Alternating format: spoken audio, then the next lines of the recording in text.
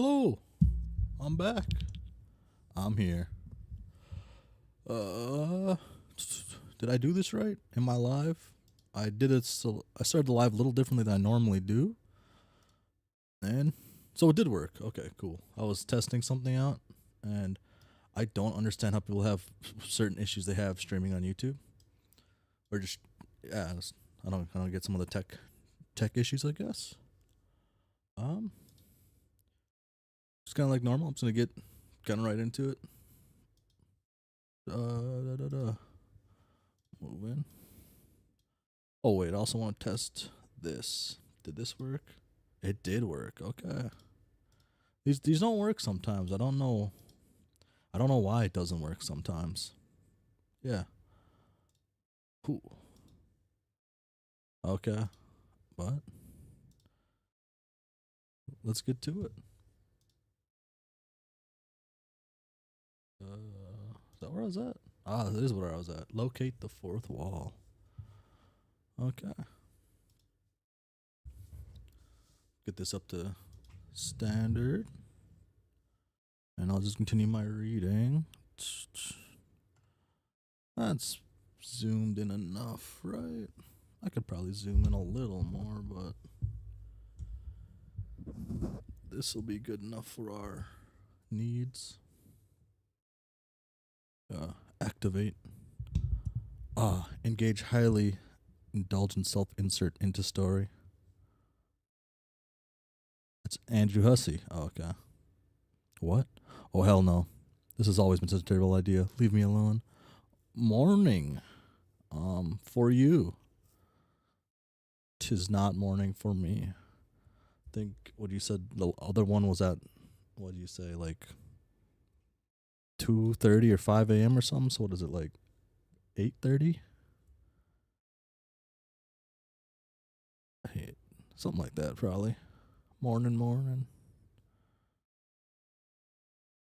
So his character's a little disturbing.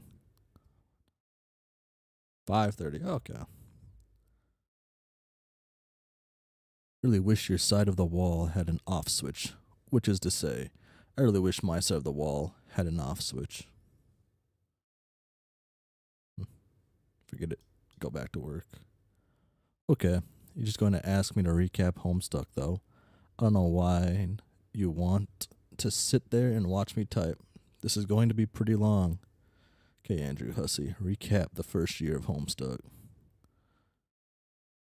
Can we see what kind of drawing tablet he has? Oh no, that's oh, he has like the modus, but yeah, it has to be based off a certain tablet, right? Homestuck beginning.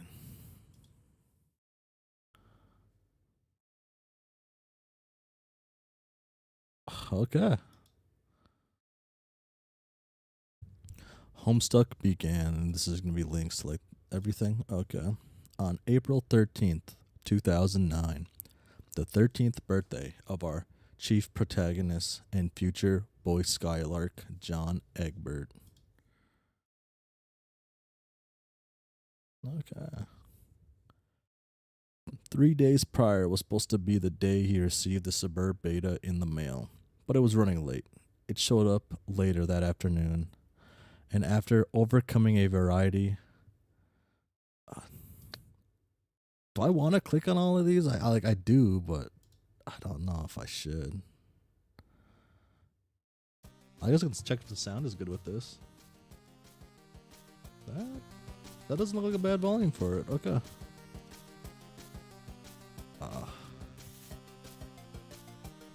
God, John is so fucking cool.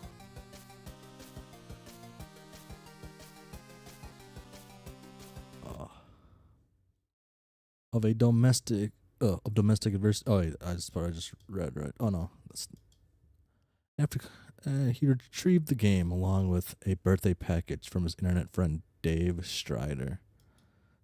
The music is good. Dave Strider. Oh, there he is. Fucking Strider, dude. John soon established a game connection with another friend, Rose Lalonde,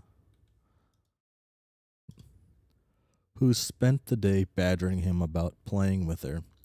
After unsuccessfully attempting to convince Dave to play, upon connecting, Rose was able to manipulate John's environment, moving his furniture around via cursor, and restructure the shape of his room. John was unable to do this to Rose's environment, however. He installed a client copy of the beta and required the server copy for that.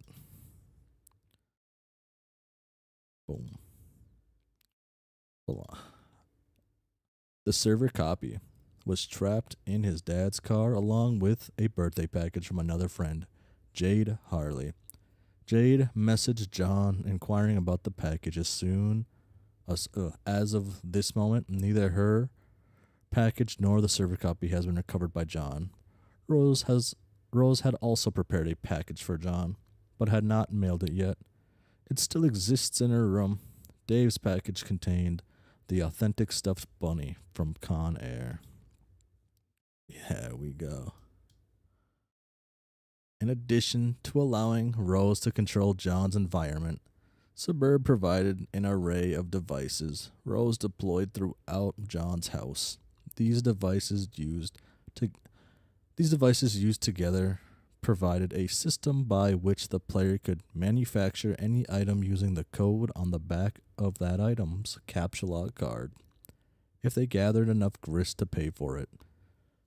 Later, they would learn to combine item codes to master the art of punch card alchemy, whereby items could be fused together in purpose and design. One device being activated began a countdown, and man, that's a lot of reading. Let me just.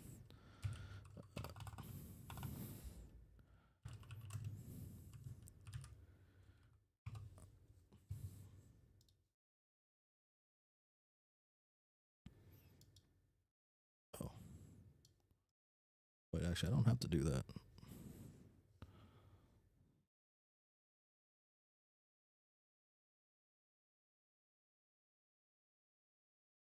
Oh, is this? Oh, wait, yeah, there it is.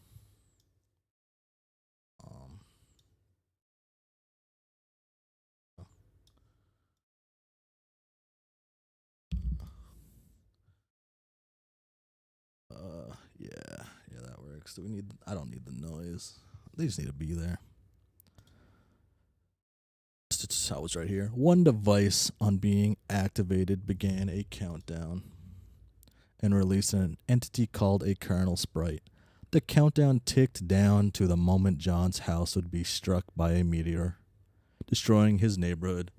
To escape this demise, John had to use the devices to manufacture a special item that looked like a blue apple. To help you it's there for who doesn't like keys jingling? And take a bite of it in order to transport his entire house just before impact to the safety of a mysterious dark realm, where his house would situate itself atop a tall rock column high above a blanket of clouds. This realm is called the Medium. The keys do help. Before he entered the Medium, though, John and Rose prototyped his kernel sprite with the large Harlequin doll his dad got him for his birthday, transforming the sprite to bear its likeness, including the ways the doll was disfigured via earlier hijinks. It has a slashed eye and one arm, and so too did the sprite. When John entered the Medium, the sprite's kernel hatched, thus imbuing all the enemies John and his friends would face with properties of the sprite. The lesser adversary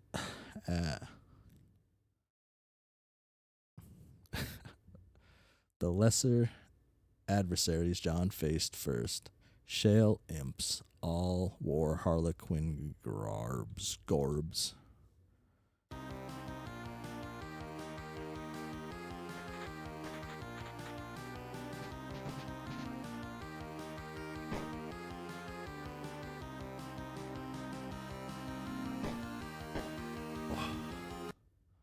Oh shit. all wore Harlequin garbs. They became more powerful and more radically mutated with each successive pre-medium prototyping. After entering the medium, John's dad was kidnapped by imps. While John was looking for him, he accidentally prototyped the sprite with his grandmother's ashes, transforming it again. This prototyping had no effect on the enemies, since he was already in the medium, and the kernel had already hatched. Instead, only the sprite was affected.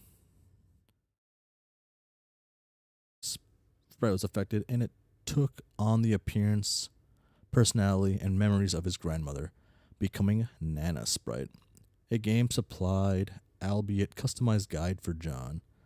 She explained aspects of the game about Skya residing at the center of the medium beyond 7 gates floating directly above his house, and about an internal / timeless war fought there between dark and light, one that light was always destined to lose. Rose, who'd been having frequent internet connection issues, lost her connection. As she tried to lift John's car to retrieve the game and the package, the car fell into the abyss below. A storm caused her house to lose power along with its wireless internet connection.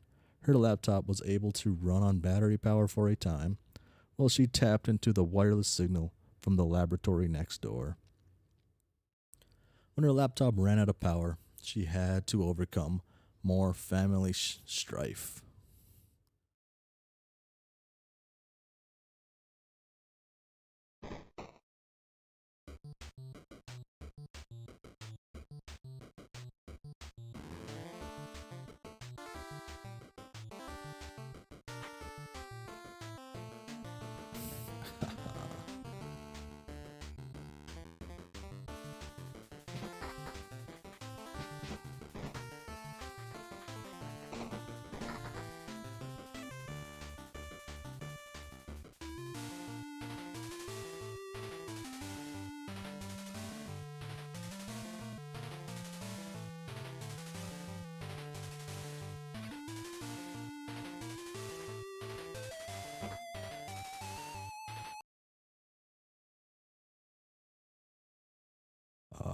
Okay.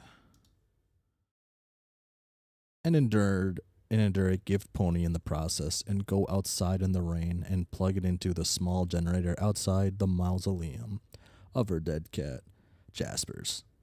She continued her session with John inside the mausoleum while the meteor sparked forest fire surrounding her house grew more intense. From the house, Rose's mom opened a secret passage in the mausoleum to help her escape. The passage led to the lab next door, where Rose found a stable, portable source of power and internet for her computer.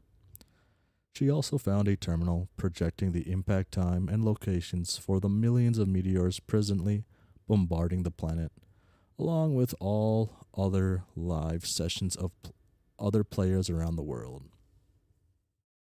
She also found a little girl's room, a mutant kitten she named Vodka Mutini, and a cloning machine operating through the science of ectobiology. Its terminal was locked onto her cat Jasper's at whatever point in his life the user specified. She attempted to purify Jasper's for a moment in her early childhood before he whispered a secret to her, but doing so would have caused a paradox, so it paradoxified, a pile of slime instead. The machine used the slime to create a fetal paradox clone of Jasper's in the glass tube on the monitor. Jasper's then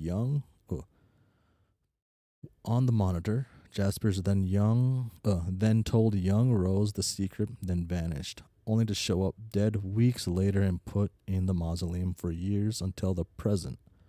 Rose left the laboratory moments before it was destroyed by a meteor impact.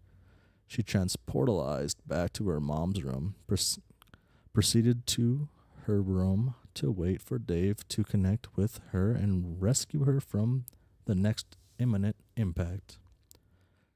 Dave was charged with acquiring his bro's copy of the game to help Rose. Earlier, he had lost his copy of the game to a mishap involving a crow. It flew in his window, seized the game, and Dave accidentally impaled it with a sword, sending the crow in game out the window onto a landing far below his apartment. He searched his bro's room, unable to find it, briefly shadowed by Lil Cal, and found a note beckoning him to meet on the roof for a confrontation. Dave and his bro dueled on the roof extensively, and Dave was thoroughly bested. Upon defeating Dave, his bro dropped the copies of the game and flew off on his rocket, bored in the sky. Whoa. Dave used the copies to connect with Rose and quickly deployed the device. While her house was on fire, surrounded by flames, tornadoes, and minutes away from being destroyed by a meteor, Rose prototyped her kernel sprite with Jaspers, specifically to understand the meaning of the secret he whispered to her years ago. She was advised to do this by Jade, who told her about the game in the first place. Dave then prototyped the kernel sprite again with the tentacle princess doll given to Rose on her birthday by her mom. Both of these prototypings would have an effect on the game once Rose entered the medium and the kernel hatched. Rose used the alchemizer to create the special item for her, a purple wine bottle, which she needs to break to enter. She eventually did, transporting her house just before the meteor collided.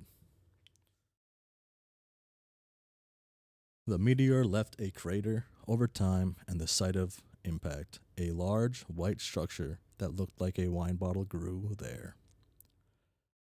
And the crater filled up with sand as the climate of the post-apocalyptic Earth gradually changed. The cork of that bottle was a large metal cylinder with an interior much like an advanced science station, with a variety of devices and monitors inside. 413 years after the meteor impact, the wayward vagabond walked into the desert and discovered this station. Inside, he found canned rations, a firefly he named Serenity, and a purifier and 4 monitors hooked up to a keyboard.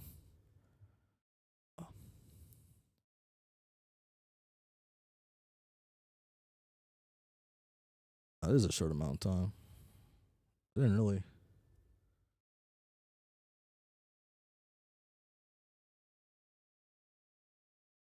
Wait. How long was like the act with. How long was everything with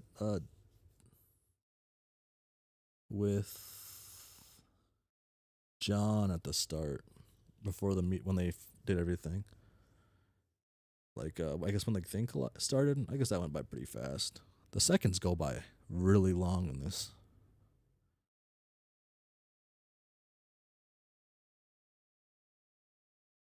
On one of the monitors was John, just after he'd entered the medium. WV could type commands to John directly, much as the reader of this story could type commands for the characters to follow.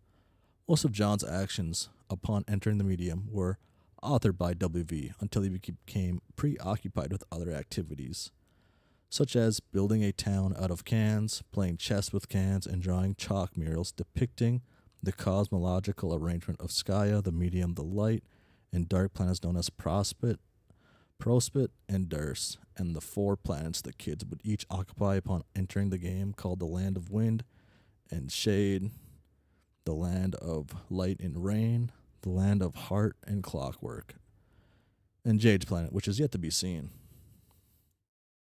I don't think it's still it's not as long as that show Hunter x Hunter when they raid the palace or raid the ants. I think 10 seconds took like 6 episodes or something. He also activated a countdown in the situation, which caused it to blast out of a crater and fly to designated home coordinates. Along the way, it passed over the sand-filled crater that was the impact site for John's meteor on the other side of the continent.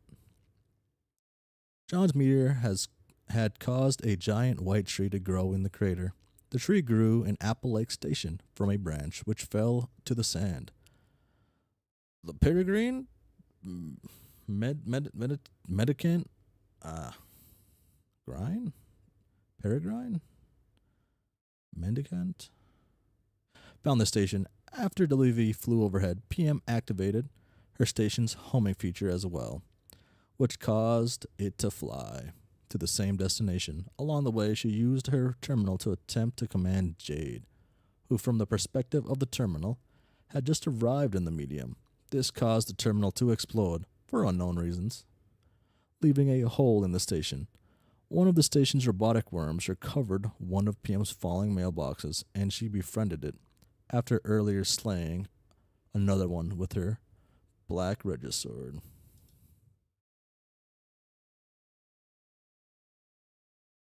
WV landed at the site of an ancient frog ruins across the now dried up Pacific Ocean. The site was once the island where Jade lived, but nothing of the island remained except for the ruins. The mountain her house was on and the volcano next to it were replaced by a large chasm.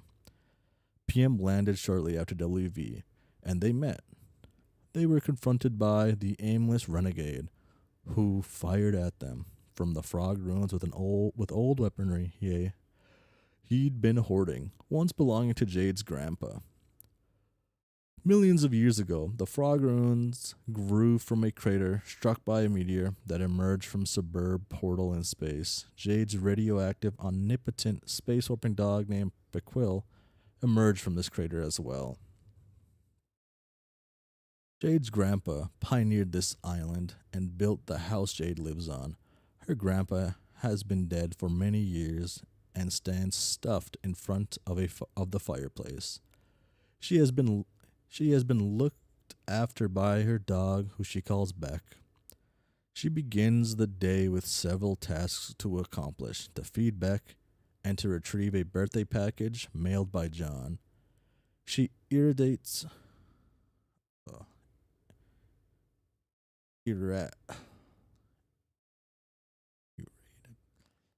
a steak and heads outside to the site where the package will be dropped. She knows it will be dropped there because one of the reminders she wears on her fingers jogs her memory about it.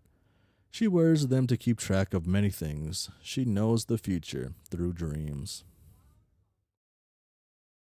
She falls asleep frequently and spontaneously. When she sleeps, her dream self is awake and living on the moon that orbits the light planet Prospit. Prospit very closely orbits Gaia, a huge sphere of blue sky and clouds, which Nana describes as a dormant crucible of unlimited creative potential. When Prospit's moon eclipses Gaia, it drifts into Gaia for a time, mingling with the clouds. Dream Jade then witnesses many past and future events in the clouds. While asleep, she is often confused about what is real and what isn't. When she wakes up, she pieces together future events from her memory of the cloud visions and from logs recorded by her dreambot. Her dreambot is a robotic I can't read today. Surrogate that activates while she sleeps in her bed. It mimics in the real world the movement and actions of her dream self on the moon, and records a video log of what she sees while dreaming. Prospit's moon has 2 towers of identical design and similar design to Jade's house. Dream Jade lives in one tower. Dream John lives in the other. Dream John is still asleep, and John has no knowledge of the dream world, which is to say, the entire game session he would initiate on his 13th birthday. When he goes to sleep, instead of waking up on the moon as Jade does, he remains slumbering in his dream room, tormented by his subconscious. This torment is expressed when he sleepwalks and draws troubling scribbles on the walls of his room. When awake, he cannot see the scribbles, as in subconscious suppress his awareness of them. It is not until he has a perception altering revelation about his dad does he begin to see them.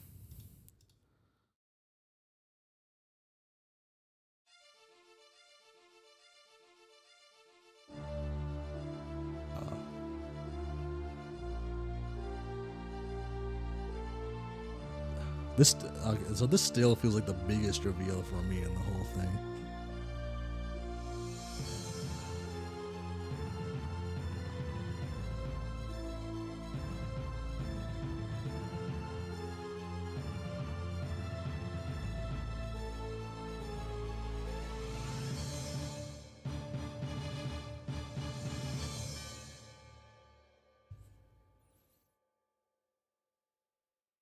Oh,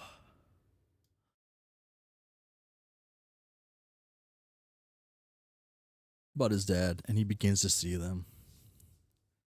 Uh, he initially believed they were new additions to his room, perhaps scrawled by imps.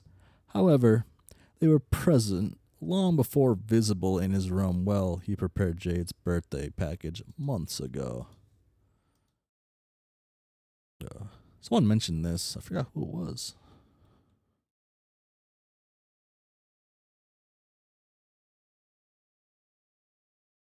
John prepared a package for each of his three friends whose 13th birthdays were December 1st, Jade 3rd, Dave 4th, Rose.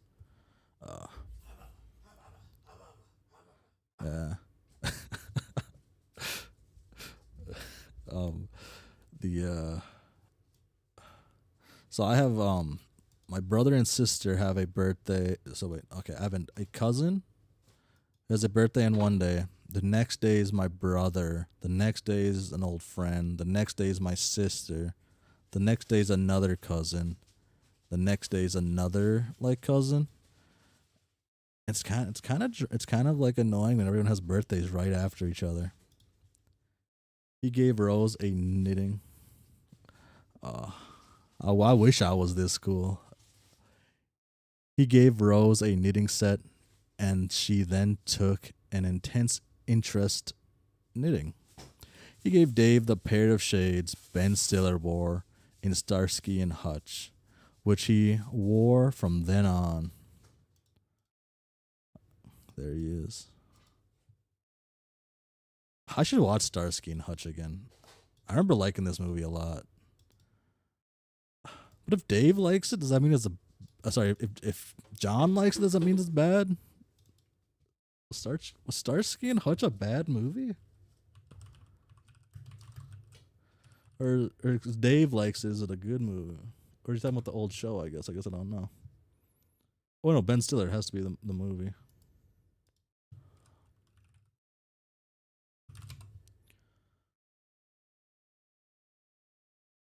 63 on Rotten Tomatoes. Damn.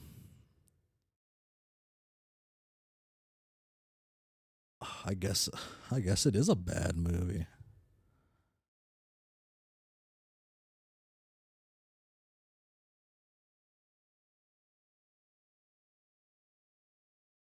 I remember having fun watching the movie, I guess. Uh, Replacing the shades in the style his bro wore. He gave Jade a blue version of his own ghost shirt and some pumpkin seeds to help her replace the pumpkins that kept disappearing from her garden. But she did not receive this on the birthday. John intended. Oh, on the birthday, John intended. Is that like? Oh, the little line threw me off. I thought that was a period. I thought that was a weird sentence for a second.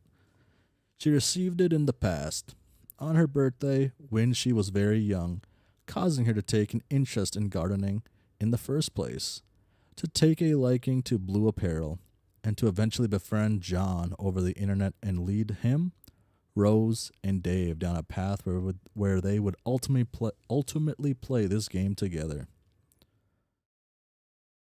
Jade did receive his package in the present as planned, but immediately took it to another location where it disappeared. WV, in the far future, purified it from that location on accident. The package contained further instructions for him. He was to bring it to PM, and she was to use her station sendentificator to send it to another place in time. After she did this, the package appeared in front of young Jade on her birthday. Jade orchestrated the sequence of events through knowledge of them by her cloud visions. She orchestrated similar events for the package she sent to John, plotting the circuitous, something like that, route through time and space it was meant to follow. She again utilized the exiles for help while they were still in the medium. The exiles, WV, PM, and AR, were all formerly agents of the kingdom before they were exiled by some means to post-apocalyptic Earth. AR, as an authority regulator in the land of wind and shade, discovered the package and the beta copy in John's wrecked car as he gave it a parking ticket. PM, working as a parcel mistress, recognized the package from a correspondence she had with Jade on Prospect some time ago and recalled it must be delivered to John. AR would not relinquish the package, though he did give her the beta, which she delivered in a Pyxis to satisfy the carved request of the mini tablet. John carved this tablet at the request of PM through the command terminal in the future.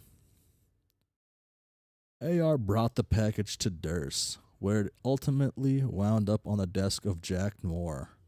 Jack is the archagent of the Dark Kingdom, charged with overseeing affairs through his office's fenestrated wall portals and processing paperwork. He is forced to wear a silly garment, in keeping with prototyping themes by the Black Queen, an order he resentfully complies with. He oversaw the imprisonment of John's dad, who broke loose on multiple occasions. When Jack went to handle it personally, John's dad set Jack's hat on fire. In a surely act of gratitude, he released the prisoner. John's dad fled to the land of wind and shade, fought large monsters, got his hat dirty, and lost a shoe. He then carved tablet requests for new ones, which John filled via Pyxis, unaware of who requested them. PM followed AR to Durst in hopes of retrieving the package. After wandering around, she encountered the Black Queen on her throne. Both the Light and Dark Kingdoms each have a king and a queen. The queens sit on a throne on Prospect and Durst respectively, ruling the planet. The kings command armies on the battlefield located at the center of Skya. The queen takes on the attributes supplied by the prototyping due to the four-orbed ring she wears. When the ring is removed, the queen is restored to normal. PM showed the Black Queen or BQ a parking ticket she was pretending to deliver. The BQ directed her to Jack's office where tickets should be filed. PM met Jack and asked for the package. Jack proposed a deal and gave her a black Regisword if she would kill the White Queen and White King and bring him their crown. He would give her the package. She accepted with little alternative. She then visited the W Queen on Prospect and explained the situation, with no intention of carrying out Jack's mission. The WQ, understanding the futility of their situation and the need to recover the package, abdicated and gave PM her crown and ring. PM was instructed to go find the White King, retrieve his crown, and receive further instructions on what to do with the ring to protect it. WQ would eventually exile herself to post-apocalypse Earth.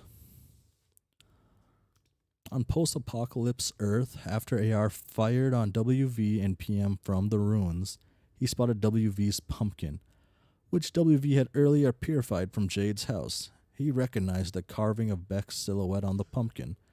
Fearful of it, he surrendered. The three exiles soon became friends over campfire and shared rations. WV and AR built Exile Town out of cans, mailboxes, and bullets. PM operated WV station terminal to submit commands to John as he explored the land of wind and shade. In the sky, another station teleported and fell to the ground. It was shaped like an egg and originated from Dave's meteor impact site. In correspondence with the egg-shaped item he would use to enter the medium, emerging from this station was the windswept Questant, formerly the White Queen. AR and WV sought to impress WQ by crafting a crown for her out of a mailbox. She refused the distinction, instead giving it to PM, who successfully completed her mission to delivering Jade's package to John in the distant past. The means by which she went about this have yet to be seen. John entered the land of wind and shade, Loas, by having Rose build up his house to the first gate, fighting through many imps and ogres with his powerful new alchemized weapons. And damn, these are dope ass weapons too.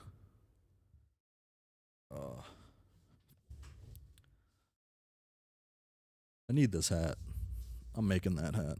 I have to remember to do that.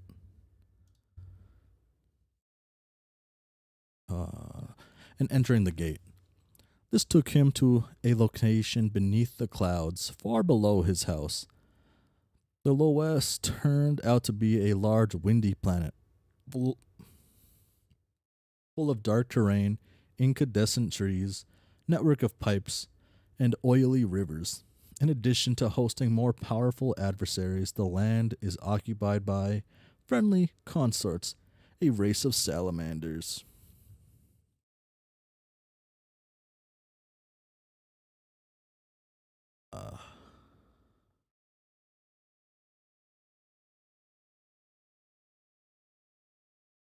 Hope this guy makes more appearances. They help John understand the mythos of the land and inform him of the planet's persecution by a sleeping denizen, which is responsible for clogging the pipes with oil and entrapping fireflies under the clouds. Each planet has a sleeping denizen, which the player must first wake and then kill in the course of their journey through the seven gates. Rose's planet, the land of light and rain, Lolar,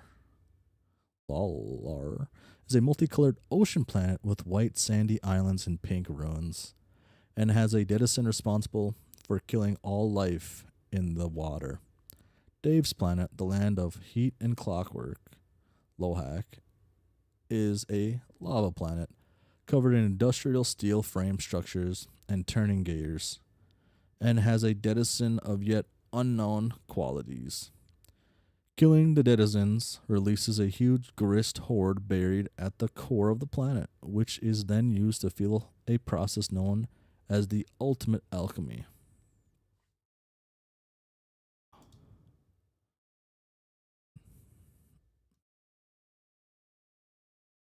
I love how this person types.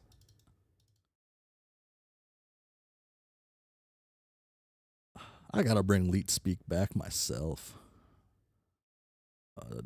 Along the way, the kids are meant to learn about their destined roles in this quest as the heir of breath, seer of light, knight of time, and witch of space. Over the course of their quest, the Dark Kingdom will inevitably defeat the Light Kingdom. The Black Queen and King will take control.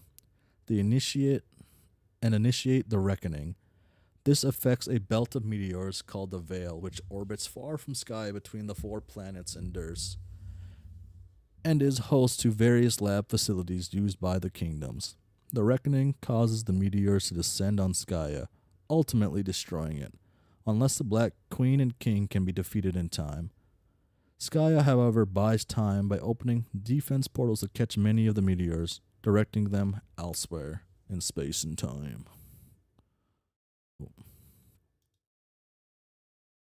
Bow.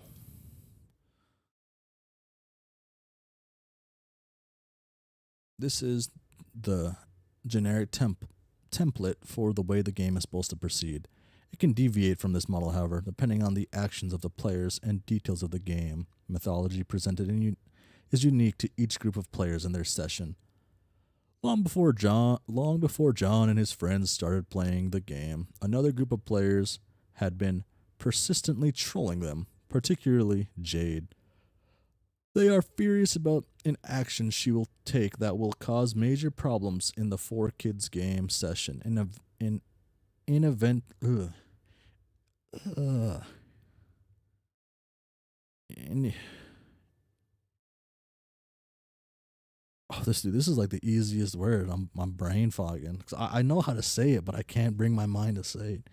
Inevitably, close enough, lead to their defeat. Specifically, Jade will send a package to John, apparently containing a powerful weapon he will need later. But the package winds up in the hands of Jack Noir, leading to dire consequences. They allude to other things she will do that will lead not only to the trouble for the Four Kids, but the troll players as well. With the way Jade be playing, I could see that. I get it. The trolls consist of 12 kids from an alien planet. Ooh.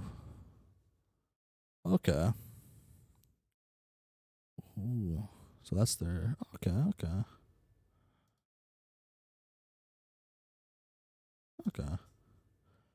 Who went through the same process as John and his friends, escaping from the annihilation of their planet via meteors and into the medium to play the game. Their game session is entirely separate from that of the Four Kids. It has the same basic template with its own Skya, Prospit, Thirst, Vale, and a planet for each troll. But separate game instances of these, they also have different instances of the same character templates, such as the kings and queens, and agents like Jack Noir. The trolls have completed their game session with yet unknown results. They now reside on a meteor in their veil, sitting at terminals, trolling John and co.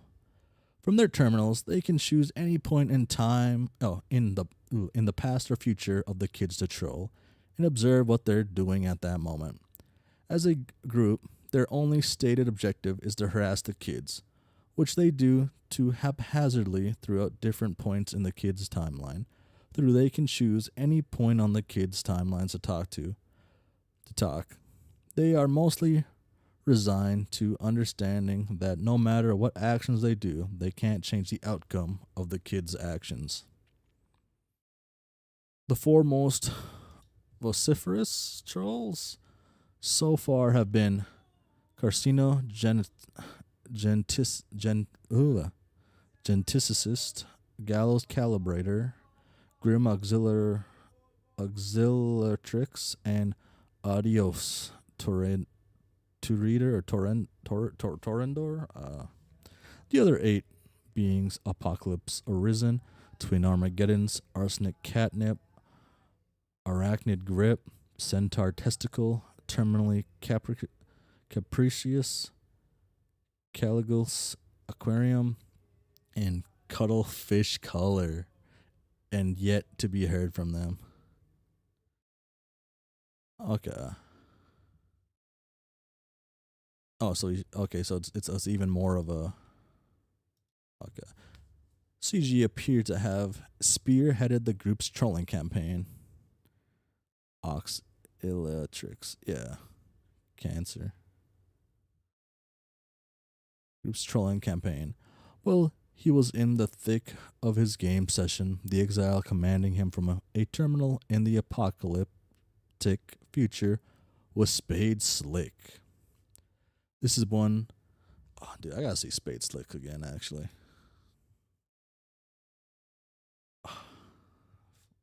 Um,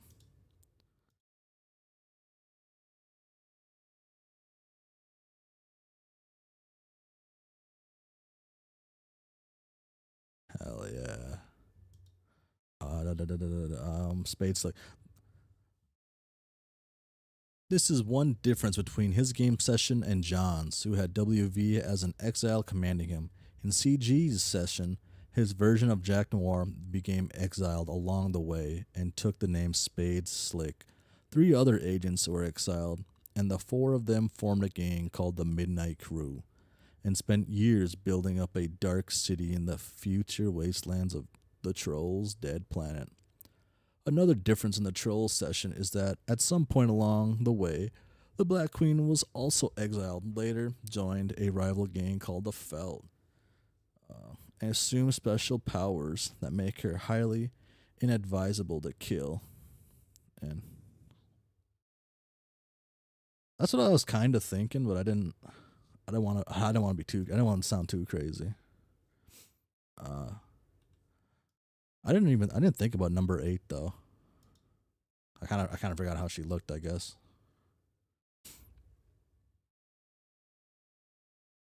Known as Snowman. It was not until Slick confronted the Felt in their mansion that he discovered the station terminal to command CG. Not before Snowman blinded him one eye, severed his arm, and locked him in the vault.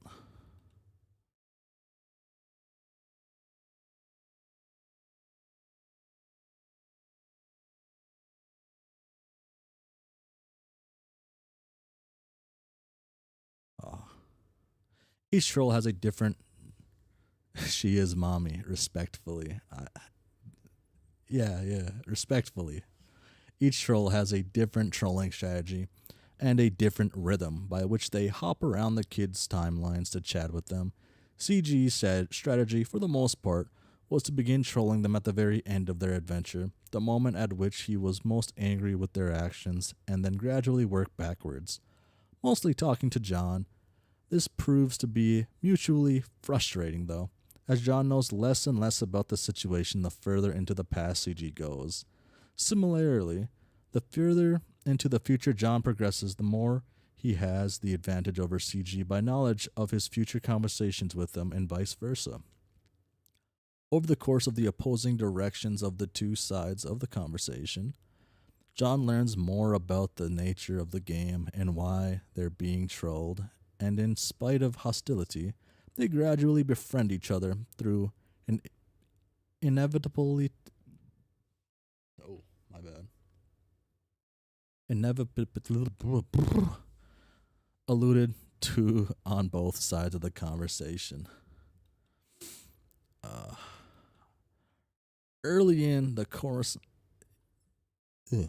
early in the correspondence between John and CG, which is to say, late for CG, CG discovers he needs to get in touch with Jade, who refuses to talk to him in that time period. So he delivers a message to her much earlier, months in the past, telling her she needs to contact him when she's in trouble. She will know what to do when her dreambot explodes in the future, an outcome that has not yet happened. Two other trolls, Grim Auxili, it was, and Adios Torrendor. Uh, the recaps very important. It's good for like getting everything back into the mind, and clearing up some things you may a lot of things you may have looked over. Oh, GA. You can shorthand that. I'll shorthand them when they say to shorthand them. I like suffering. Toreador. Toreador.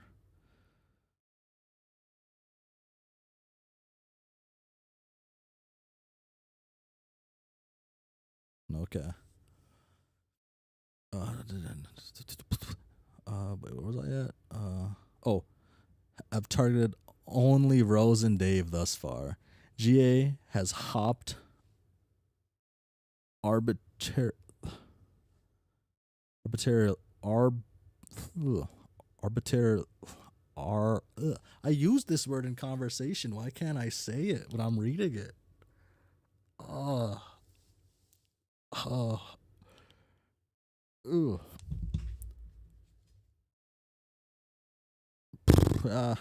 arbitrarily back and forward in Rose's timeline to talk to her and is attempting to cultivate a friendship with her now that uh, her that now seems rigged through a series of conversational time loops while seeking counsel from Dave on how to befriend her. Uh, this was a good counsel. This was a good one. Uh,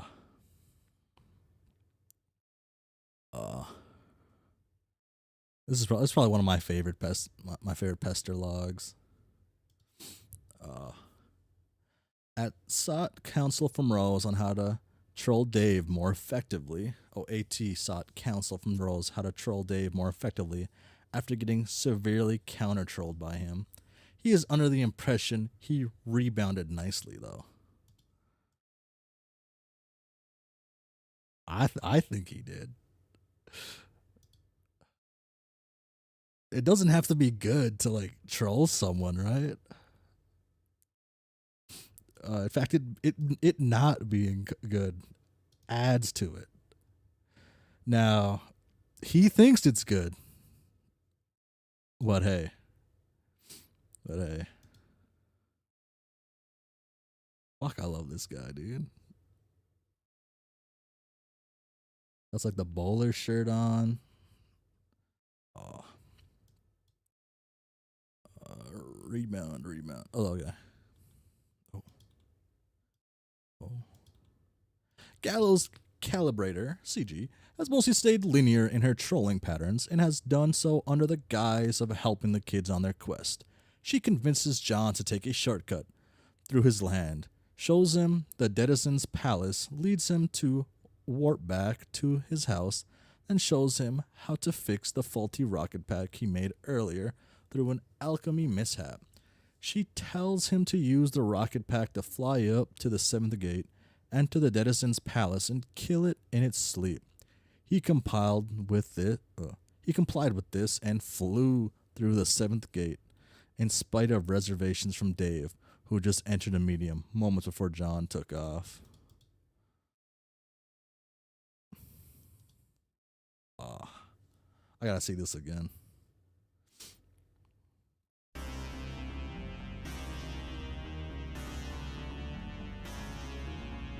At least the first part. I want to see Dave kicking ass.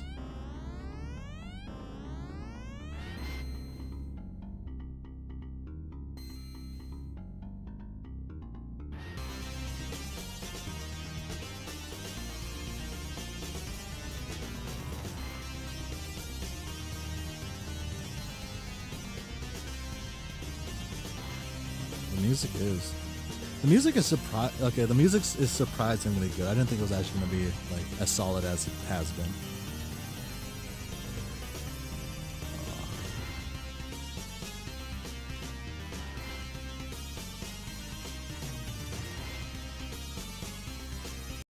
I swear I knew a kid in I guess at the time like the same age as me, a little younger. Someone who actually just dressed like Dave, like genuinely dressed like Dave. Minus the glasses, though. Uh, uh, CG also assisted a Rose just after she bested an ogre with ease. She counseled her on understanding her role as the seer of light and the meaning of the voice in her head as an exile ensuing commands from a terminal. In her case, it was the exiled White Queen issuing commands from the egg-shaped station in the future.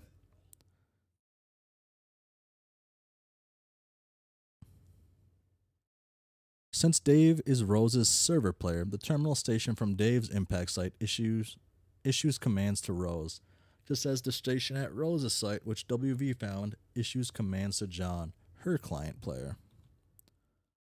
After conversing with GA, Rose found Jasper Sprite and interrogated him about the secret which she found so maddeningly mysterious years ago.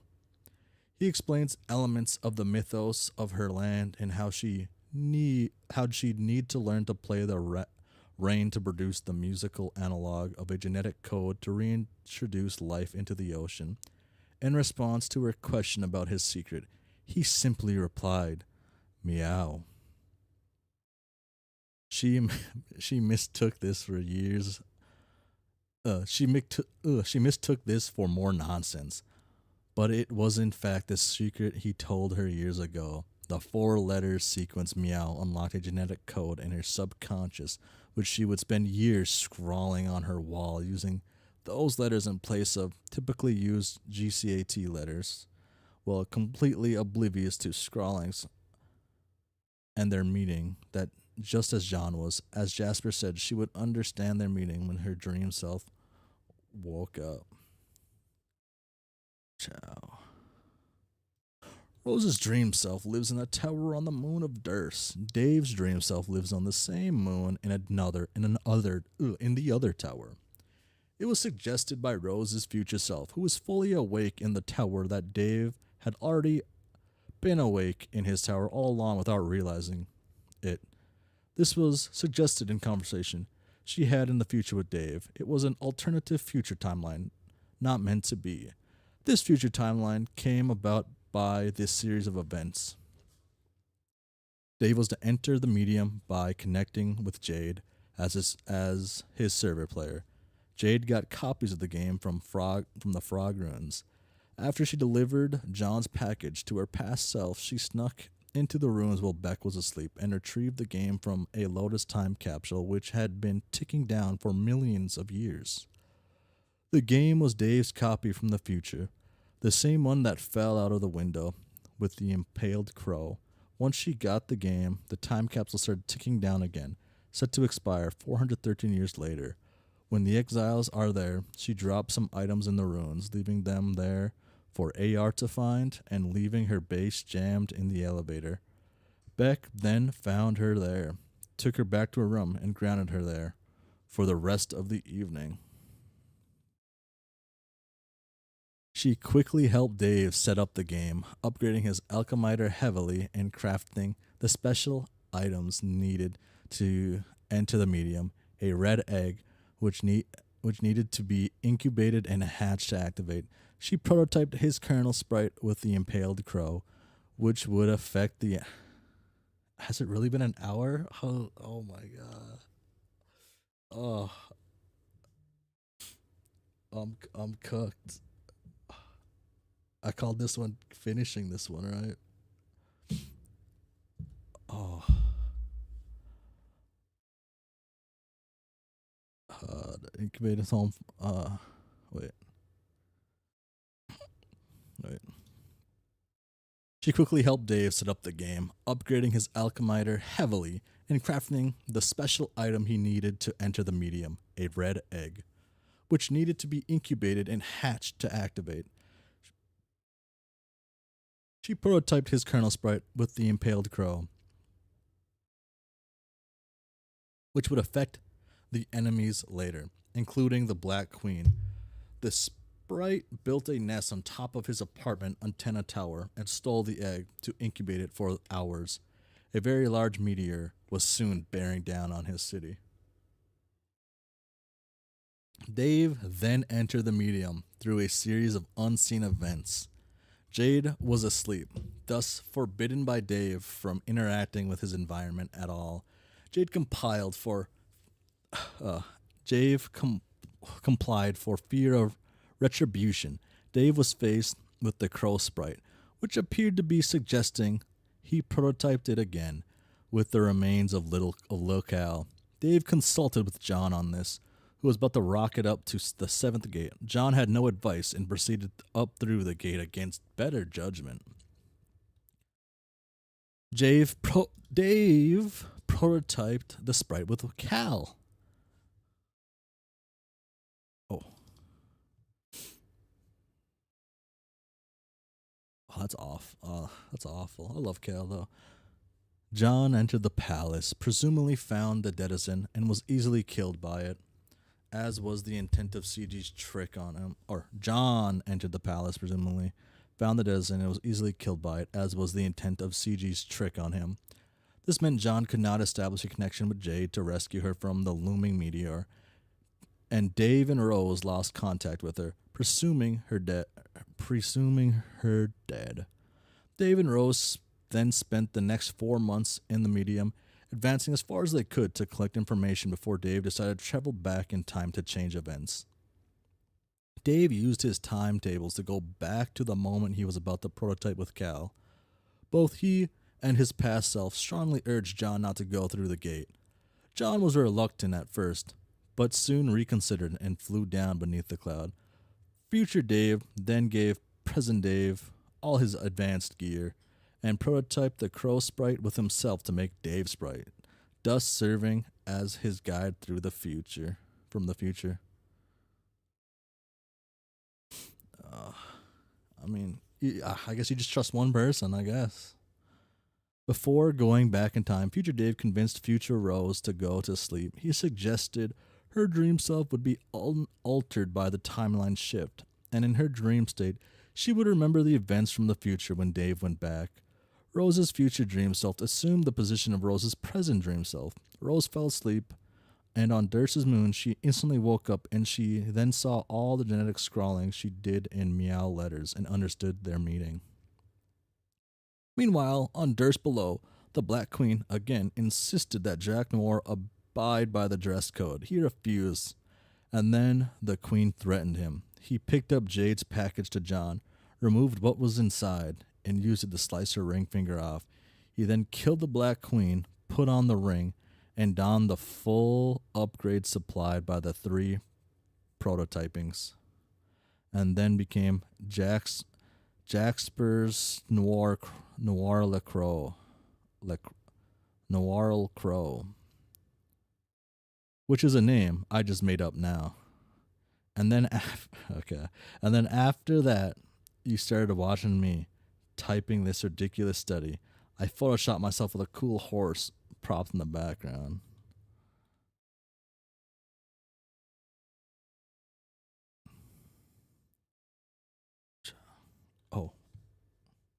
Oh, it just links the Photoshop. Oh,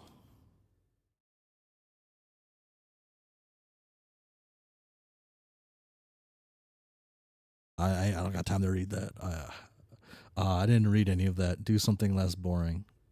Fuck. Oh my god, I even scrolled down. Oh, I guess I didn't read this at first. Oh.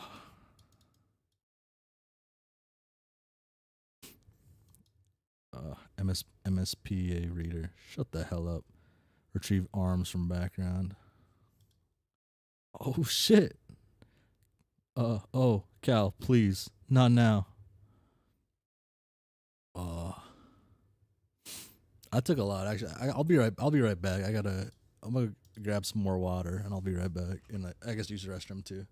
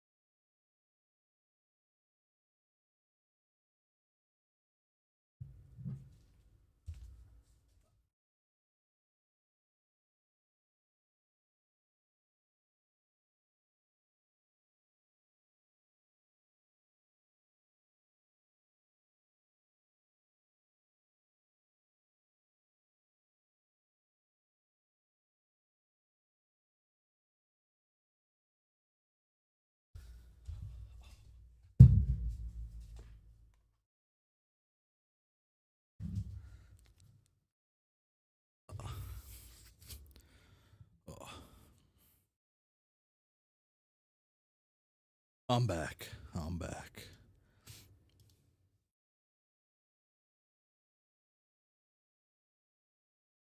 Uh, the keys can go away for now. Okay, my mic's working. Everything's working. Okay. Uh, uh, that took a lot longer than I anticipated. Oh, Cal, please no, not now. Why don't you keep drawing Homestuck or something? Oh no. Oh, but I don't merely draw Homestuck. I'm about to make a joke.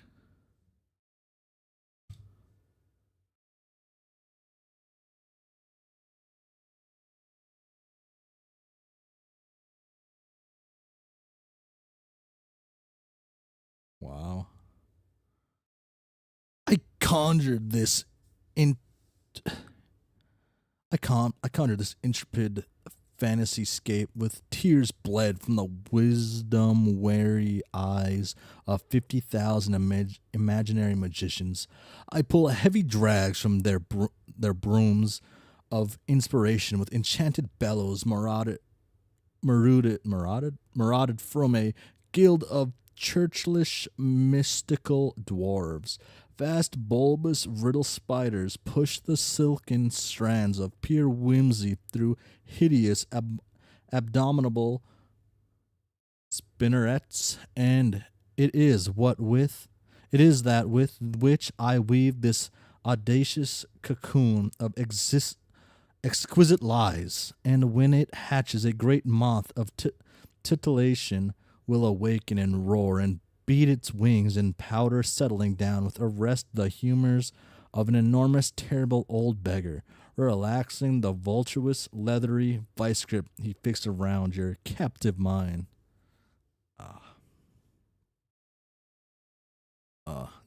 This is stupid. Stop being a wise ass and get drawn.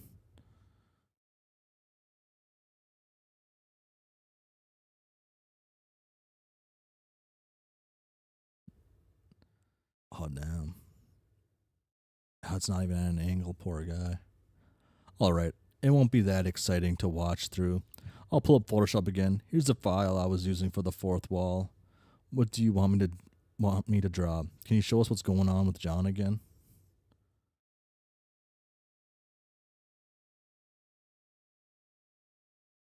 How about if I drag the content from one of John's files under the fourth wall layer so I can make a more graceful transition out of this ludicrous, highly disruptive self insertion arc?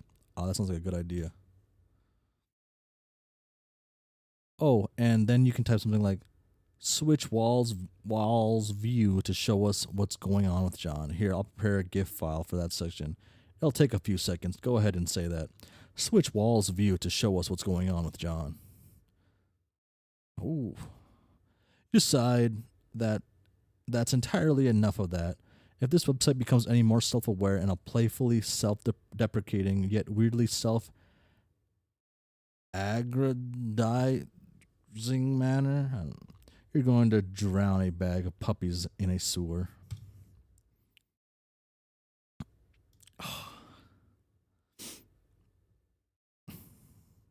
Oh, okay.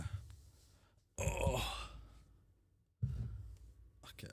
Okay. Man, I gotta just take a day. Oh, my face changed. Okay.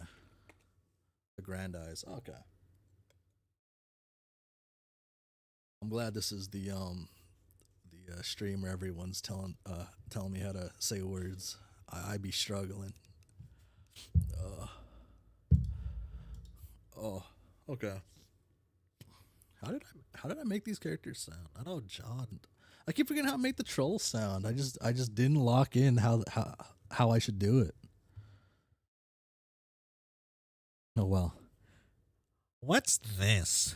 It's your it's your it's your it's it's ah it's it's your it's your it's your world map with your second gate labeled so you can go there. Oh man, let me drop everything and go there because I'm in a huge hurry to take more of your advice. Uh, uh, John, John, please give me one of your human breaks. I feel awful about killing you, even though technically, never even died, so I don't know what you're bitching about. I don't know. I thought you were okay for a while. Oh, wait. Oh, yeah, well, Dave said I did, and I believe him. That is because he. Ugh. Okay, I'll pull up. I'll pull up boxes once again. Uh, uh, boxes. Oh shit. Uh,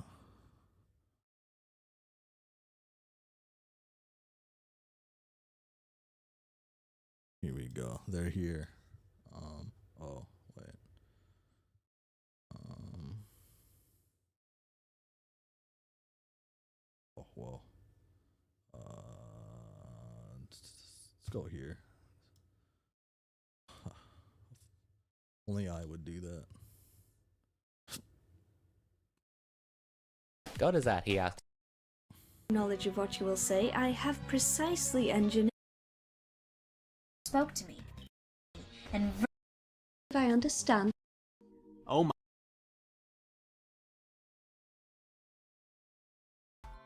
Wow, you drive a hard bargain, but no. before you keep on typing more stupid O's into that word, just listen and do what I say. You know you're going to eventually anyway, because you're a nice guy and kind of a total weenie pushover. Yeah, well, you're huge. Oh man, whatever. What do you even want? I'm motivated by self-interest to help you advance more quickly, because I've got your whole adventure right here in front of me. Do you have like a braille screen or something? Shh.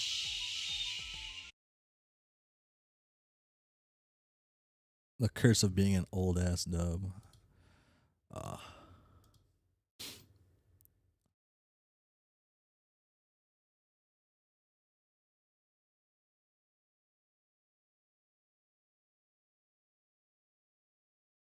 I went with Scott Pilgrim. I have like a Scott Pilgrim like voices in my head when I read it when I was younger, and then I watched part of the animated series. I guess I watched the movie too like long ago, but their voices don't match the characters that I envision. Oh, what was I at again? Oh. That. Ah.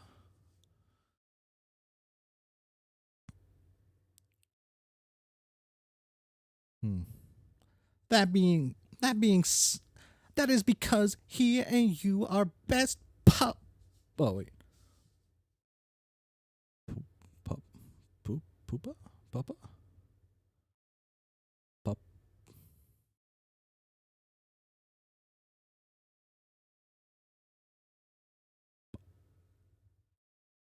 Poop. Poopa.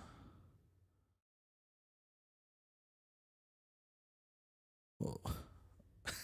thank you, everybody. But like, what does that mean?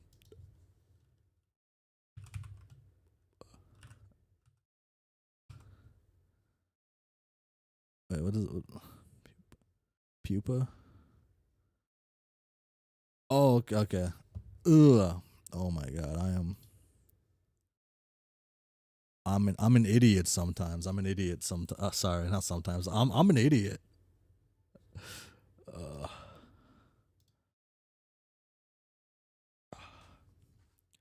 Pupa pals for life. Can't I be your pal too, John? I don't know. I thought you were okay for a while. But now you are kind of giving me the creeps. Jesus. Jesus, John. What? I am invoking the name of your Earth Jesus to express frustration. You mean Earth Jesus? I I don't know. Do I? Do you have a troll, Gigas? John, we have the best troll, Jeez. You don't even know. Wow, really? Or is this a joke? It's a joke. I'm not really sure what a Gigas is. Well, neither do I guess. It's pretty much not anything. John, will you please follow the map? Let me earn your trust. If you don't like what's on the other side of the gate, you can turn around. Okay. I'll take a look. Oh. Oh,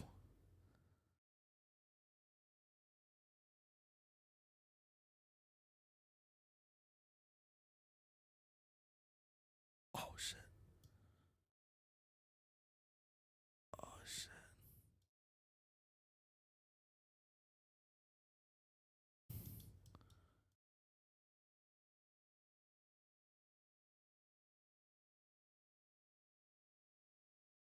Oh.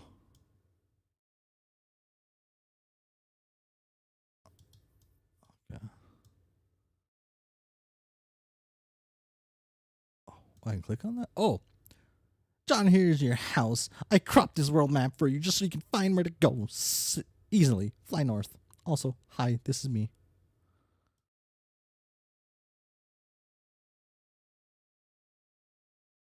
Ooh. This is the second gate. Go here. I promise you won't die this time. Unless you screw up all by yourself. Fuck, man. John, enter. And the trolls are cool. You spend the next 20 minutes staring at this image before you realize it's not a flash file. Not. Oh, no, I reset my zoom. It is going up.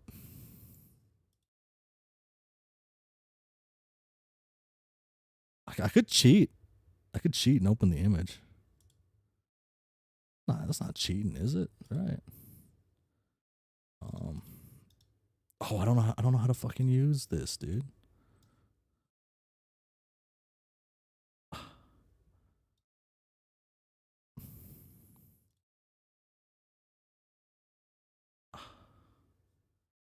How do I? Oh, wait, can I not speed it up in this? Oh, come on.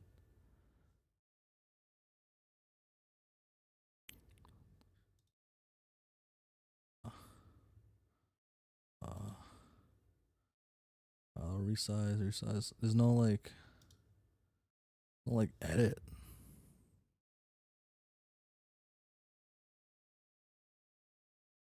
Okay. Wow. Oh, this disappeared. Okay. What a shame. The three dots let you save. I don't think so. Maybe I was blind. Whatcha? Oh, dude.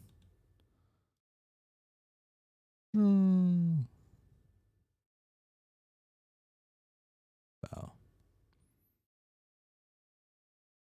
Oh, he fucked it up. Huh. Okay. Whoa. Holy shit, this guy, dude. You just can't do this, man.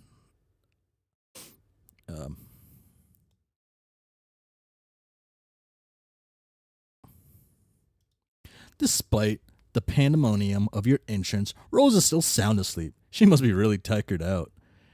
It looks like this little guy is awake and ready for action, though. He is adorable. You decide to name him Dr. Meowgan Spengler. Ooh, damn.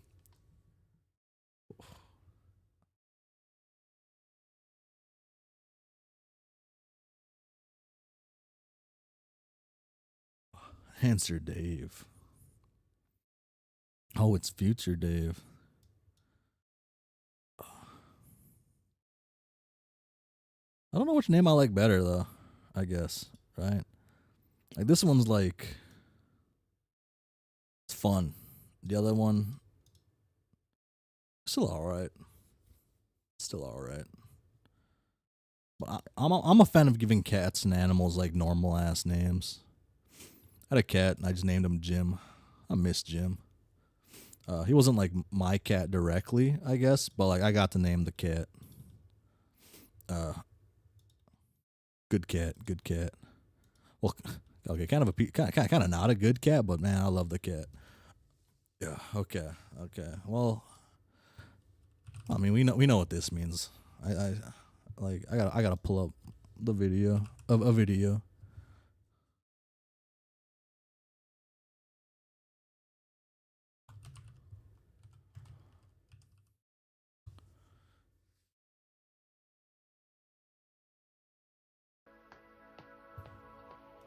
I swear, could this day possibly get any stupider?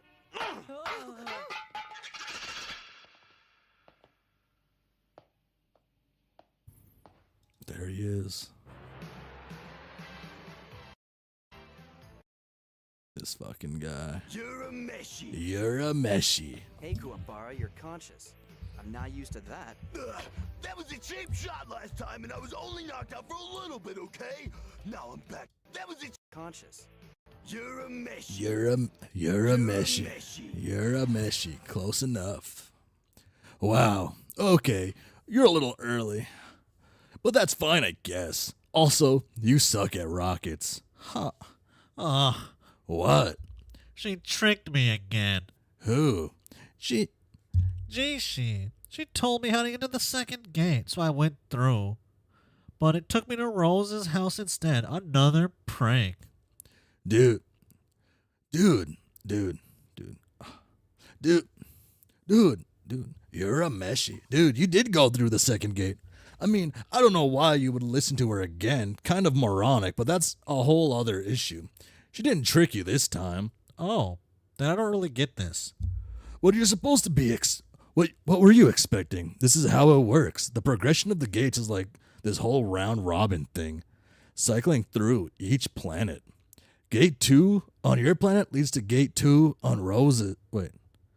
Gate 2 on your planet leads to Gate 2 on Rose's. Then you build up to Gate 3 above her house, which leads somewhere else on her planet. You're a meshy. You look for Gate 4 somewhere there, which leads to Gate 4 above my house, and so on. Wow, okay. Ordinarily.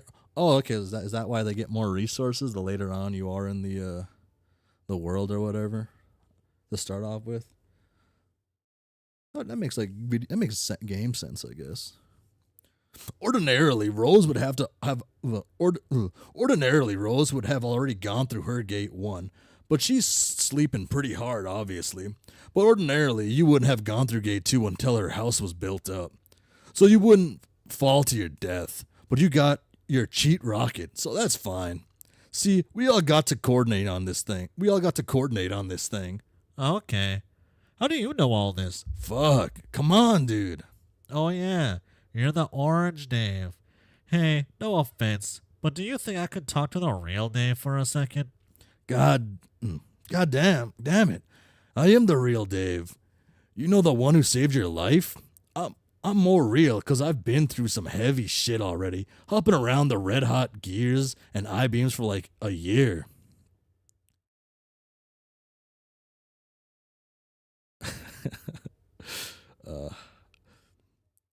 Here and grinding shit out for your ungrateful ass.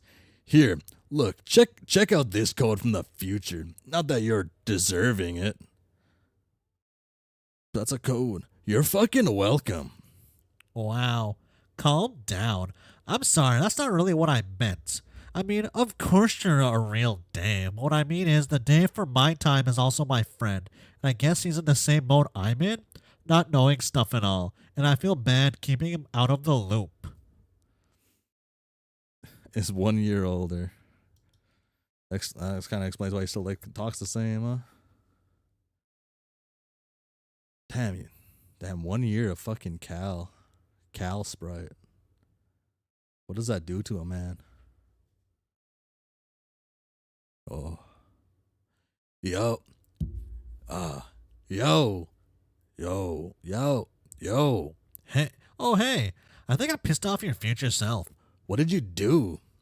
I said he wasn't the real Dave. Ha. I think I might have really hurt his feelings though. Don't worry about it. Why not? 'Cause I wouldn't give a shit. And he's me. Okay, I'm in Rose's room by the way. What? Really? Yeah, but she's asleep. Okay. Don't go anywhere. I'm coming down to the computer. Okay.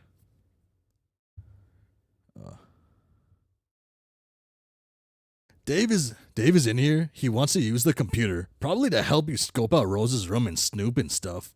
I mean, that's what I would have done. And if you were alive, so I'm gonna go use these flappy ghost wings and tear shit up in space or something. Sure. Hey Dave, What?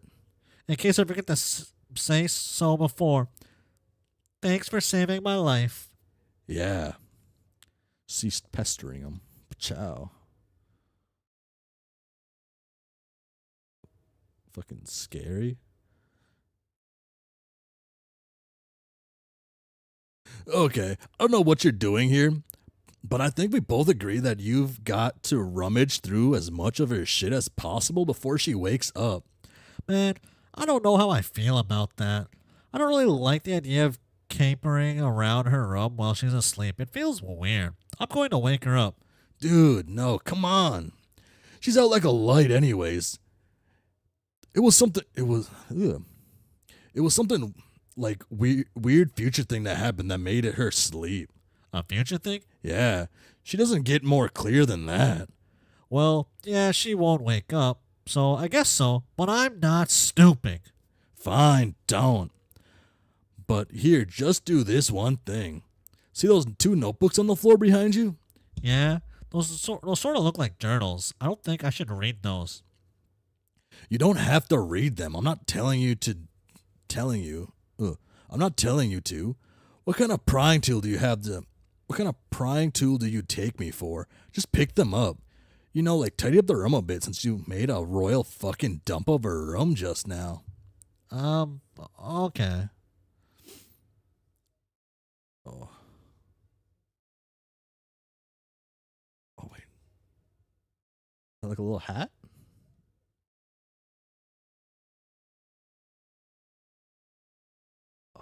I can't see it. Oh wait, this is where I was just at, right? Yeah, okay. Oh, is the cat gonna pull it out? Or is the cat just gonna go in the box?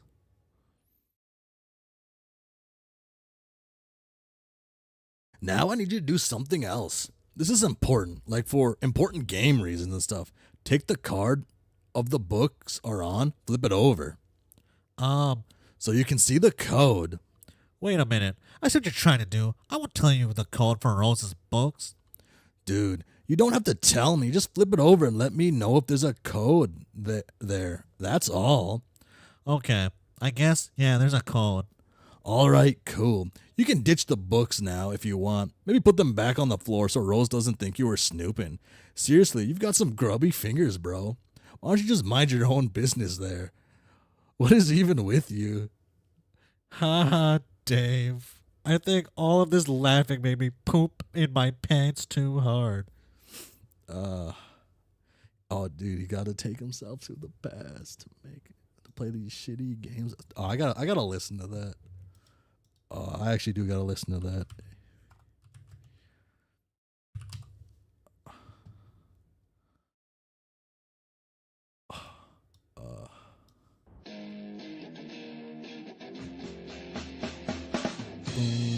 Gonna take you back to the past to play the shitty games you suck at. He'd rather have a buffalo.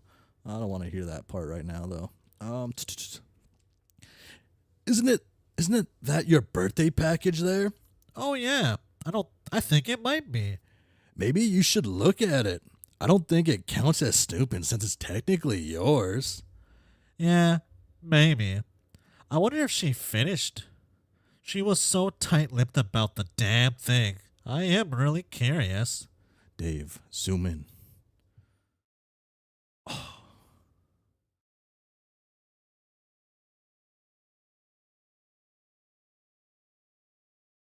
She just chilling, dude. Ooh.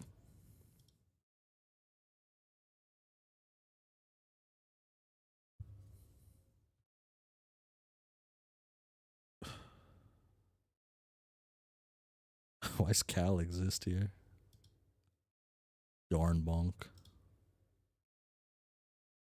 Oh shit.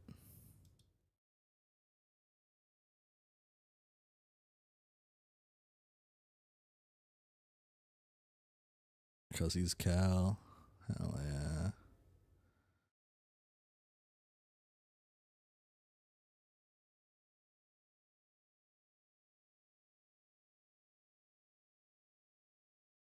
Oh shit.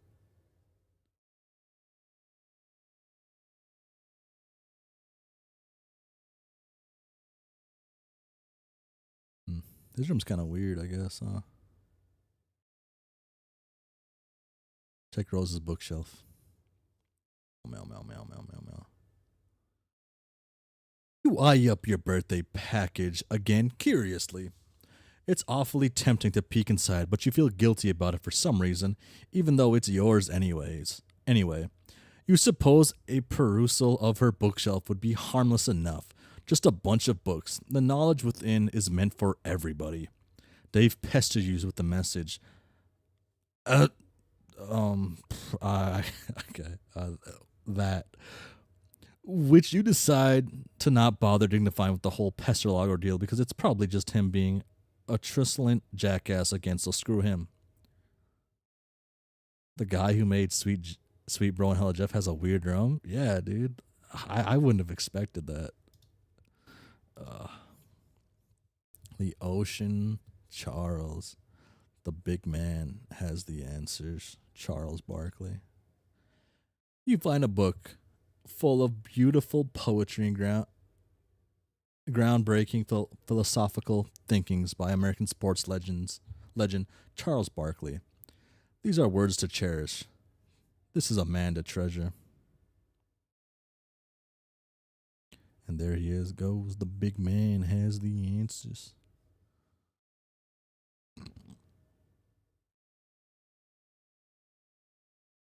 You capsulog Rose's autographed copy of this Ocean Charles. Jewels of wisdom like this don't just fall into your lap every day and shouldn't be parted with lightly. You doubt she'll mind if you borrow her book. She's always trying to get you to read her weird book. Anyways, come on and slam. You can't take it anymore. You're going to see what's inside. Oh, am I ready? Am I ready for this? It's not going to show me, right? It's going to like go to somebody else. Oh, it does. Oh, hell yeah. John.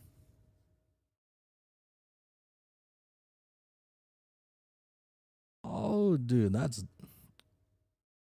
extra dope, actually. John, okay, I'm not doing that one again.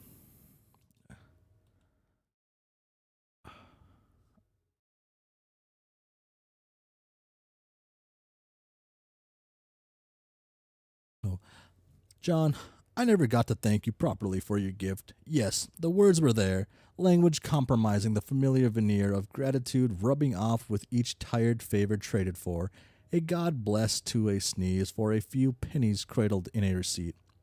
Perhaps it's the deplorable romantic in me, but I thought your present and your friendship demanded reciprocation surpassing by some degree, some degree, the utterly meaningless. The proper thanks, I thought, would be a demonstration that your offering was not in vain. Yes, maybe some would take your suggested alternative to my gloomy preoccupation as a passive-aggressive jab. But I know you didn't mean it in that way. In fact, I'm sure reading about it now is the first time the notion has occurred to you. John, please stop rolling your eyes. The letter is down here. The gift in this box is a resurrection. I used your present to thread life anew into a tattered heirloom as long as I can remember. Its black, greasy appendages have been tethered limply to its ratty, porous carriage, too delicate to wash, too dear to discard. I used to love this rabbit. Now he's yours. I trust you'll find this to be adequately sentimental. Happy birthday, Rose. Chaos Dunk. Oh, shit. This gift from Rose is so cool. 2 sweet bunnies on one birthday? What are the odds? In a fit of enthusiasm, you shut up and jam the bunny back in the box, executing a textbook Chaos Dunks. Millions would have perished if everything in the ocean weren't dead already, that is. Oh. Oh. I feel bad for never putting Rose in the thumbnails of these streams. Yeah, it's like I like Rose a lot. Like definitely like probably I don't know. Of the humans probably maybe number 2 or number 1, right? But the trolls in there probably like 2 to 4. Yeah, 2 to 4 maybe. I guess John has to be number 1. Yeah. God. John's too fucking cool. There's always next time. Unless I meet another cool ass troll or something, I guess. I don't know. You gently chaos dunk the fragile bunny back in the box. Captcha log. Oh, I didn't realize how fucking slow this chat thing was compared to like the actual chat that pops up. Can I fix that?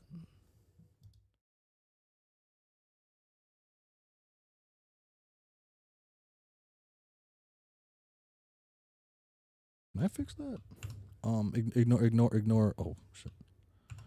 Ignore this.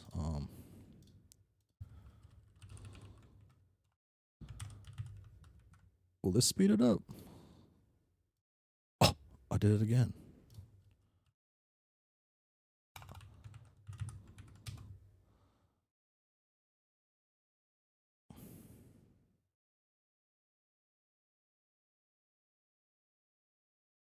Is that the font I had and stuff? Oh, that's way faster. Okay. Oh, that's way faster than before. I have to remember to do this differently the next time. Okay. You'll have to write Rose a thank you note and tuck it under her band or something. Wait, no, that would probably be creepy. Dude, that's like insanely fast. That's faster than the chat I'm getting up on the other screen. That is so much better. Holy shit.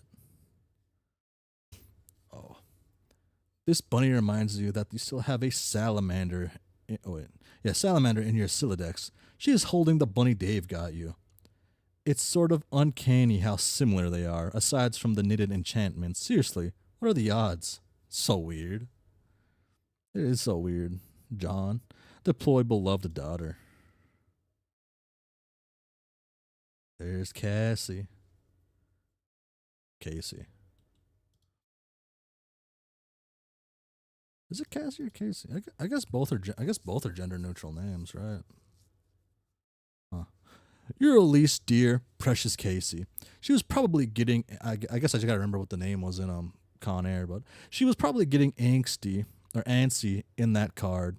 You think you'll leave her here with Rose. A dangerous quest is nothing to embark on with a sweet, innocent little girl stashed in your inventory. You aren't actually sure if she is a girl, though. You don't even know if salamanders can be girls. Aren't they hermaphrodites or something? You don't know anything about biology, unless it is biology that has to do with ghosts and slime. Even then, you don't actually know anything. You just sort of like to pretend you do. Looks like a troll is bugging Rose. Dude, John gets it too much, man. Oh, answer the troll. As Rose. Interesting or oh, it is. Okay. That is interesting. I guess the troll already knows that, right? John just don't.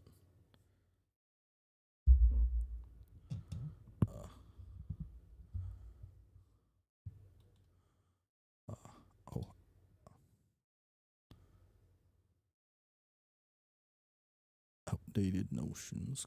Yeah. How did I have this one sound? I saw like a different person's reading. Oh, she doesn't know. Okay. I saw another person's reading, but they only got to act 2, so I actually can't take theirs for advice. Is GA in? No. Damn. Okay. Okay. I'm going back in time again in my own stream.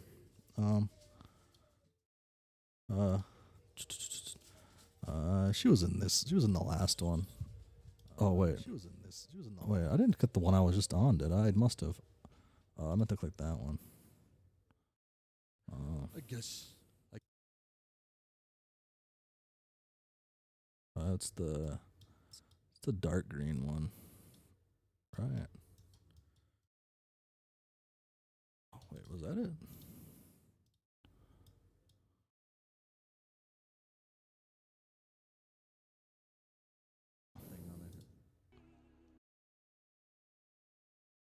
Well, being perfectly upfront about it. Oh wait. Sight. Oh, that's them. She and you are familiar, isn't that right? She perhaps even regards you with, endearment.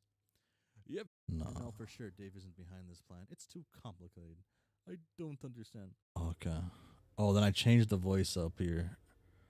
Right? Is this the stream I changed the voice in? Or do I change the voice? Yeah, I must, right?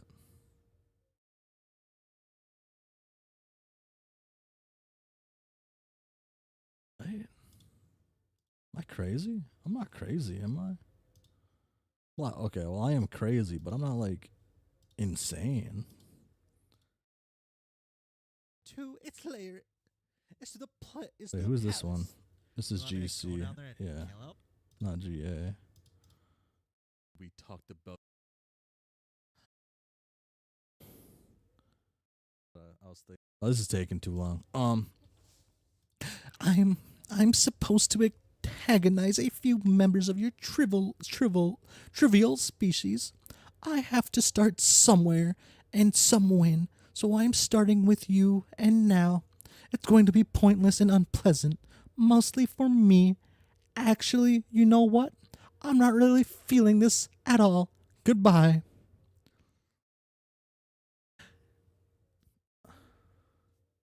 So, okay, hold on, I gotta, okay. I'll just do John's voice, yeah. She's not here right now. She's asleep. But okay, see you.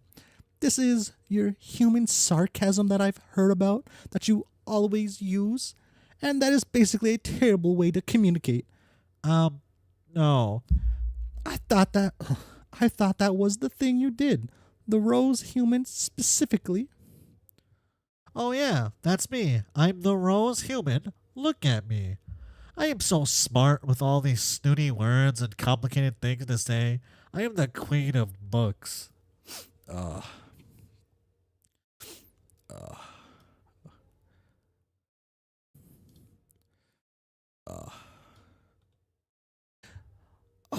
Okay, these are definitely insincere statements. Why do you work so hard at being so awful? Huh. I'm so burned. These burns are crazy. Can we just cut to the chase and be friends already? These cat and mouse games are so dumb. You know we're just going to all be friends at some point anyways. Have we spoken before? I don't know, maybe? It's hard to keep track with all your time nonsense. Now that I think about it, it is pretty conceivable that I will talk to you again in the past after this conversation. That's because you guys always do things the hard way and the dumb way. I should figure out how to viewport features of this application works, so I can see what such a primitive creature looks like. Haha, well, I know what you guys look like. You look like Howie Mandel from Little Monsters. Even though, to be perfectly frank, he's kind of a big monster because he was a big, goofy adult, and Fred Savage was like his child prankster sidekick. Is this an adversary you have encountered on your quest? No, it's a movie. You should just ask John about it because he thinks it's awesome, which it is. It seems you put stocks in John's assessment of things, even uninteresting things that are pretty terrible to listen to. He is either the leader of your party or holds whatever the human equivalent of mating fondness for him. Yeah, I, yeah, I got him. Yeah, I got him this really cool bunny for his birthday, and it's really nice knitted. It's really nicely knitted and everything because I am basically in love with him. You are right. Okay. Just kidding. I'm sure John knows it's because I am really thoughtful, and I bet he really appreciates the present and would say thank you if he were here. Okay. Human courtsmanship is definitely a strange thing, and it's sort of blowing my mind to listen to this. I think I'll talk to someone else now. Why don't you talk to John? Maybe. When along his timeline would you recommend communicating with him? Oh man, I don't know. Why don't you pick the time that will make the most complicated mess out of everything imaginable? You know, that's what you're gonna do anyway. Considering that you're obviously not that smart and basically understand a whipping bug winged fuck all about even the most elementary temporal mechanics, I am a bit perplexed as to why I might find myself so vehemently fondling the short end of the antagonism stick here. Kind of irritating. I'm going to talk to your comrades, this John human, and figure out what's going on here. Okay, if you talk to him in the past, he'll understand even buggy whipped fuck all about time, and he'll be confused. So maybe paste something from this conversation to him? I don't know. And if you talk to him in the future, he'll probably know all this stuff, like things you've said to him but haven't said yet. And then you'll be confused. Sorry, that's just how this works. Don't say I didn't warn you. Consider me fully briefed on the matter. Until next time, Rose. Next time, in the past. Yeah, bye. Okay, so is this the one that was calling her like was calling Rose stupid in like the chats then? I'd do the same after having a conversation with John a little bit.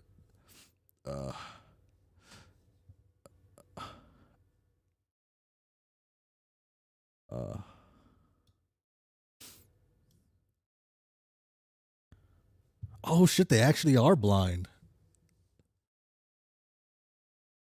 Oh shit, who has this cool ass horn? Oh, there's the guy. Oh, dude, there's the lad right there, dude. It might have. Maybe it's just like a loading issue then. It might just be like a cache issue with this like application or something. That'd be weird though. Does it cache every?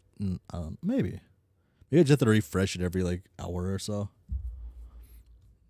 Wow, this is going a lot longer than I thought, and I don't know how many pages are left. I intended to finish this act. I'm gonna cheat and look how many pages are in Act 4.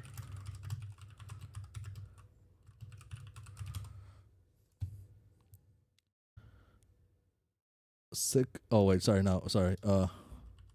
What page does Act 4 Homestuck end?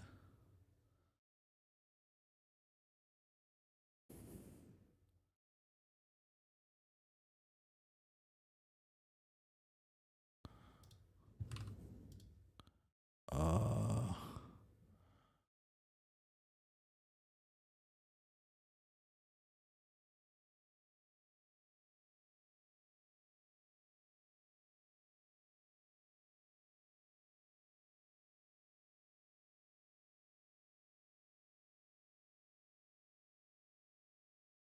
unless I read faster, that is true.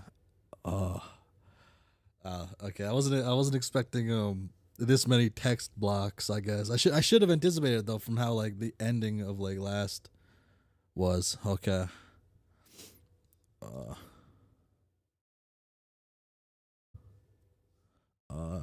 You know what? I have control of the title. I can change the title. Oh.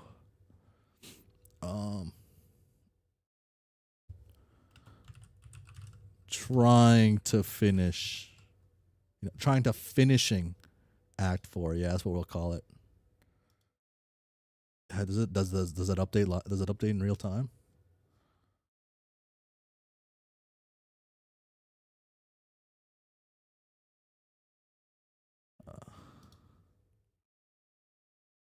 Text wall is going to be really common. Yeah. Oh, it did update. It does update in real time. Cool. Oh, it did update. Does. Oh. Okay. Okay. Okay. 8:30. Start at 6:30. Right. I can go for another at least half hour. Twin Armageddons. Oh, okay. Let's do this new one. It's a new one here.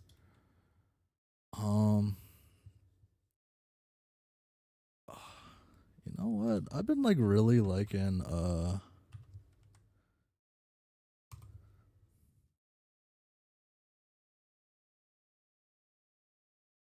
I've been really liking this show. I can get him. Wait! Okay. Right.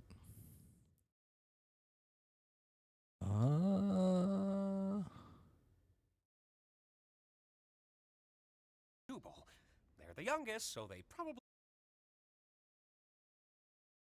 Oh yeah, yeah. still have some youthful fighting spirit. Jax fits really well. I can struggle to do a Jax. Oh, man. He talks a lot at the end, right? Oh wait, actually I don't know if I don't know if I don't want to spoil this show, I guess. So I'll go to I'll go to somewhere it's not a spoiler. Here we go. Oh wait, no, not episode 5. What's the episode with the fucking Glitch is here to revolutionize. What's the episode with the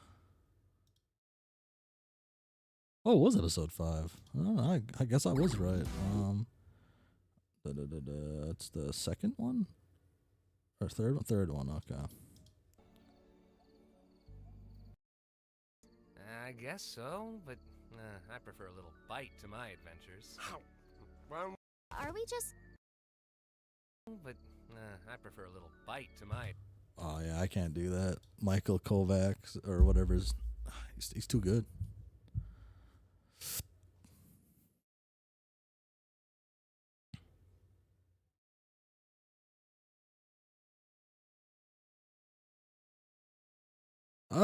Kind of a spoiler. Kind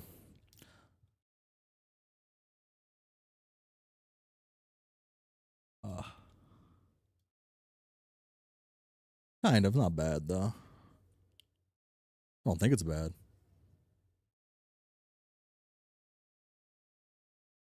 Okay.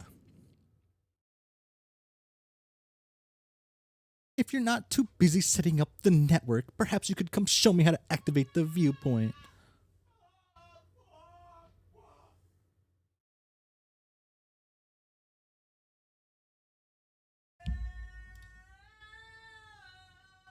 Can you guys hear that?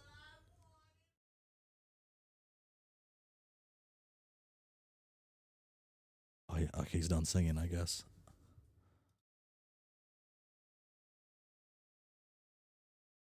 Oh.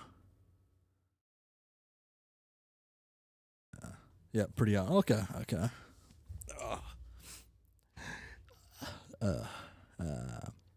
I am. I can't do Jax. Let's do something. Do something.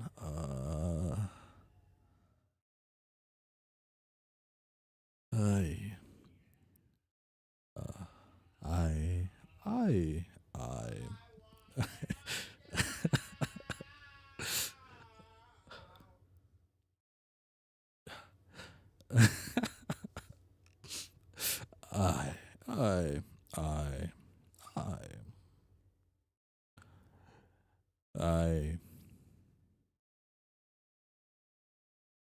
Fuck, wait, did they say there was 12 of these things? Oh my god. I said that quite a few times. I'm just not registering that. Oh. Okay. I am in for a world of talking.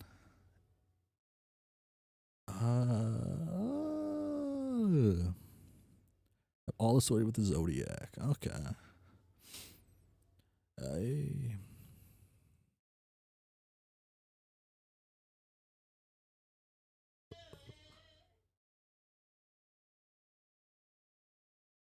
That guy is loud.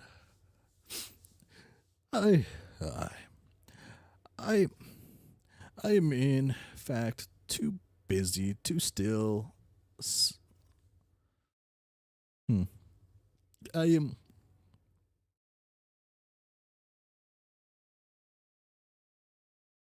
Yeah. Yeah. I assumed it was all the Zodiac. I mentioned that earlier. And then I've seen enough like Homestuck online to like assume it's Zodiac stuff, I guess. And then also just going on I guess going on the Hive Swap website or whatever, there's like a thing saying, "Oh, do X quiz for something." I didn't really read it, but it said something. Oh. I'm in fact too busy still setting it up. Whoa, here's an idea. Press F1. My keyboard is missing the F1 key.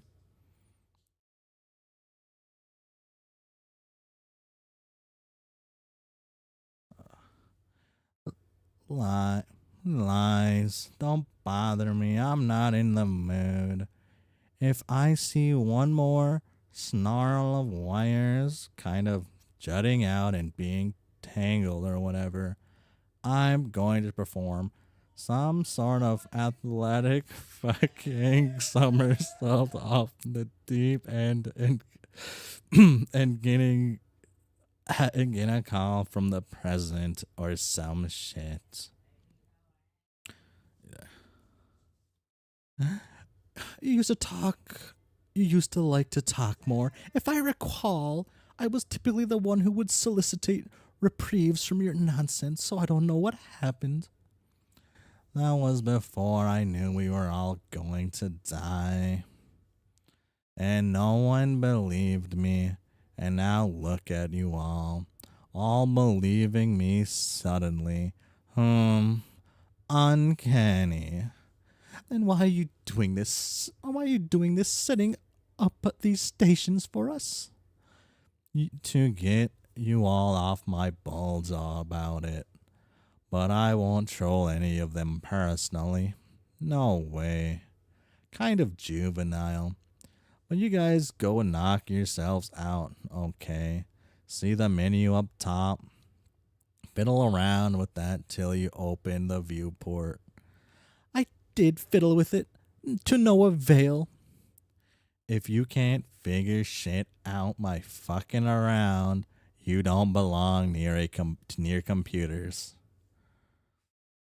Kind of like with registered sex offenders in schools. If you move to a new town, you have to go up to your neighborhood door and warn them about how stupid you are and give them a chance to hide all their innocent technology and vandalize your house. TA is a smartass.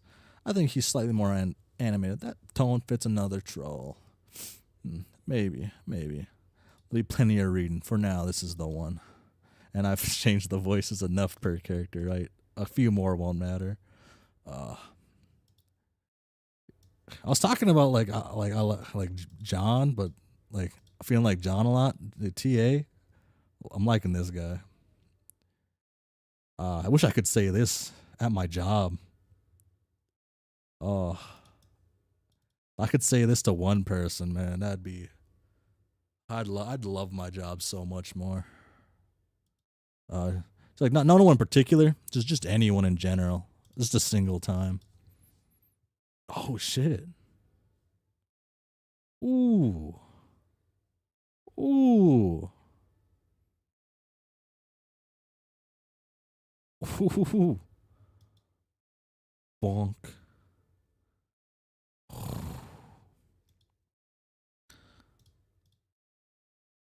F1 bonk. Ooh. Okay. I like the glasses. Only because I like Doctor Who, I guess. I like the glasses like that, right? I don't know if I like the two horns or the two sets of horns.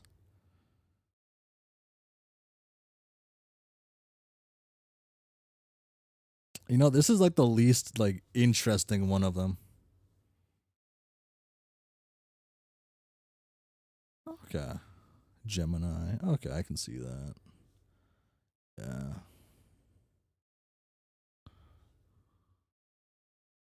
Oh, why is this being so slow now on this end?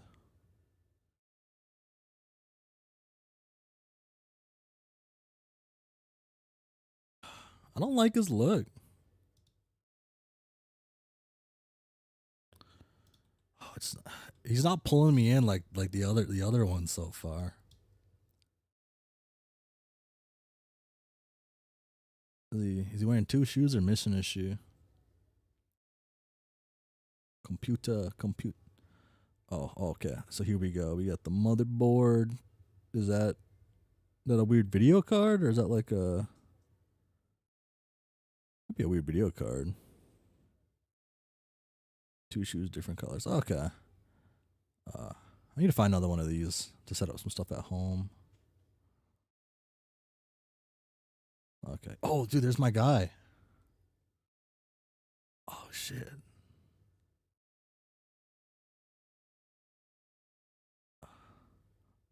The rolled up pants, the shoes adding some flavor though.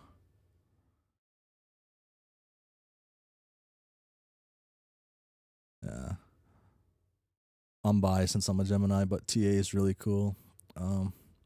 I had a what is it? One of the streams was my name was said by my one of my big boss on the phone. So I have a bias towards that. So if you go find that stream, you'll know my first name and know which character I have a massive bias towards if you can't tell from my reading. It's not John though. I guess I'll say that. John's just I have to make that clear. John is just cool in his own right. Like fuck, I can't put it in words how fucking sick John is. All right, let's see this. Oh, 4 songs.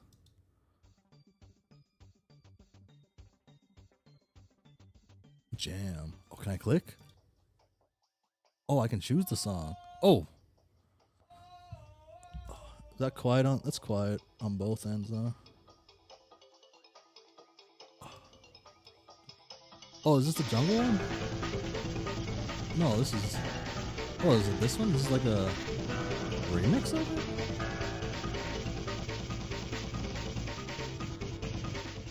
That's like a remix of like the jungle one, right? Or the suburb or something? Oh shit.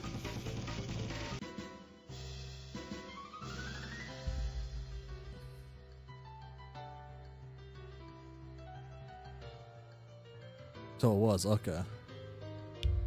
The Suburban Jungle was a jam. Is a jam.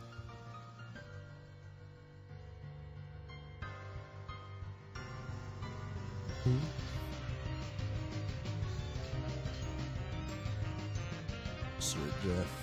Durst Bro and Dessert Jeff.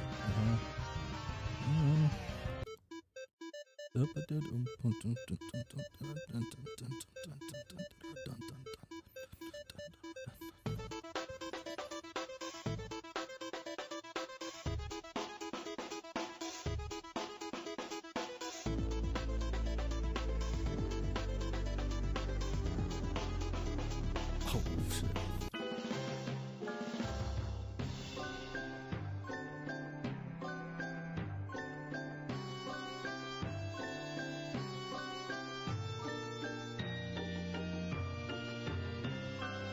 Prof Dad Bird.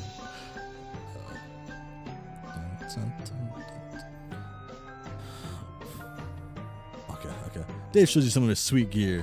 Wow, he is so cool. Wait, what was that one before?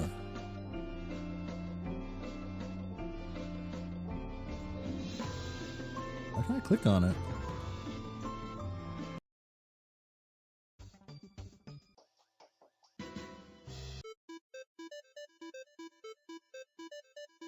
Why can't I click on this one?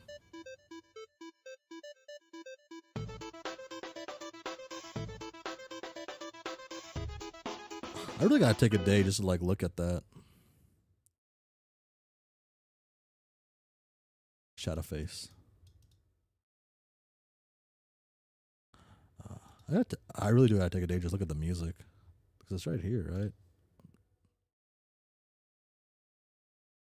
Oh, cool.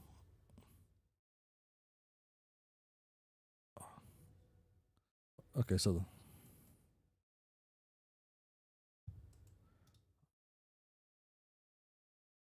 fucking Dave Owens. Yeah. Okay, let's continue. Oh. Damn, Cal. Cal, what are you doing, man? No. First, be the pony. Second, follow mom. There are a lot of tracks. Oh, man, it's fucked up throwing Cal out like that, but I get it. Oh, this is bothering me a little bit. There we go.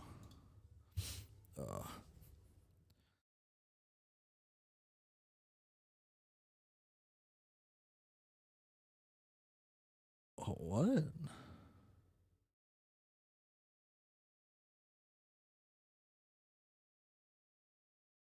You are now the pony. You sent outside some ruins, which your beloved master's mother entered recently. Outside, you find a strikingly scarcity of oats or greenery or anything at all that is delicious to chew on. This is as compelling a reason as any to follow her inside. Gotta move the plot along somehow. Fuck, really? Maplehoof, enter. You go in the ruins. Your clopping hooves echo throughout the cavernous and foreboding environment. But you are too stupid to be nervous. Your powerful snout detects the scent of Rose's mom. She went this way. Follow the scent, Maplehoof. Whoa. Jeez, dude. Good grief. Look at all this grist. A large and terrible monster must have surely been slain here.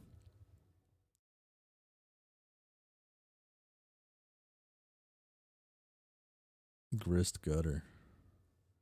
You pick up all the grist and store in Rose's grist cache. This isn't entirely too much grist of too many exotic types for such a low-level player, but you'll take it. You don't look a gift horse in the pink heart tattoo.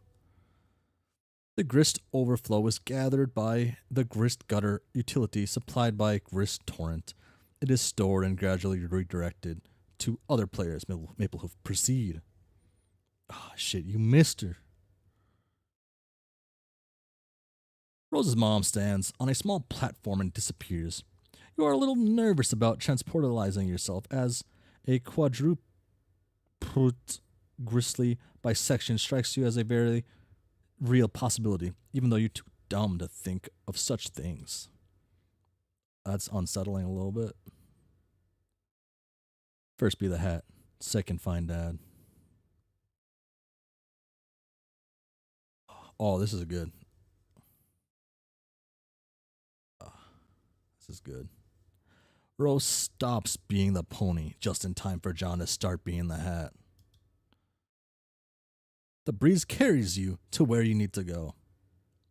You settle in front of a man in sore need of a fresh hat. He gathers the clean hat along with the shoe he found through similarly serendipitous means to replace one he lost. Oh, shit.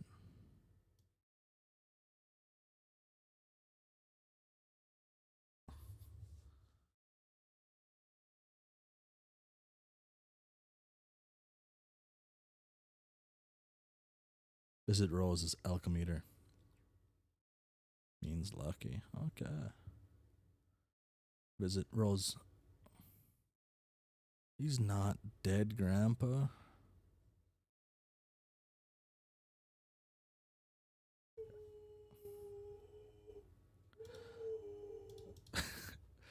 Okay.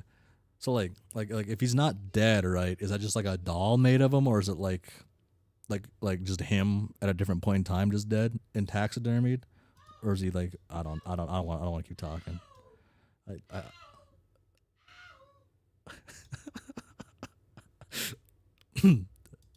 okay.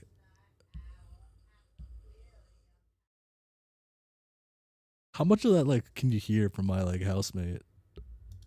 Like almost everything, or just like some stuff?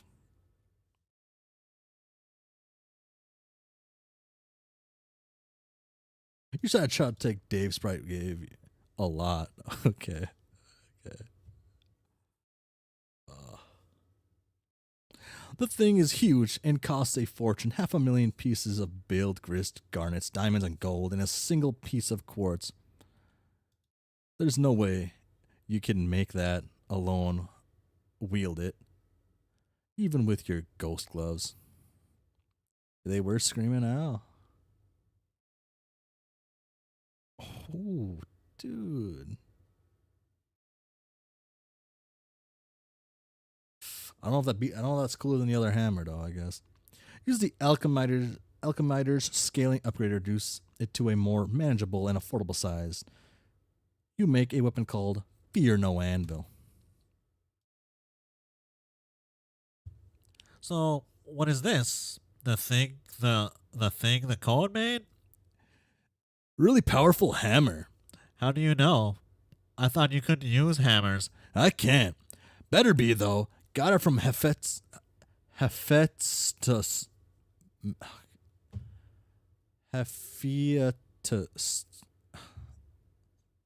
I actually practice how to say these names, like, and it's insane that I can't say it right now. Hephaestus. Okay. Hephaestus. Close enough. Who's that? Really tough dude to kill. Oh, really tough dude to kill. You killed him for it? No. How'd you get it then? Shenanigans. Okay.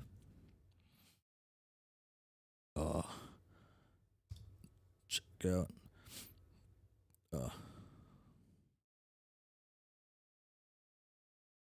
It seems you have a visitor. Yeah.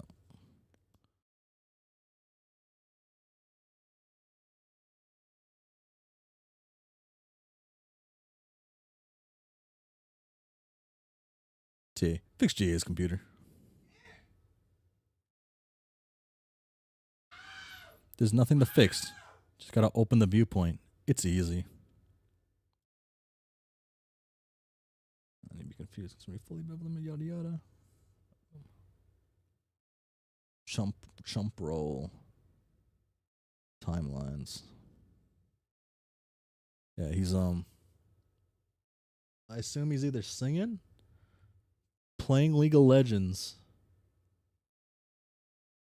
or dying. I think it can only be one of those. Five Nuts is Freddy's neighbor.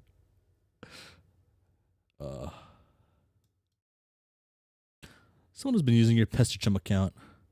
You somehow doubt the culprit was this young. Oh, he could be doing homework too. Maybe it's like murderous homework or something. You somehow doubt the culprit was this young, upright amphibian presently throwing a fit.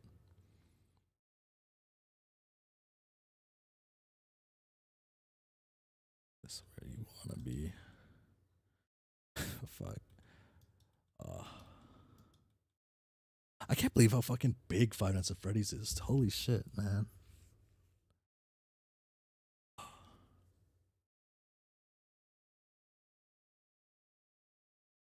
I remember it was just a cool little indie game. Oh. You hurry to the door. You hurry to the door so you hurry to the door so you can catch John before he goes gallivanting off somewhere. but it seems your door is ajar. Funny, you don't remember leaving your door ajar, even though it's sort of absurd for you to take notes of such a thing. Considering John recently left your room, oh well, it doesn't matter. You will now proceed through this door uneventfully. It has a goddamn movie. I haven't. It does have a movie. I haven't seen the movie. I don't. Maybe I should watch it. I fucking watched the Minions movie when that or two or whatever that came in theaters. Oh, John, you fucking John, or is that Nana Sprite? One of you two, you fucking you're golden. You get dumped on by a bucket full of helicious blue phlegm aneurysm gushers as a thoughtful but mischievous thank you gesture from John. Okay. Your prankster Gambit plunges to an all-time low. You cannot hope to defeat Egbert in a prank off. He simply is the best there is. Rose obviously isn't waking up anytime soon. Might as well take some time to explore. Maybe stop by again later. John needs to think a little more. Why, Dr. Meowgan, do you want to come along for the ride? It sure looks that way. Okay, hop aboard. Adventure awaits.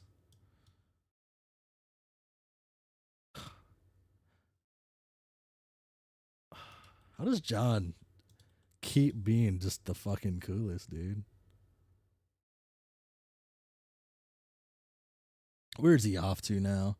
At least you have this little fella here to keep you company. You will name him Viceroy Bubbles von Salamancer. Ooh. Ooh, okay. You have no idea what the hell that means, but yeah, you can kiss that obnoxious puppy goodbye. Maybe now you can get a decent night's sleep. Oh, there it is, dude. Ooh, he's too slick with it. Oh, this is the most ridiculous thing you have ever seen. What is taking place here is almost certainly illegal. You are not sure which laws are being broken, but it is probably a lot. Fuck yeah, Saved by the Bros bored, dude. Holy shit. Oh, he's zooming. You spy a boat on the shore of one of the islands below. You wonder who could be out here rowing in the middle of the ocean. Bow. The hoof prints in the sand. The mystery deepens.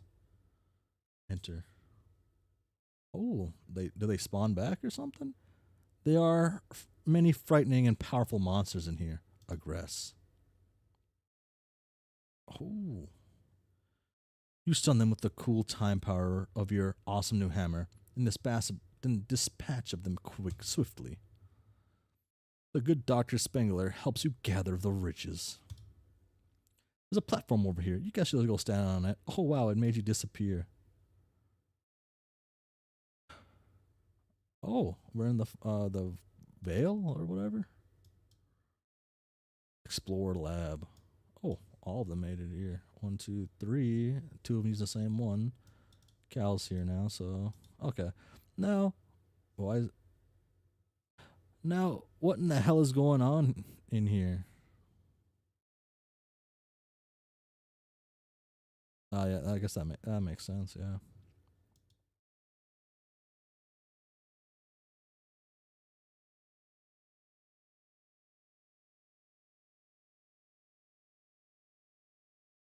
Now, what in the hell is going on in here? Who cares? Just ride the pony already. Oh, yes, fuck yes. Hell fucking yes. Damn, dude. I can't believe John outrode the rider, dude. Holy shit.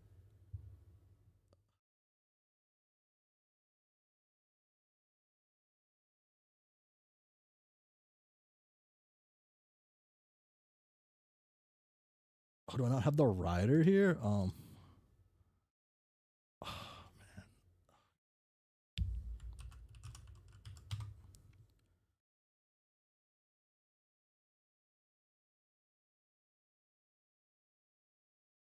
can't believe John outsauced Rose in this, dude.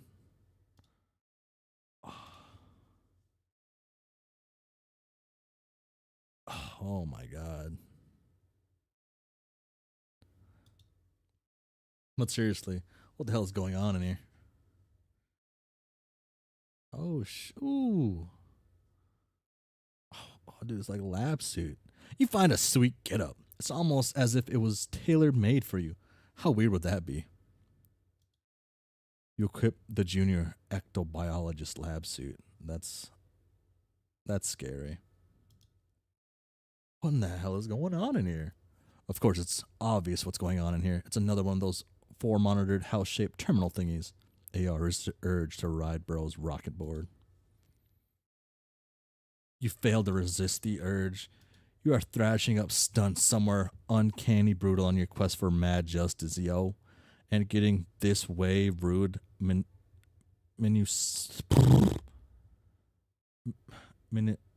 municipality under control. She's basically flying off the hook. It's like shit wants nothing to do with that hook. The hook filed for divorce from that shit and is now seeking custody of the hook and the shit's 2 kids. Pop a fucking wheelie? How? These hops are unreal. Shit is flagrant. Should be illegal. It probably is, but you don't care. PM, prepare to be departed for the battlefield. Pow. You have traveled to Prospit's moon to board a shuttle headed for the battlefield. There you will seek the counsel of the White King. Boom. Boom. Boom. You've unwittingly been tailed by a nefarious courtyard drool from Durst. Pick PM's pocket. Oh. Dude. I can't believe he's cool and fucking he's still so fucking cool, dude. You pilfer the White Queen's ring.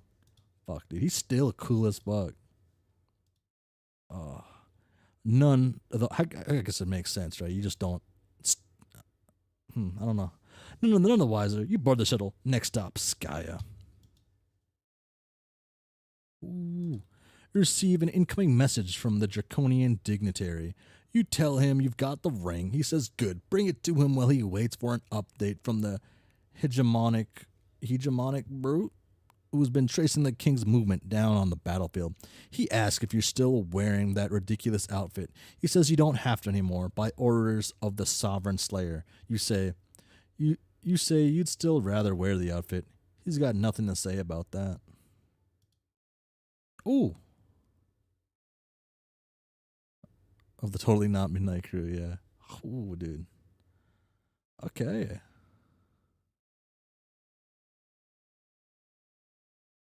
Clobber. Additional pummeling. Oh no. Sweet. Catch. Damn. Oh, this is like, oh damn. It's fucked up. This could just be the thing that ruins everything, right?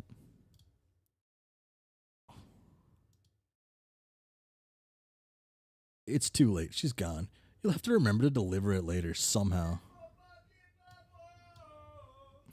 Yeah. Salute to...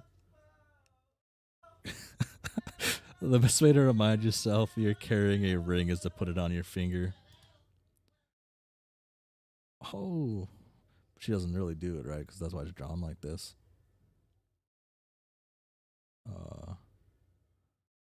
Fuck. Be wild, though.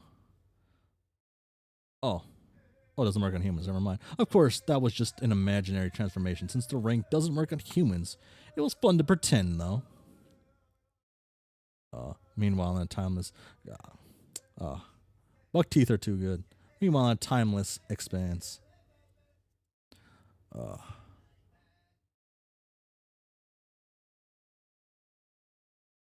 Somewhere, a war-weary villain a ruse, eternal struggle between feuding royalty.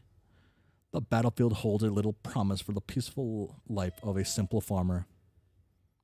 Oh, if only. Rise up. Alchemize a whole bunch of cool stuff.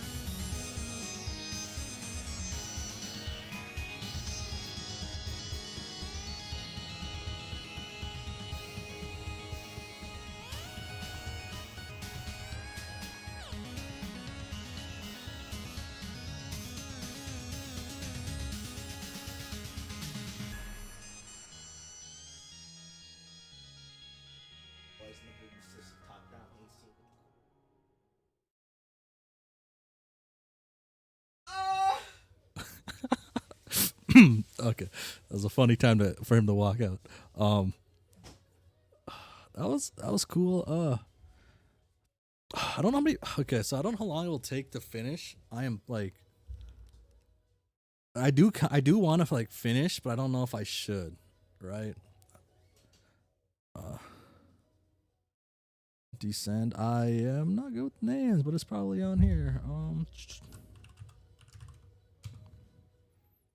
Did I spell that right?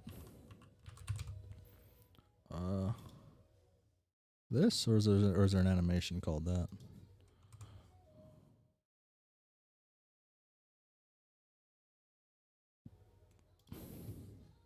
I don't know.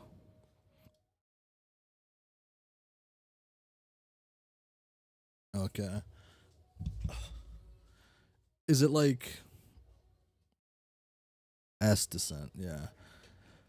Okay. Is there like 2 hours more to go for my reading, or is it more like, or is it gonna be more like 3 or 4 hours of like reading?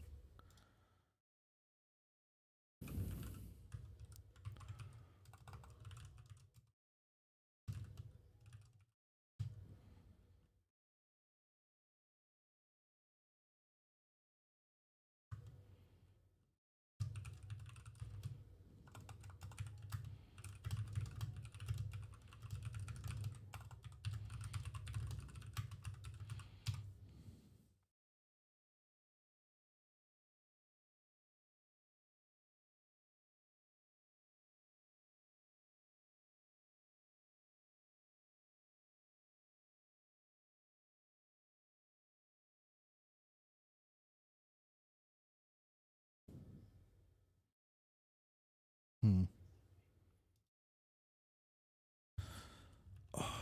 I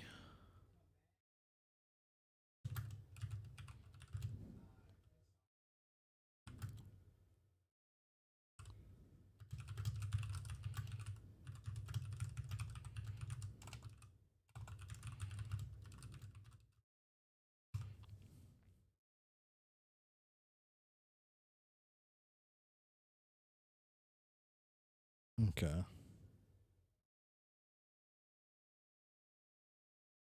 Okay. So I have like under 200 pages to go. That's like 2 hours. I'd be done at 11. For my time. I'm in the best time zone ever. Central Standard Time. I'd probably be done after 11, I guess. Actually, wait. I can do this, can I?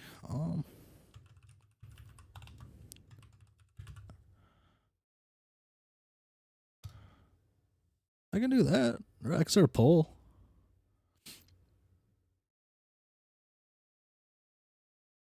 I don't know how polls work on YouTube.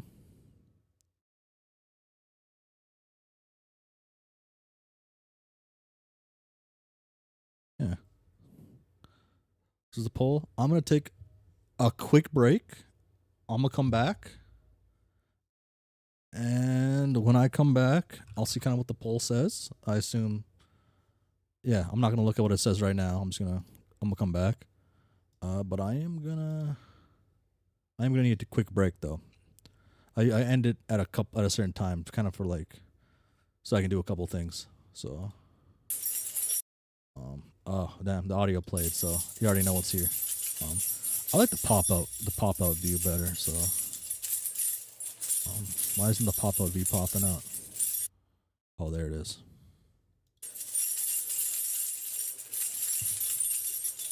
It's a little loud. I'll turn that down. Okay, and continue where we left off. Okay, I'll be back.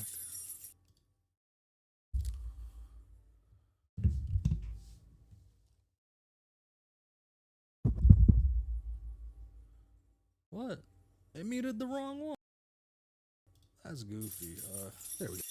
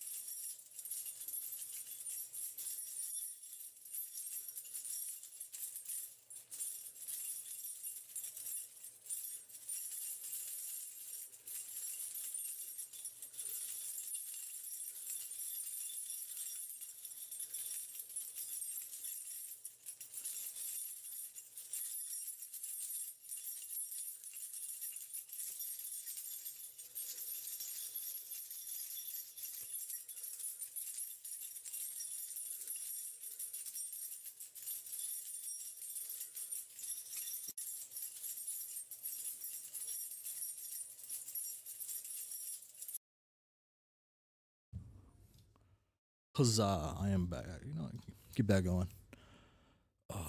What? Wacha? Wazao? Oh, it didn't change. What the heck? Let's end the poll. Oh, I can't see the result. Oh. 7 votes.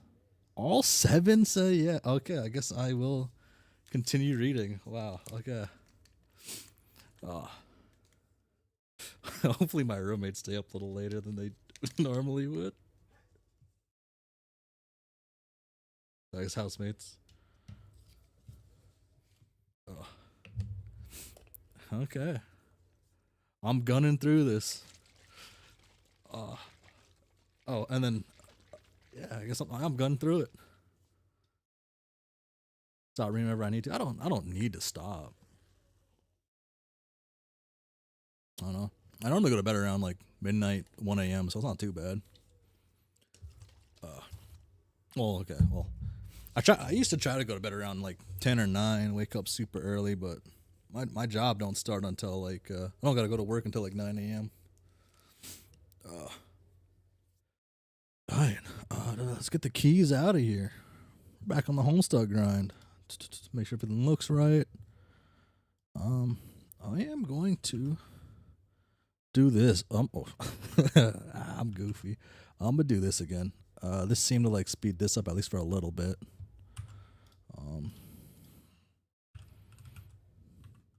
Actually, I wonder if this will work with like just this now.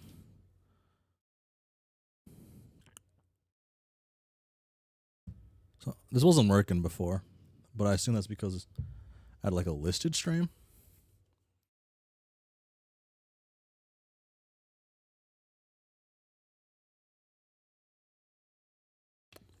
My live stream is live. Okay. Yeah, we'll do this way again. Huh? Oh, it's because that's capitalized. Oh, what the heck? There's already that there. Oh, wait, that's the wrong way to do that. Oh, wait, that's the wrong way to do that.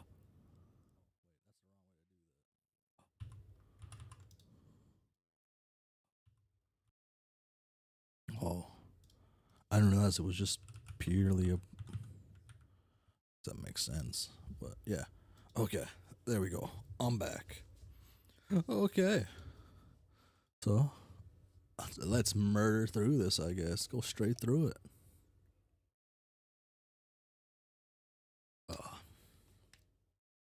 Alright.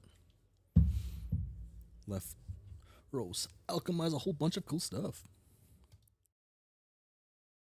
Oh, shit. Oh, I can click that. Sweet bro and hella Jeff. Let's be Santa. Fuck. Come on. Fuck. Who would even make these? Conk suck boots anyways. Immigrants? Oh. Bimp. And the night before Christmas, all through their house, not a creature was stirring. God bless us, everybody. Oh, yeah.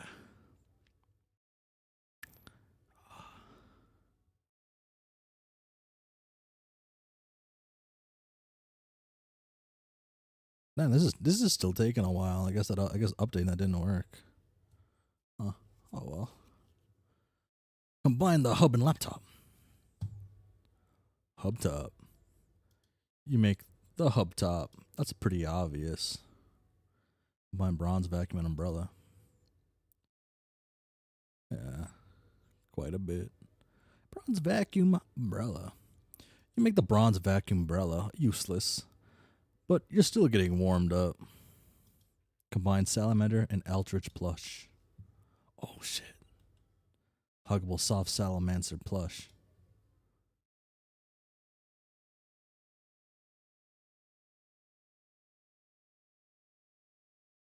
So wait, do the items still exist after they've been like alchemized separately?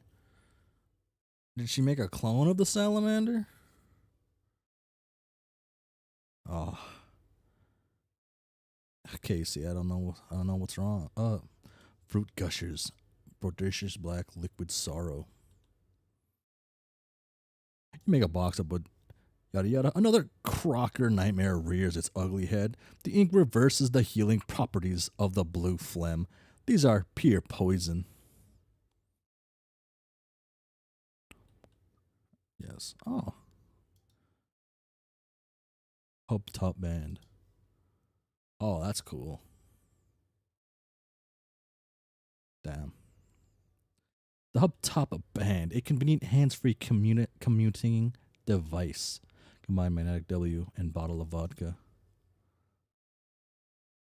Yep, that was the Scouta, I assume. You make a bottle of magnetic vodka. In addition to heavily having high alcohol content, the liquid inside appears to have magnetic properties you guess this could be useful.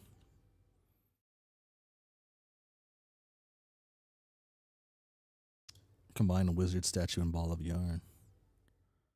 Oh, shit. Oh, she doesn't look amused, though. Or no. Wait, she is amused. Maybe? I don't know what to call this face, I guess. You make a ball of silken wizard beard yarn with magical properties. It has magical properties because it is made of a wizard. Maybe you can make something useful with magical properties that is more useful than this. Needle wands. Okay. You make a pair of needle wands. They crackle with magic.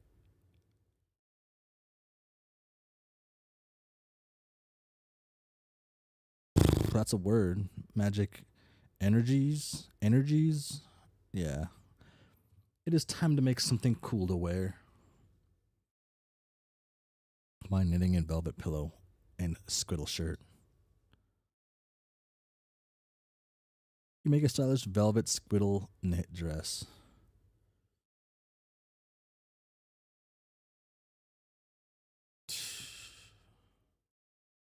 Does she have a coat or something? No, it's a dress, right?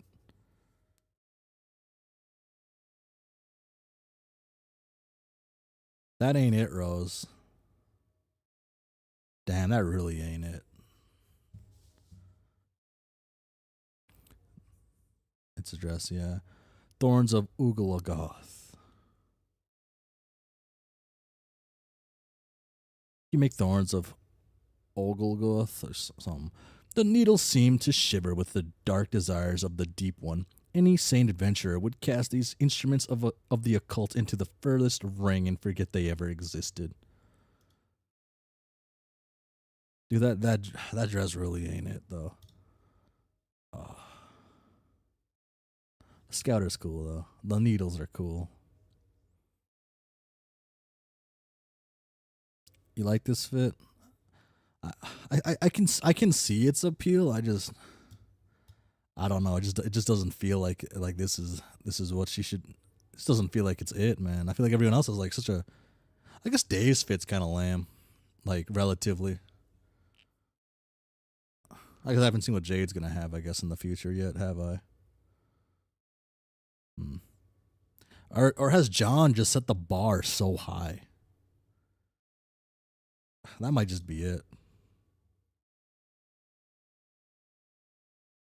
Aggrieve encroaching malefactors.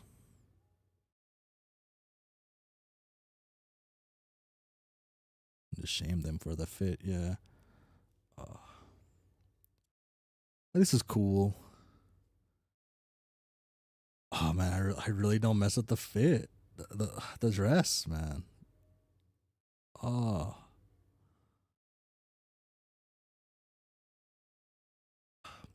I like the colors.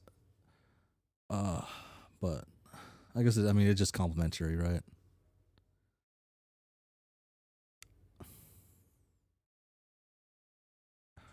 Maybe it's like the undershirt that looks weird. Maybe it's like the sleeve type that's throwing it off. That might just be it, actually. Might just be the kind of sleeves it is. That might just be what's throwing it off.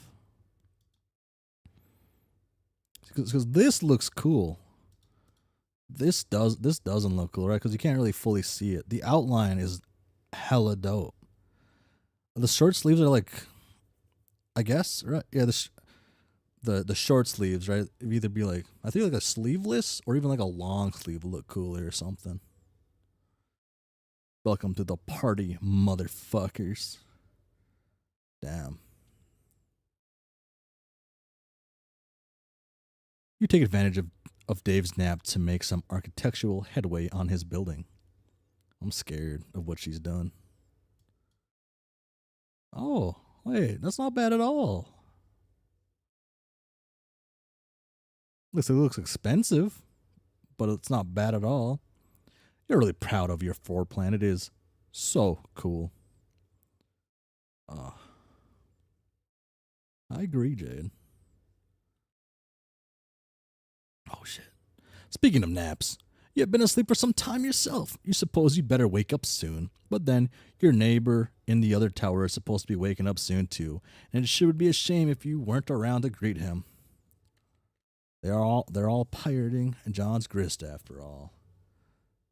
Yeah?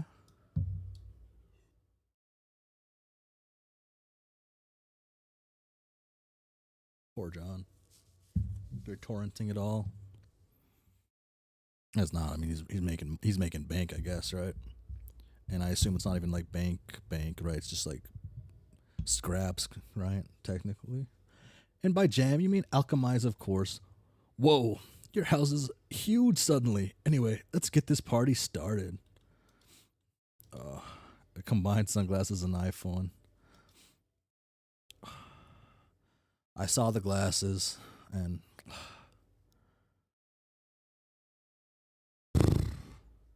make a pair of eye shades. These ruin the fit. It's debonair though, I guess, right? This one was really obvious because Future Dave had a pair, but he took them with him when he prototyped himself. So you have a pair too. That's so cool. You make the turn top. Convenient computing on the go. Sort of like you have with your eye shades, but with all your important files and apps on there. Not to mention Suburb. Plus maybe it has some weird time powers. You have no idea. You'll mess with it later. Dude, you can make a cool like ergonomic keyboard with this. Wait. Shit, I like that. I like that actually a lot.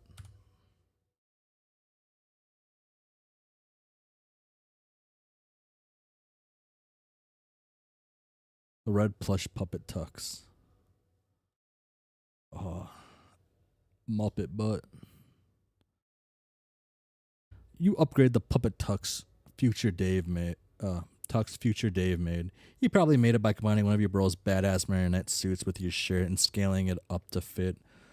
That's how you would have made it anyways. You add this Muppet to the mix and make it softer and more stylish red plush puppet tux. It is like walking around in a snuggly pajamas. Action pajamas.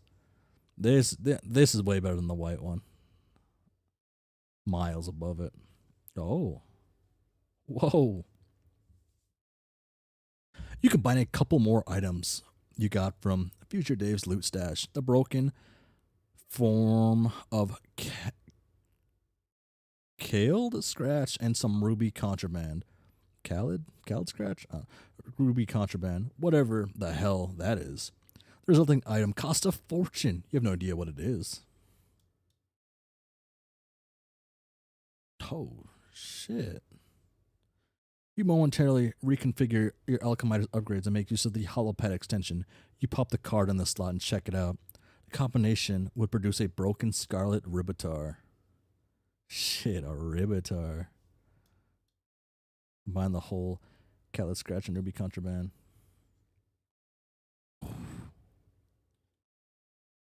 Ooh.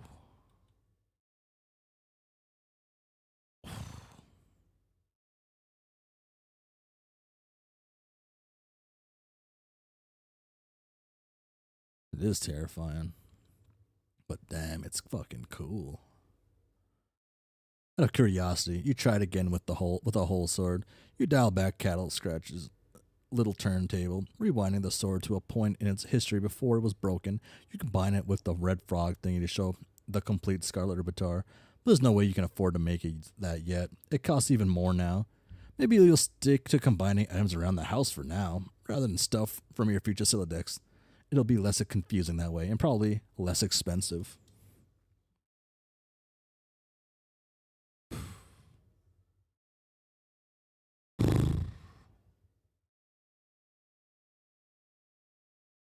That's oh, one of wait, I like that. That goes through.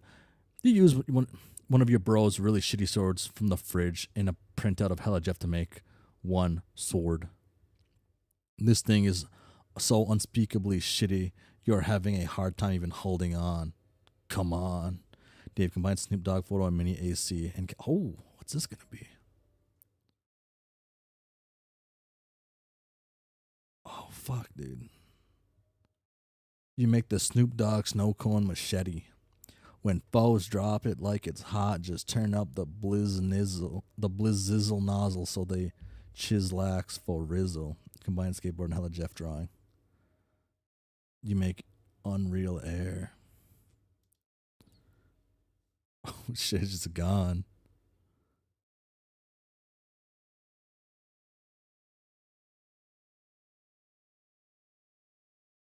Oh, and there it goes. It's ridiculous what kind of air this is getting, dude. Come on, ruler. Oh, you just make another one and quickly stash in the card so it can't escape from above. Combined Game Bro magazine and timetables.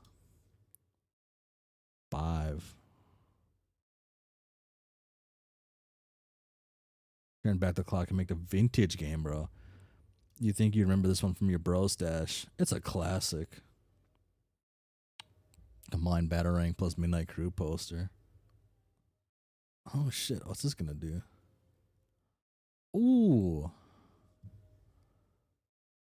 Damn, these are cool. They'll pile of pseudo rings because they are really cool and pretty cheap. I could actually wait. Actually, that's another thing I want to make then. Some pseudo rings, dude. Combined plush puppet tux plus Midnight Crew poster. Ooh. Oh. You make the 4 aces suit. You're not really sure which one you like better. The red one is softer, while the black one is sort of stiff and starchy. Anyone wearing this suit is all business. Maybe you'll switch it up as your mood dictates. That makes sense. That makes sense. Oh, they're hard to choose from. Felt duds. This would make felt duds if you had some whatever that green grist is. Combined Smuppet and felt poster. Oh, dude, he's still thinking about the Muppet butt. You make a jutting out and impudent flat felt plush. You do an acrobatic fucking roulette off the handle into his heart and he into yours. Bind dead things in amber and Smuppet. Fuck, dude. Poor day. Oh, shit. You make a full mutant Smuppet encased in amber. Now we're getting somewhere. Combine dead things in amber and Smuppet. For the sake of science, you combine them instead of combine, and you make an I guess, and you make an amber mutant Smuppet abomination. So cool. Now this is how you make shit work. Egbert and Lalonde should be taking notes. Combine fetus in jar and Mr. T puppet.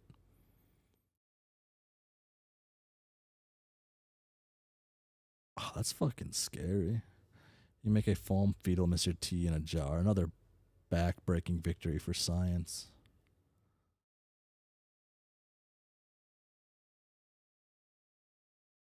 Dave, you can't look cool in this situation, man. You can try, but you're looking pretty chill with your freak show entourage. The underlings all look kind of put off by it, though. You're kind of weeding them out. Yeah, fuck yeah, you are, Dave. Mind camera and capsulog. Oh. This is almost as cool as the fucking, the thing Jade was using for the fetch modus. You make a capturoid camera. You can use it to snap a ghost image of any object without captulogging it. Spits out on a brand new capsule card every time. Could be a useful way to take a large inventory of anything you encounter without cluttering up your Slidex. Also for grabbing codes for stuff you can't ordinarily pick up. Take photo of self. Take a photo of your patented, ironic, cool guy self-portraits. Man, so cool. That's really all there is to say on the matter. Combined fetus in a jar and self-portrait photo. Oh. Dave's brain in a jar. That would apparently make Dave's brain in a jar gross. It costs a king's ransom, though, because of course the organ is virtually inimitable. I don't know. Doesn't stop you from capturoiding its hologram, though. Capturoid the hologram of your own brain. That's probably the weirdest thing you've ever done. But okay. Combined brain and Sweet Bro and a hella Jeff drawing and capturoid camera. You make fucking adds it to your inventory. You make the finally something useful. It costs you negative 1,000 units of artifact grist. So adding anything with Sweet Bro and a hella Jeff makes it worthless. Sometimes more than worthless, I guess. Try it out. Snap.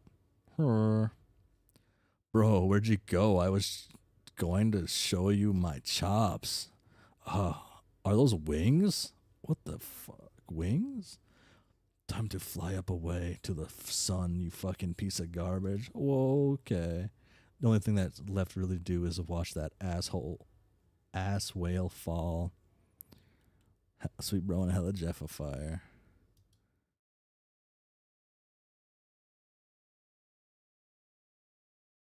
Looks like it automatically prints out a Sweet Bro and hella Jeff comic in some way related to whatever you take a picture of. This should save you a lot of time, specifically the 5 minutes it takes you to draw the comic. You're a busy guy. Oh, shit.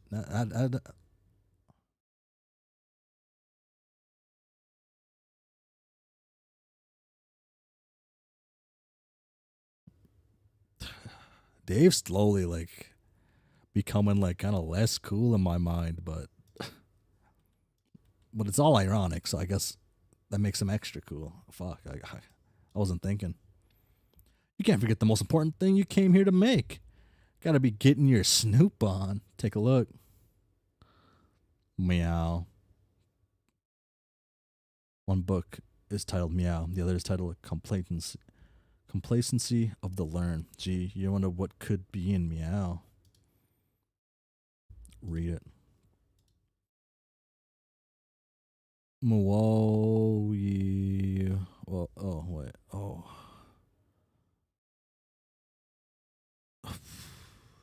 Whoa, whoa. Whoa. Whoa, yo,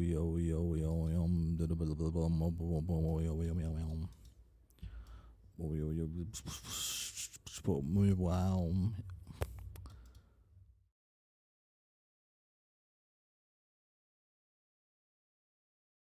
Meow. So is this like the structure of her is it? It's not DNA, is it?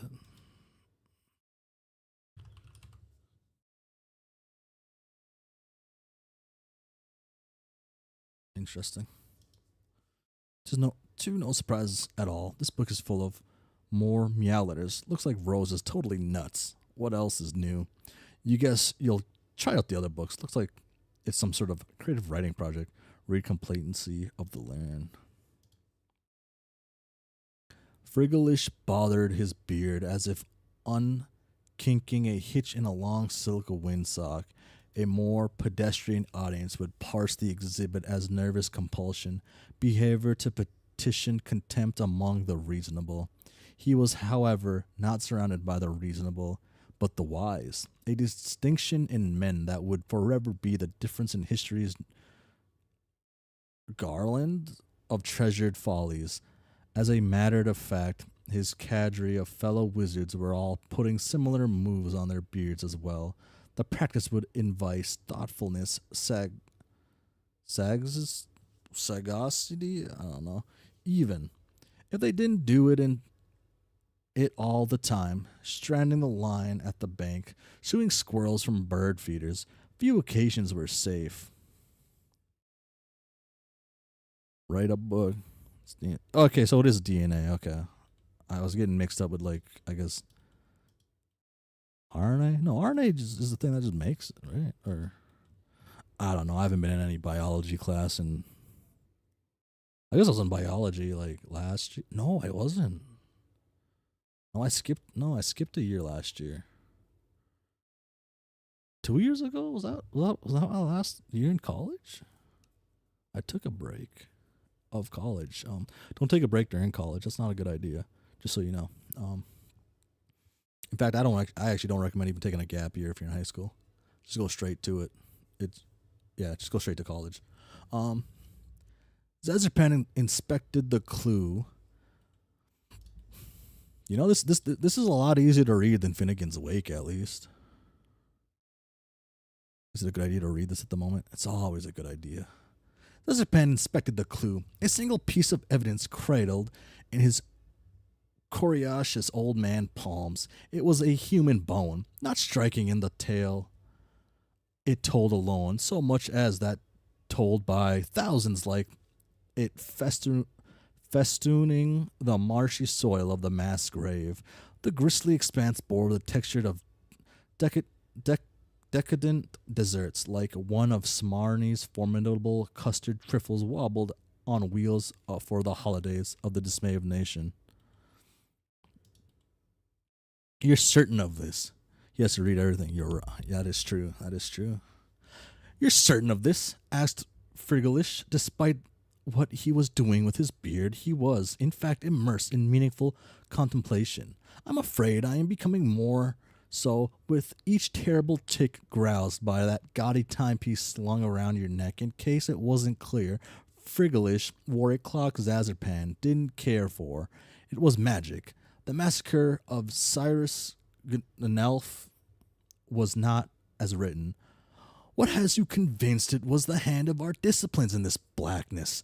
Excutus chimed. I believe I, a fat-faced stammered, eyes darting with the guilt of a thief in the throes of unraveling alibi, I can summon a more pressing line of inquiry. No, Smarny, nobody was in the mood for a sticky bunt loaf just now. Zazapan's ears fell insubstantial to any line of inquiry, pastry-oriented or otherwise.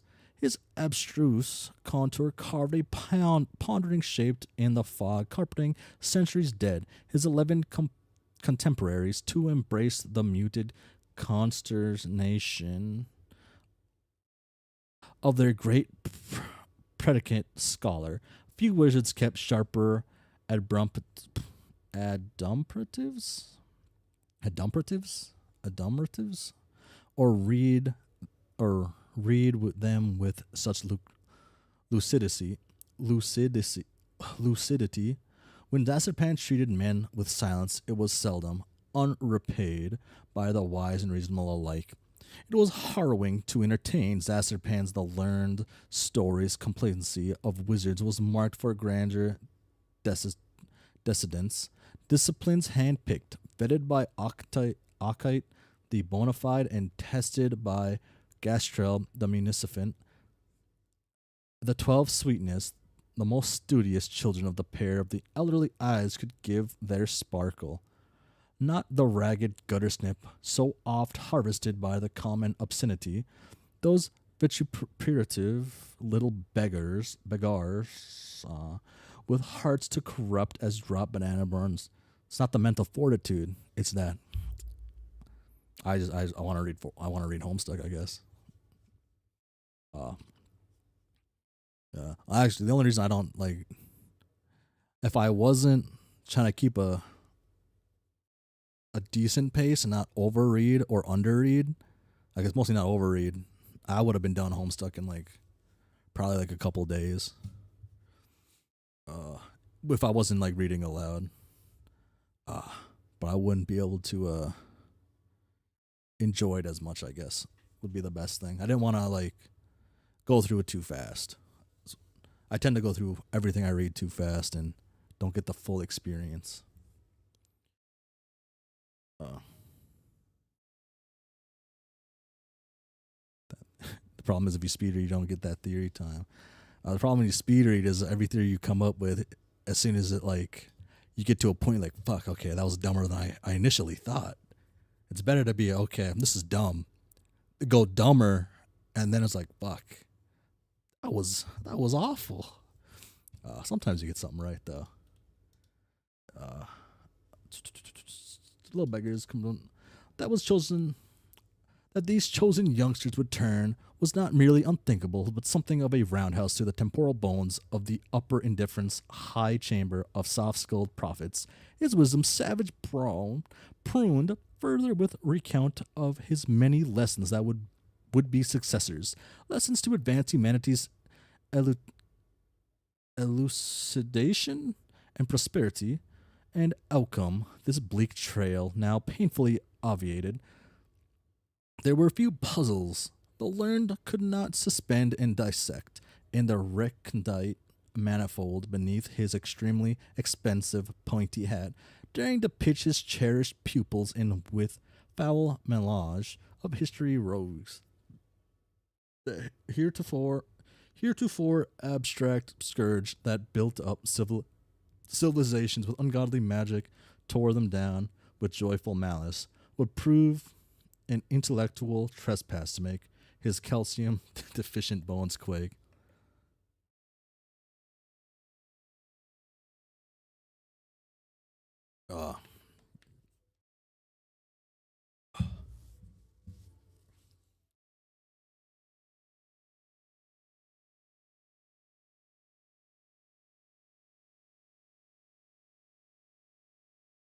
And more daring yet was the only question that now mattered. Could a bunch of bearded, scraggly old men in preposterous outfits hunt them down? He didn't have an answer, only a simple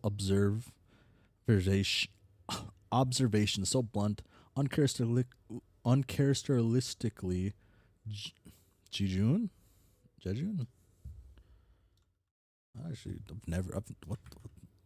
I've never seen this word. Okay. I like that word a lot now. Okay. For the laud sage, it was breathtaking in its self-evident. We're going to need more wands. Wow. Think of something better. Pow. This wizard story seems really involved and kind of confusing. You'll have to save your place and dig into it later, and then maybe ask her what the hell the deal is with it. Go get a bookmark. Return to your room in search of a bookmark. Oh, hey, finally.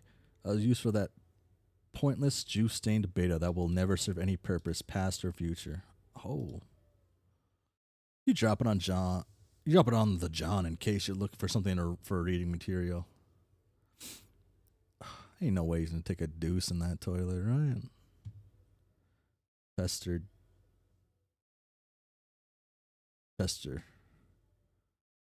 Oh, she's burning it. Oh, it's too late though, Rose. It's too late. Oh, damn. You're just too late with it. Oh. Ugh. Okay. Well, since this is gonna be like double the length of a normal like stream, right? Like since it's double length,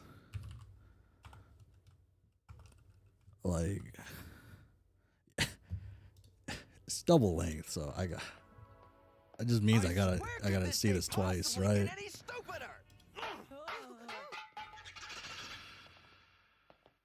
Yeah, there was a vote to say if I was gonna finish or leave it for later, and I'm finishing it. You're a meshy. Hey, Kuwabara, you're conscious. I'm not used to that. That was a cheap shot last time, and I was only knocked out for a little bit, okay? Now I'm back, and I'm gonna beat your face up so bad even kittens won't look at you. One thing about Yu Yu Hakusho, I can't really remember everything about it, but damn, that's the coolest fucking one I've seen of these. shit! I'm actually gonna copy that. I like that. Holy shit! Holy fuck! Wow, a fucking cool ass emoticon, dude. Oh. One thing cool about Yu Yu Hakusho, I don't remember like a lot of it. I watched when I was really young. I've watched the first few episodes quite a bit though. I think the first like 4 episodes or first episode even, first couple or whatever, like is one of the strongest openings like of any anime. I think it's just too fucking good. I think the opening was kind of just like ahead of its time even. I don't know. I'm really a fan of what's the writer's name? The author's name, the mangaka or whatever. For some reason I keep thinking Bleach, but it's not. Hunter x Hunter, the Dragon Quest. I forget his name. I think he's one of my favorite writers. You're a Meshi. Whoa, why are you burning your wizard fan fiction? Togashi. Yeah, I love Togashi. I really hope I get the neck. I really hope he gets to finish Hunter x Hunter. I really hope he gets to do it with without straining himself too much. I'm not. This book contains a genetic code. Oh, okay. Oh, okay. Then why are you burning it? The gods from the furthest ring asked me to. Is that some dumb wizard thing you just made up? Or something to do with tentacle monsters? I can't keep track of what you're doing anymore. How did you know I wrote a story about wizards anyways? John told me. He was all snooping around your room while you were sleeping. I was like, no man, don't. So not cool. Then he was like, haha, dude, check it out. This book is full of wizard slash. And I was like, I don't even want to know. This is such a creepy violation of privacy. This story sounds suspicious. Do you want me to chew him out about it? I will, because that was so outrageous. I don't know where he got off being like that. No, I don't actually mind. It's too bad. I missed him. I thought you hated wizards. What's the deal with that? I like wizards. What I don't like is my mother's obsession with feigning interest in them to antagonize me. Oh man, that's so messed up that you think that. She probably digs wizards for real, just like you, and you're blowing shit out of proportion pretty much always. You and she could probably have been chatting about how awesome wizards were this whole time, but no. You're probably burning your Nutjob Meow book to spite her, aren't you? No, I told you. It's the genetic sequence locked in my subconscious. The gods say it's critical to destroy. Oh yeah? I thought that was a joke. When did they say that? When I was asleep. You mean when we were dancing and stuff in our dreams? Yes. When I flew to your tower, I heard them. They're far above in the dark sky. I've never seen or heard these things in my dreams. Aren't you often distracted by music and puppets? Yeah. Have you ever looked in the sky without your shades? No. What a ridiculous question. Maybe you should try sometime. You're the Prince of the Moon. I'm sure they've been meaning to seek a royal audience. What do all these dots mean? Don't know. Anyways, I guess I'll do that. Get some sky monsters to boss me around. Sounds cool. Dave Sprite also pester. Damn, Dave can pester 2 people at once. Holy shit. That's broken, kinda. So really, why are you burning that? I just explained this to other Dave. Do I have to explain everything to you twice now? No, I know. I'm using Dave's spare computer. I just saw the whole conversation through his PesterGym account. Oh, I see. So instead of having to double explain, I merely have to put up with being double spied on. What a relief. I mean, you didn't burn that book in the future. That book was completely pointless. I know, but now it's not. You appear to make it relevant by traveling to the past. So does that mean the sleeping thing worked? You remember the future? I remember some things. Okay, cool. So why is the cat code so terrible now? I don't know, but the gods are pretty empathetic about it. Okay, well, okay, I guess it's done. By the way, are you sure they're right? Have you ever known them to be wrong? I guess not, but they sort of freak me out. I mean, listening to the gross space mutants all day isn't my idea of an awesome time. Especially the ones that sing. Oh, God. Is that why you always kept the music turned up? No, I flip out to ill jams because they kick ass, obviously. I guess we'll chalk another riddle up in the solved column. Yeah, case the fuck closed. Are you talking to future me? Yes. Okay, I'm out of the loop again. Between you taking orders from Dream Beasts and Birdwing watching me like... me with like... future secrets. I'm doing some sort of spectacular fucking jackknife off the loop and I'm getting a wink and nod from Barack Obama. I'm coming upstairs. Okay. Oh.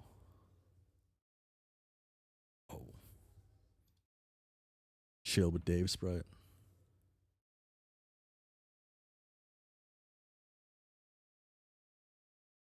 You gonna steal the book or something? So it was pretty funny how I made a copy of Rose's evil book right before she burned it, and now she doesn't know about it. I know it's crazy what kind of foresight this guy has. I'm telling you, coincidences like this are unreal. They don't even happen most of the time. The best thing about how I did that is how in no way will it ever come back to bite us in the ass ever. Dude, our shit is safe. So safe. Gonna sleep pretty sound tonight with that big fucking payload of safety you just got dropped on us. Gonna be all hugging my pillow and shit, grinning like a goddamn bear full of honey. Safer than some Flintstone vitamins in a bottle. Keep twisting, Junior. All you get is the clicks. Asshole thinks it's candy. Doesn't even know he just stepped on a security rake and got a face full of fucking safety. Yeah. Anyways, guess I'll go back down and burn that book. Alright. Oh. Oh, damn, wait. Well. You just heard, like, me take a drink of water. Might sound weird. Oh, no. Go back in time and stop the thief. Oh.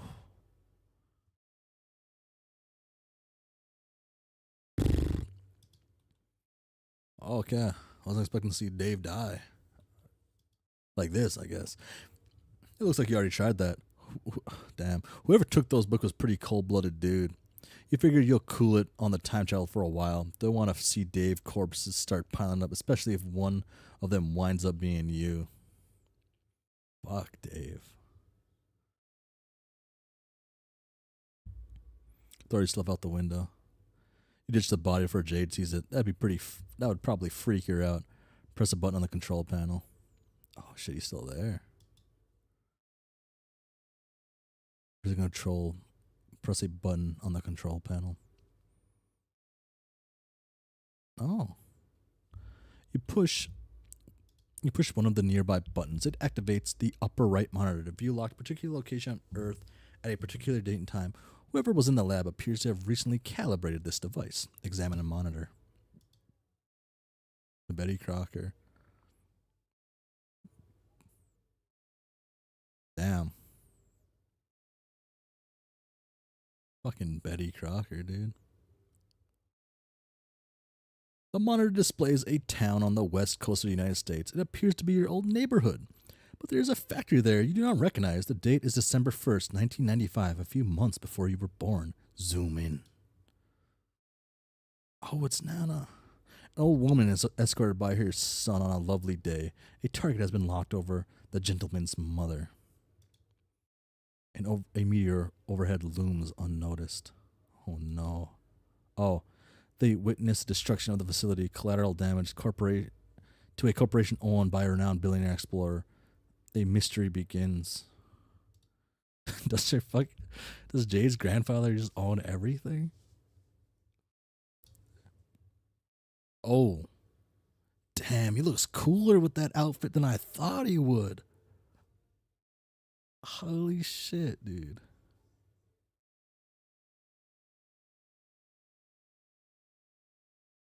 Oh, you can't do it. No. You create a paradox ghost imprint of the one you recognize to be your grandmother. He's gonna create like a mutant version.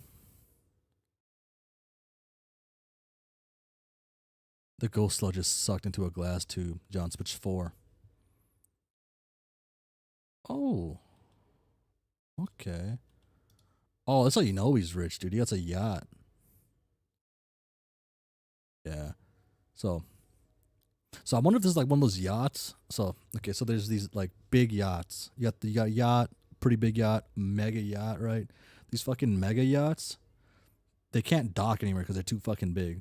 So they have a smaller yacht inside of them they use to go dock. It's kind of cool, but it's also just like I cannot comprehend being that rich.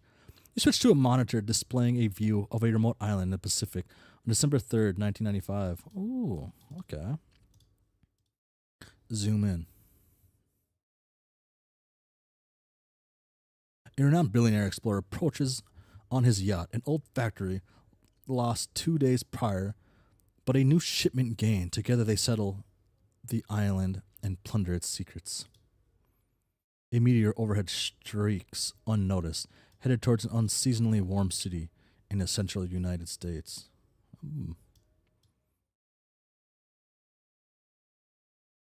You create a paradox ghost imprint of the man spotted in the woods with your book. The ghost sludge is collected. Oh, it's getting spicy.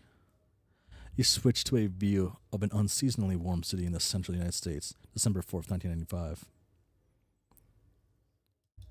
Okay.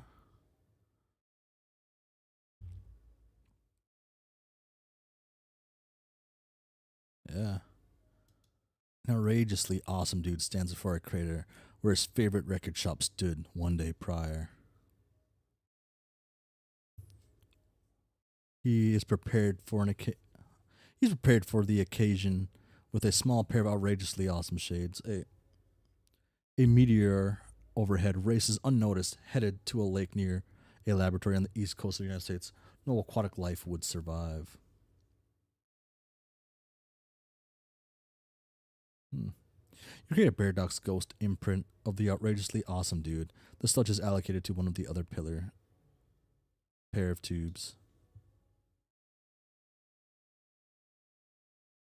You switch again to a view of your neighborhood on April 13th, 1996. It is the day of your birthday. There is more real estate you do not recognize near an instantly devastated baked good facility. It is a shopping mall you have never seen before. Zoom in. Oh. Okay.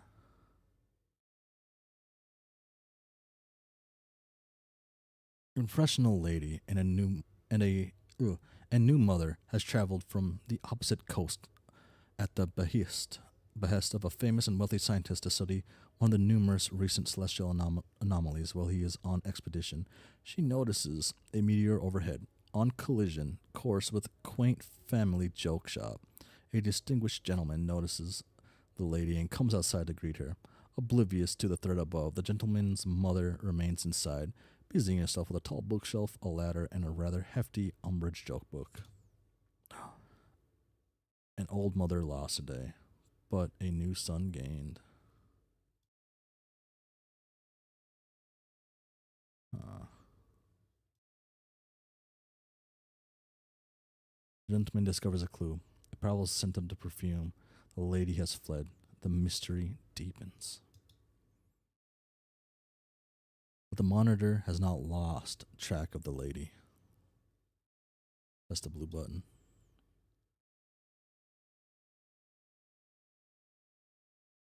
You get a paradox ghost imprint of the professional lady. The sludge fills the final tube. Once all the tubes are filled, an automated sequence begins to execute. 4 young paradox clones are created.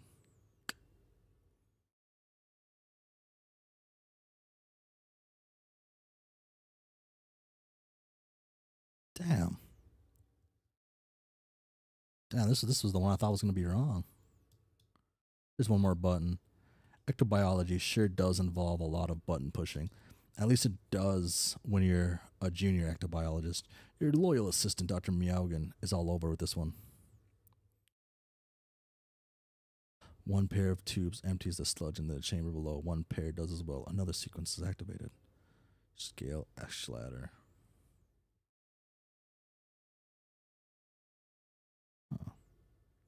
You sum up your Ash ladder to claim the coveted, difficult to pronounce ring.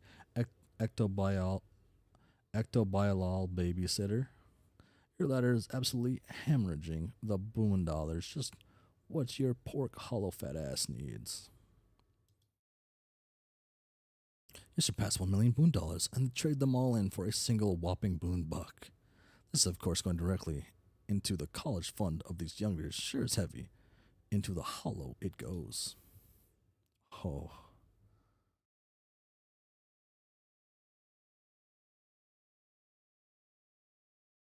Oh. Navigating the veil nearby.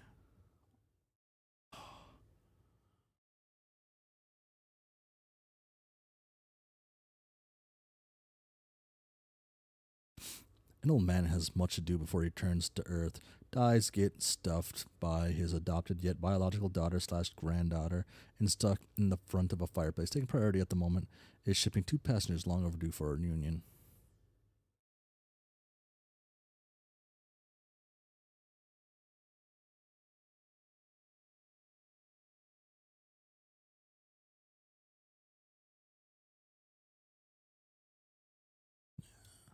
Truly.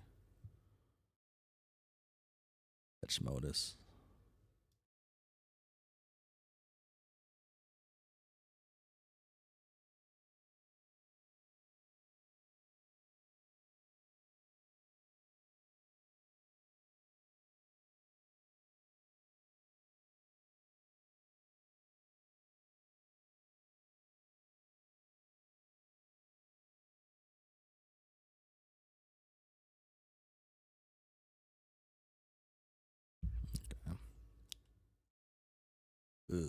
See, this is a case in point. What point? The point I was just making about the ultimate riddle. You blithering, feculent shithole. Okay, your cue is to laugh at me some more, I guess, because you seem to get really off to whenever I flame you. Humans are deranged. Oh man, I was getting closer to the conversations where you're trolling me harder. This is pretty exciting. I can't wait to see what you've got up your sleeve. You see what I mean? Fuck you about that. Anyway, weren't you making a point about the ultimate riddle, dude? Yes, I was, and now I'm losing my train of thought, dipshit. No, we never talked about it yet. Oh hell, that's right. Damn it. I guess it's going to be confusing. Oh, you're just starting to figure that out now? See, I kind of pained myself into a corner. I started trolling you at the end, just before the rift. It jumped back a little, and now I guess I've become railroaded into working backwards here. Unless I want to do the sort of dumb schizophrenic hopping around like the others. Oh my god, I know. You've already told me like 1,000,000,000 times. Have I? Wow, I can't wait for all these amazing conversations to take place. It's going to be like the human vacation with the giant red chimney asshole up in here. You know, the one where a bunch of moany noon suckers sing at a little pine tree, I think. Man, I've got to say I'm a little disappointed by this masterful trolling you were bragging about. I was bragging? Why would I bother with that sort of pedantic human horse shit? Maybe you should consider that I was bragging to get your hopes up in the future, only to let you down and thus troll you masterfully in that respects. See? Okay. Maybe, but that would be pretty weak, too. your brittle human calcium-based skull is what is weak, and if you and I were in proximity of a blunt instrument, I wouldn't have much trouble proving it. W.E. Whatever. So, what was the case in point you were making anyway? I was scrolling back and I noticed you were in the Veil. Whoa, am I? I am? Yeah, dum-dum. You're tumbling around on a big goddamn meteor and just created younger versions of yourself and your guardians, probably by mucking around with that thing like a doofus. Wait, these are baby versions of us? Ha ha ha ha. So clueless. What did you think you were doing there anyways? Well, I saw footage of Banana and some other people who I am pretty sure were like Jane's grandpa and Rose's mom and stuff from a long time ago. And then there was all these little guys scurrying around, so they're like cloned copies of us? No, they're literally you and your guardians. Paradox clones. Huh? What do you mean they're literally us? Do they go back in time? Yeah, obviously. Great guess, brain hero. But technically, they aren't even sent back in time because, with respect to the medium, your universe's timeline is meaningless. Seriously, would it give a crap about Earth's past or future or whatever? From its perspective, it's just a bunch of points to choose from. Just like your chronology, from our perspective. But I guess that's a bunch of semantics with respect to your personal chronology. Yeah, they go back in time. A paradox clone is, by definition, a correctly cloned duplicate that will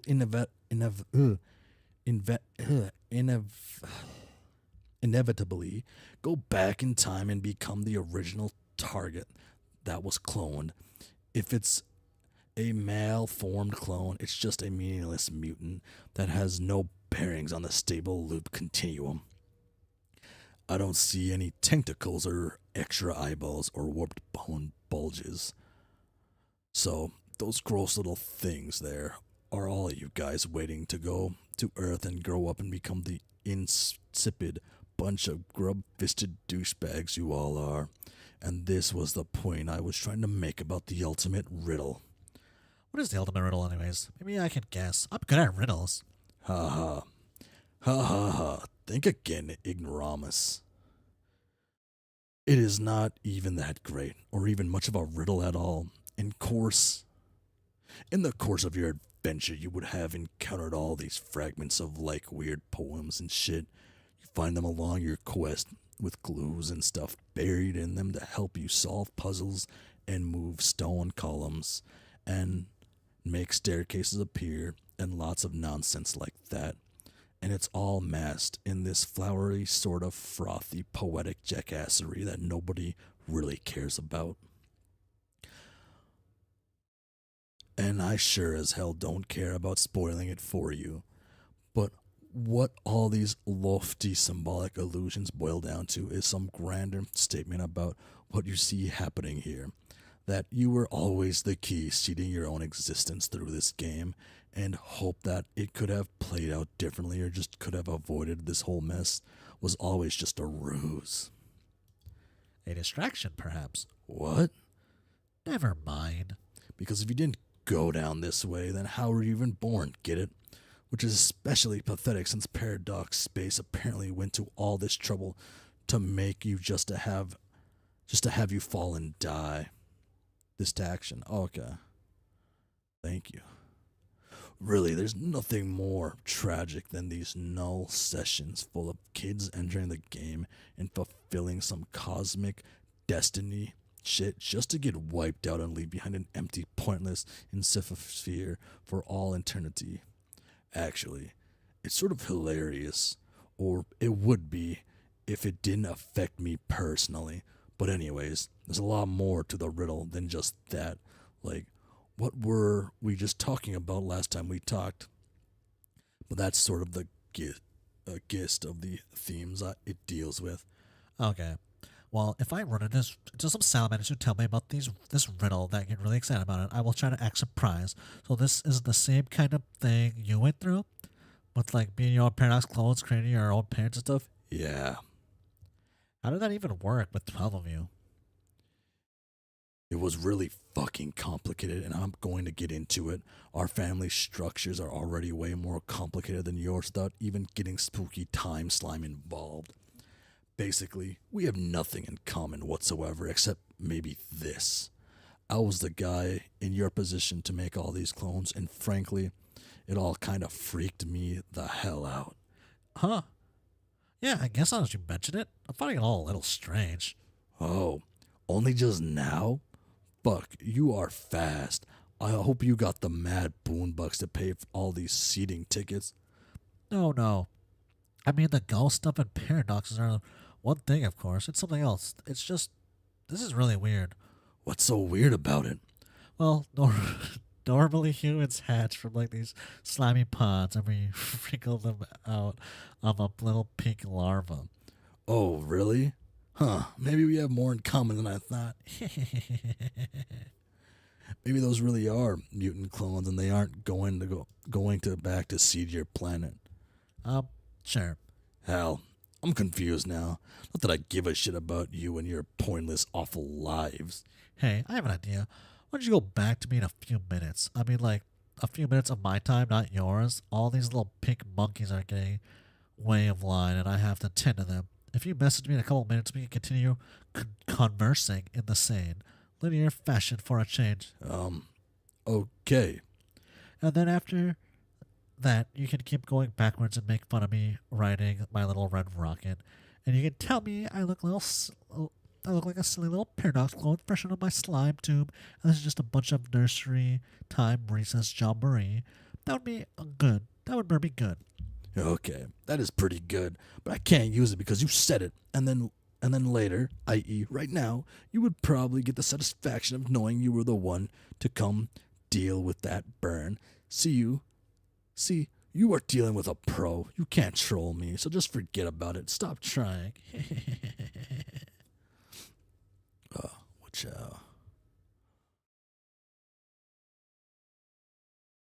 scrambling all over the place. They appear to be preoccupied by the same objects littered around the lab. At least it's keeping them busy.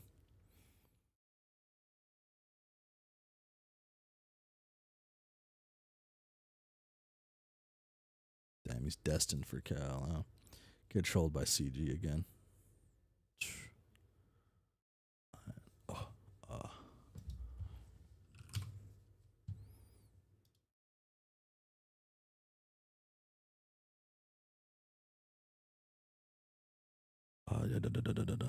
Oh, someone's playing Conker's Bad Fur Day?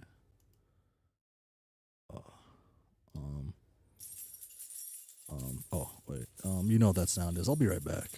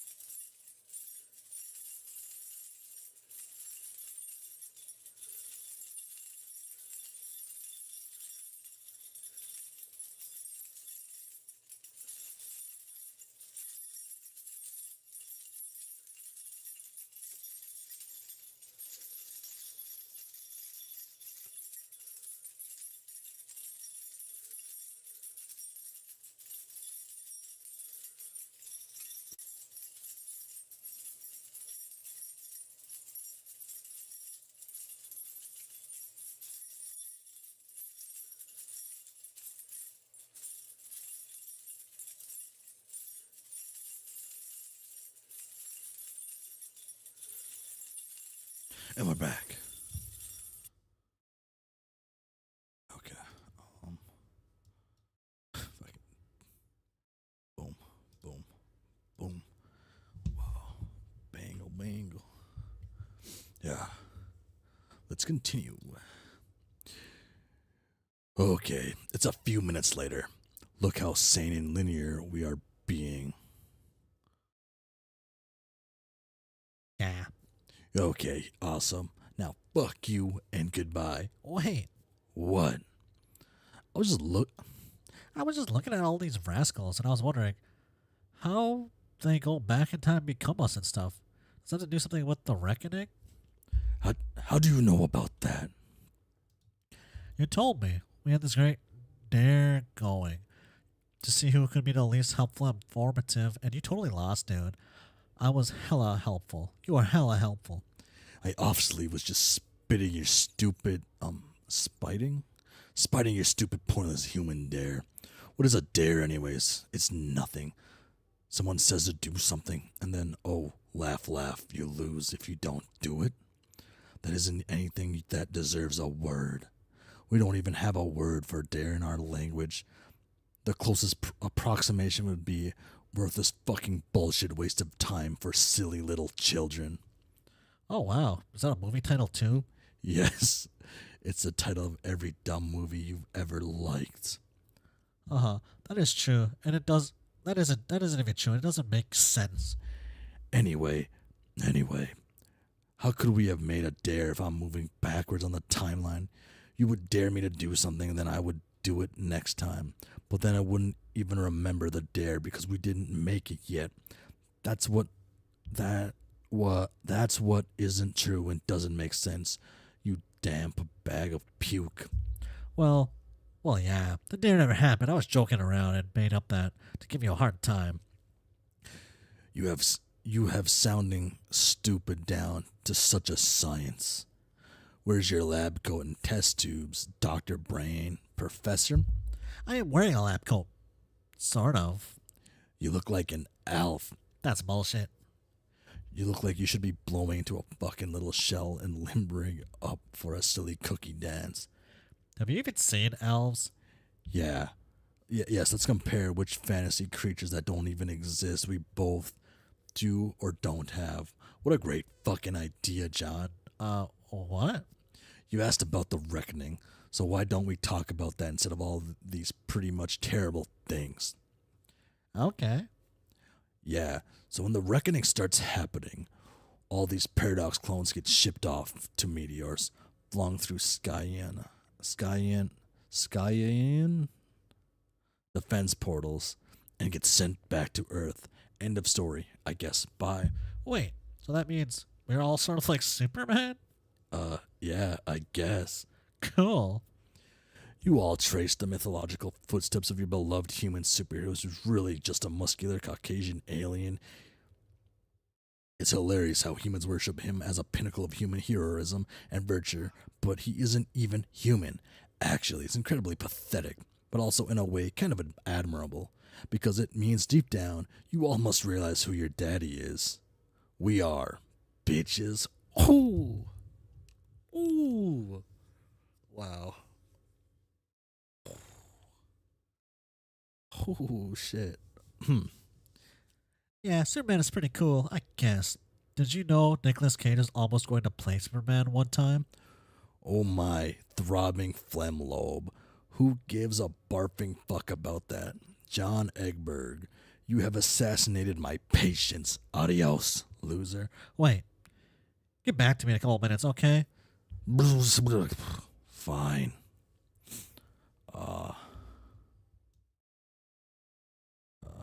I knew this one, but Nicolas Cage would have been a terrible Superman.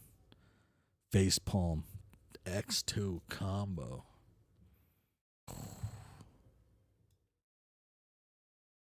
Oh shit, he's zoomed. Oh, okay. You are ripping off so many hellacious shreds. This fierce, shitty biz nasty is getting so deliriously rude brazzing it. Okay, you just lost the handle on that sentence. Oh my god, is that what you think it is? This thing is completely illegal. How could this atrocity be floating out here unnoticed all this time? You're going to throw who's ever responsible into the slammer.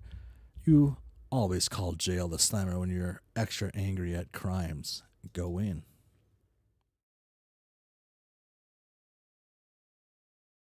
There's a large elevator platform ahead. Below, there is a dark, cavernous room. Near the platform is a time capsule. It has deployed a seed that waits for something to be deposited for the clock to be set. It's all harmless enough, still no sign of any perpetrators. Deeper into the darkness of the room, there is some complicated lab equipment. Again, nothing particularly useful, unusual for this jurisdiction. Examine equipment. Oh. There's a large monitor displayed on as a small human girl in a fancy house. The date is April 21st, 1910. 8 days prior, the orphan girl was taken in by an aristocratic southern colonel and legendary humorist. He recovered the young lady from a crater where a bakery once stood, operated by the man's wife, a notable baked goods baroness. There's an explosion in the colonel's backyard. Land sakes alive, we are cooking with petrol now. The colonel and his new granddaughter investigate. The impact site is where a dog house stood moments ago. It was a magnificent abode of the man's beloved pet, Haley. He takes a belt from the old julep flask, sooner perish himself than lose that dear animal. People would think reports of the man's death were greatly exaggerated, but they weren't. This is exactly why babies should not be allowed to dual wielding flintlock pistols. Holy shit.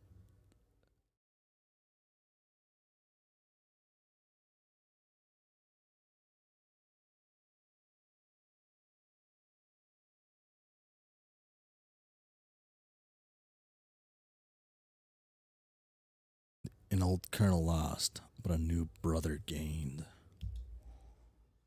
Ah, there's Haley, the youngster's adored new guardian. Good dog, best friend. A young boy has difficulty pronouncing the name, though. Sounds more like Harley when he says it. Fast forward. 13 years later, the boy develops a taste for adventure. He and his guardian bid farewell. His sister is sad. She will be left all alone with the wicked pastry baroness. She can handle it. He tells her. He believes in her. This all seems pointless to you and immaterial to the crime that has been committed, though you do find it odd that the purifier target has been fixed over especially stupid-looking animals. You hear the other platform. Someone is coming. Oh, he makes sure it happens, huh? It's a high-ranking agent from your kingdom. Could he be the man behind this crime? Could his intent be mutinous? You know the agent to be far too dangerous to take into custody. You hide behind some equipment and observe. He appears to be holding some notebooks. Also, it appears to be a pair of juice-stained envelopes. One of the books is useful to him. The envelopes are useless, and he couldn't make it through more than a paragraph of the other book. Some weird thing about wizards. He discards them. The spare notebook lands on the floor, and the envelope lands in the seed. The time capsule stores the seed, and on account of some default settings, it is programmed to bloom several hundred million years from now. The capsule then readies a new seed. The agent approaches another device near the large monitor, controlled by CG in the sane and linear manner.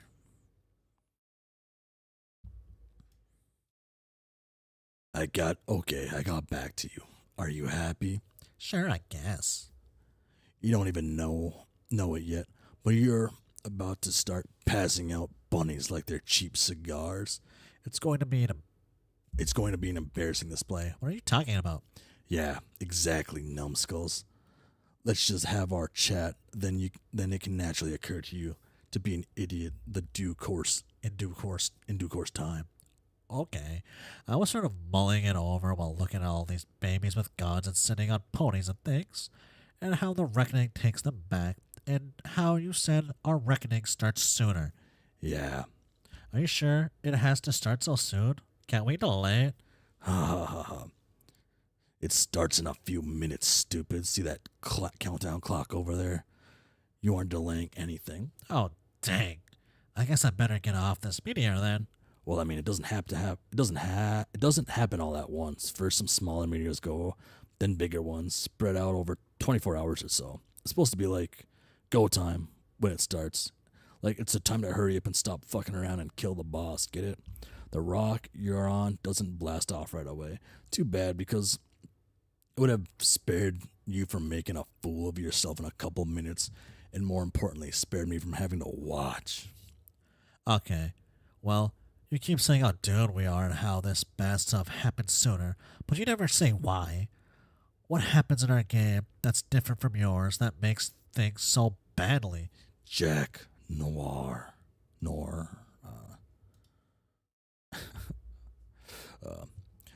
Who is Jack Noir? An agent of Durst who flipped out and rose to power. He killed your Black Queen and King, and now he's in charge. So you didn't even have him in your game? No, we did, but he was harmless. Actually, he was an ally of sorts. He settled a grudge against the Queen by helping us dethrone and exile her, and then he wound up exiled himself and sort of kept helping us through a command terminal on our old planet. He's kind of a huge asshole, though. But because he took the Queen out of the picture when we got the sky, we only had one monarch to deal with instead of two. Of course, it was a nasty giant 12X prototype Black King that took forever to kill, just barely in time before the biggest meteor came, but still. I see. So after he got exiled, all that, he came here into our game and caused all this trouble? No, God, Edberg, you're thicker than that hideous joke book you rattle around. Try to think more abstractly. Think about video games. What's an Earth game you liked to play? Name one. Crash Bandicoot? Okay, I don't know what exactly that is, but I have a feeling it's a really lame example. But that's fine. It's not the point. So let me say you play your Bandicoot game. You're a Bandicoot, and I play my Bandicoot. They're essentially the same Bandicoot, same appearance and design and behaviors, but they are still completely separate Bandicoots on separate screens. So we both have our own ass Bandicoots to ourselves, the same difference. Our Jack are the same, but different too. Same guy, different circumstances and outcomes. Our Jack trumped the Queen, but got no further.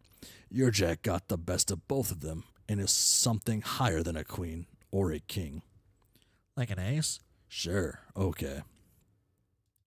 Okay, I think I get it, but how did he do that? What was different about what we did versus what you did? Frankly, I have no idea what the original thing that tipped the scales was. It is under investigation, but it doesn't really matter. The worst is yet to come for you. Oh no. What is the worst thing? I already told you. Damn it. Oh hey, sorry, hold on, this little lady's bugging me about something. Yeah. You might as well get it over with and give her the lousy rabbit already. Oh man, I just had the best idea. This is the perfect. They blonde mother and daughter together. This is totally perfect. Perfect for what? Flexing your formidable mental handicap like a fucking heavyweight for the next several minutes? Oh wait, let me check. The answer is yes. It's like a scene in Con Air. I will give her the bunny like I am Nick Cage fresh out of the slammer. Fuck. I wish I had a filthy wife beater on. Oh well. Just, reunite with your loving wife and daughter.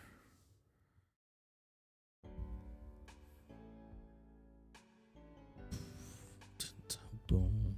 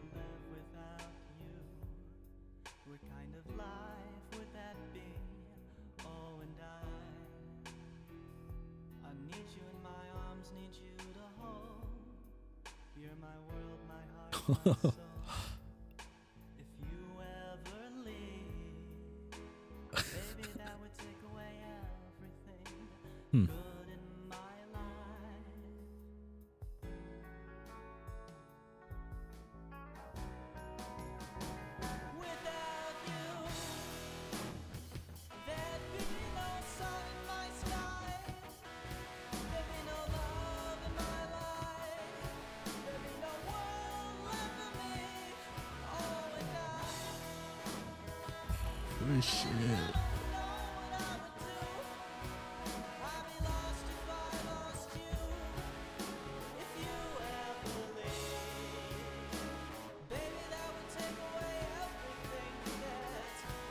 This is stupid. Yeah, right.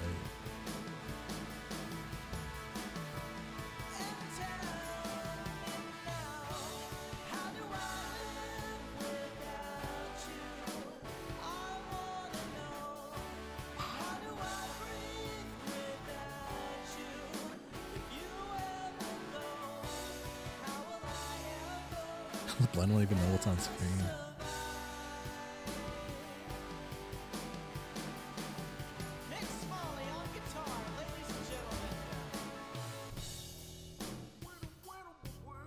Oh shit.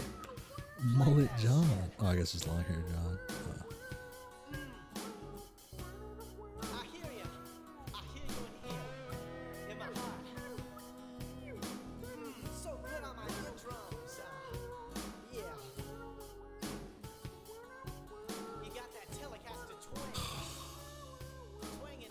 Fuck, I love how stupid John is.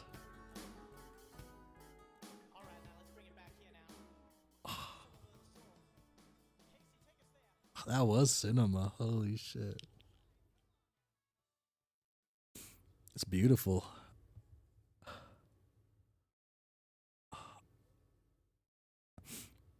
That was beautiful. End of Act 4.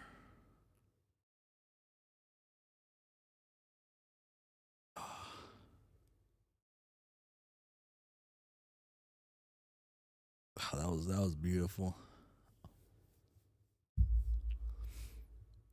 Oh.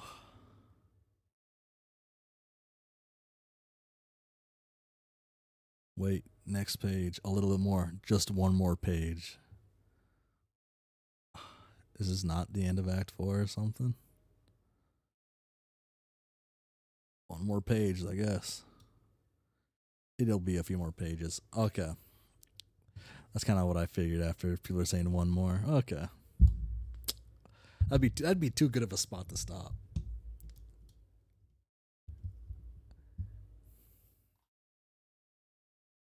Get trolled by CG. Dave, what's it smell like? What? You're a meshy. What? You're bland. Fuck off. Dave, give it a little taste for me. Tell me what human blood tastes like. I've been so curious. You're the annoying blind one, aren't you? Yeah, Dave told me about you. God, too many Daves. It's like this big asshole and cool guy party, but someone forgot to invite all the cool guys. Man, I'm telling you, you burns like I'm telling you, burns like that are unreal. Where to even get a burn that sick? I bet you can't wait to be a useless piece of shit all day and fall down all these burns. No, you messed that up. Dave, is this you? Did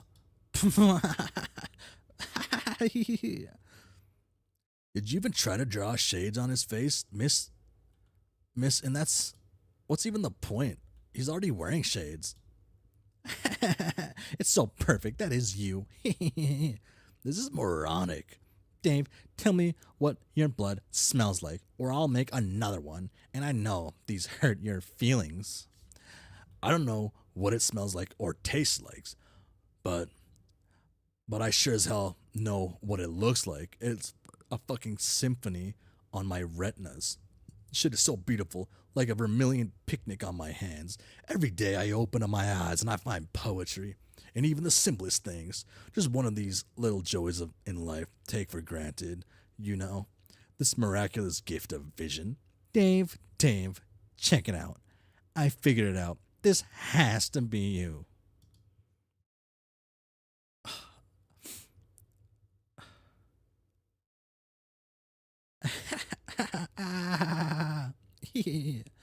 I could give myself a hernia to be as big as a douche as that guy. I could try, but it would wind up like a motorcycle stunt gone horribly wrong. My broken body would flop and tumble around like a rag doll. Oh my God, I can't breathe. And yet, as much as that guy is the tooliest dude I could ever hope to meet, and I would still get all along famously, because we both see. Just him and me having a sea party, like a couple of eagle-eyed bros peeping shit up into the wee hours. Dave, can I come to your sea party? I guess we'll just have to be careful not to stumble around bumping all the gorgeous masterpieces hanging around everywhere. God, so beautiful to look at my perfect eyesight. Can I link the paintings? Yeah, that's fine. Get trolled by AT.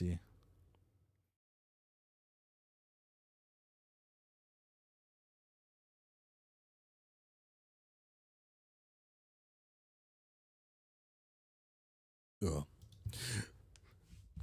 Jade. Hi. Is your robot nearby?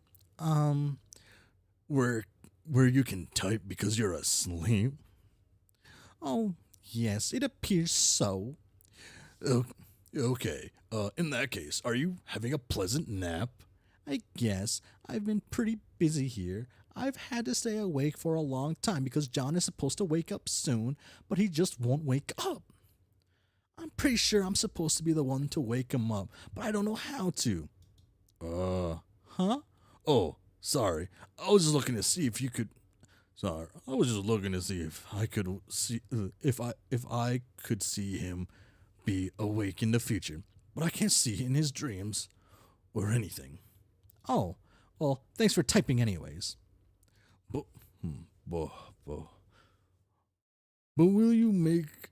But will you wake up soon? It looks like so. Maybe this means you have success. I hope so. What am I doing when I wake up?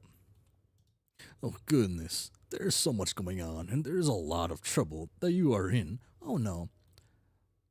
But that won't come. But what it comes down to is, which you don't have much time anyways. This is your last day before you make the rift, and then I can't see what happens after that anymore, which is okay with me, because to be honest, seeing your whole big confusing future and past is kind of overwhelming. Yes, I know what you mean. It's so complicated, and I don't even know what I should be accomplishing, I think. Using these gadgets and things and my timeline advantages to play pranks on you? That sounds like it would be fun, but you guys never even played pranks on me. You're always just kinda mean. Sorry. I think the idiotic thing about trolling is, if you use it to troll people, I think you're just likely to get trolled yourself, maybe even more badly. Which I think is what is going on here, just between you and me. Well, I haven't trolled you guys, or not yet. No, but you sort of are. My friend is going crazy. He wants to talk to you. He left you a message a long time ago on your timeline to talk to him when your robot blew up. Oh yeah, I totally forgot about that. Does it really blow up, or was that another trick? I don't know. I can't see it blow up in your future. Not on screen. I mean, there are lots of explosions all the time anyway. Too many explosions. Could you ask me in the future? Okay. Okay, I will. Okay, you said yes, it did blow up, and you talked to him, and then you said he was actually a pretty nice guy, which I thought was weird. Is he a nice guy? Not really. Maybe he's just been through some tough times. Maybe we should give him the benefit of the doubt. For whatever it's worth, I think you're a pretty nice guy too. Okay, thank you. Also, you seem to be the only one who ever thinks to talk to me while I'm sleeping. Why is that? Oh, I guess that it makes sense because you have a robot to let you say things that happen on ProSpit. And I'm curious because the only time I've ever had fun playing this game was when I was asleep. But now all of our dream selves are dead. Oh no, dream cells can die? Yeah, I never knew that, or even thought about it. I guess it makes sense though. Yeah, so enjoy your nap while it lasts. Bye.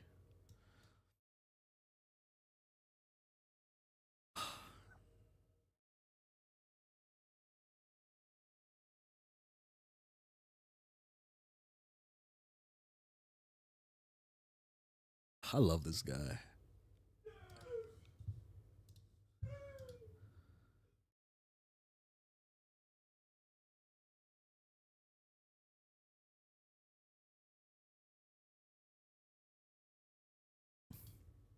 Okay, I'll continue. Sorry, I'm just appreciating. Holy shit. Ah.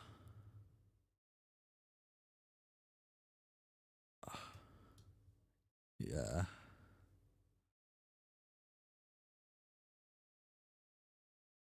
Which one was this one again? Um. Hello again.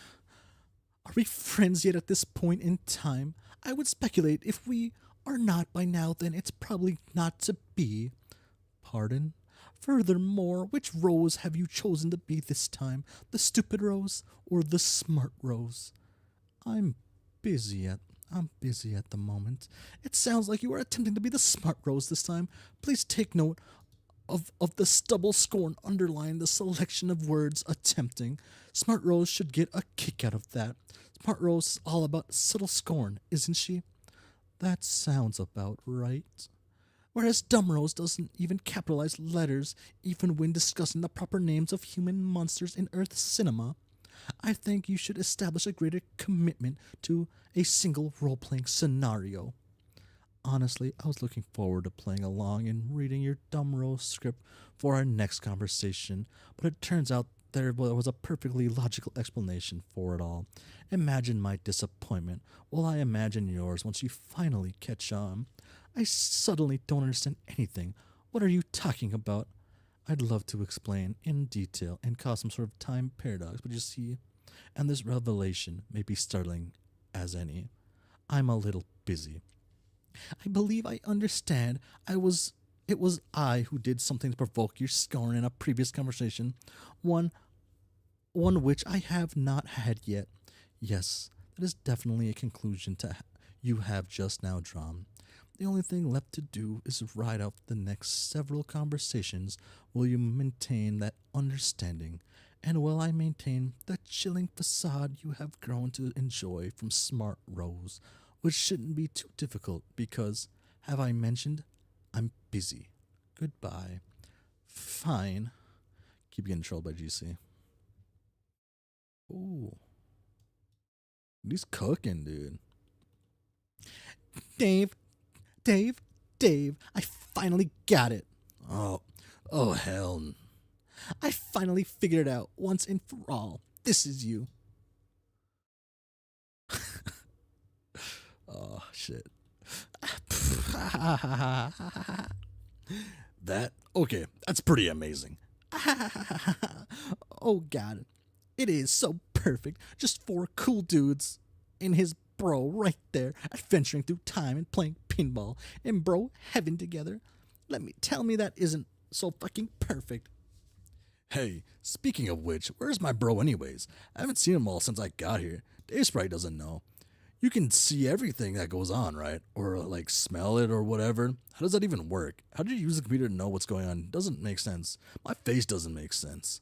Dave, your face doesn't make sense. Doesn't make sense. Damn it. Ha ha ha ha. But actually, your face does make sense to my nose and my tongue. Ew. I'm sorry, Dave, that you will never experience the sensory bouquet that I enjoy every day. That insonic, that enscones, enscones myself in like a warm and comfy bathrobe made of flavor and melody. I assume the animated show is like gonna do its like own little like thing, right? It's not gonna fully copy, right? Because it can't, right? And then I don't know. Maybe the stuff they showed of like showing the guys or whatever is like from like an intro or something. Yeah. Yeah. I don't know. Yeah, I don't know. I assume like the little thing they showed for the pilot, like part of it was probably like an intro they had made. Oh. I assume it's an intro, right? Because otherwise you're gonna be going through a lot in like a pilot, and the pilot I feel like shouldn't cover as much as they shown, I guess. But I don't know.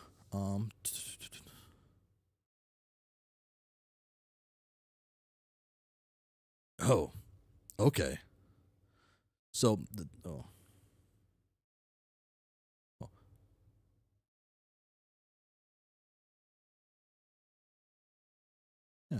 But has 11 minutes. It does cover all of Act 1, but has things in Act 3. Act 3 things. Yeah, so that's what I was like thinking. Like, it showed some stuff in Act 3, but I was thinking maybe it's part of an intro, or they're just like making better use of maybe like the timeline. Maybe I guess maybe certain things just don't flow as well in like video format.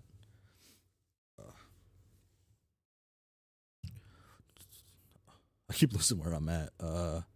It's going.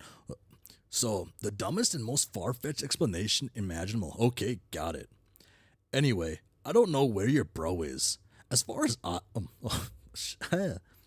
anyway, I don't know where your bro is. As far as I can tell, you never see him again between you and the rift. Too bad he won't be around to bail you out again like he did when you entered.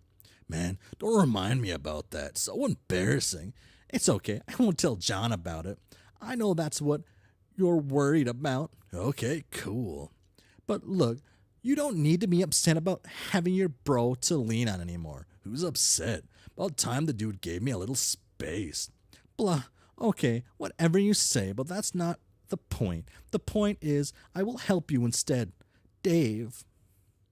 Is that cool? I guess. I know everything that's going to happen to you, so I can tell you before it happens, so you can be ready and not have to go back in time and get killed all the time and stand on a toilet looking at your own blood for 10 minutes. All right, so what's next? First, you go through the gate, and when you go through, you will go to another place in your wild cherry lava land, and you will quickly meet some friendly crocodiles. They will try to eat you, but that's just their way of being friendly. You shouldn't be scared. Why would I be scared? Dave, please. You are crying like a little boy. It's happening right here in front of my nose.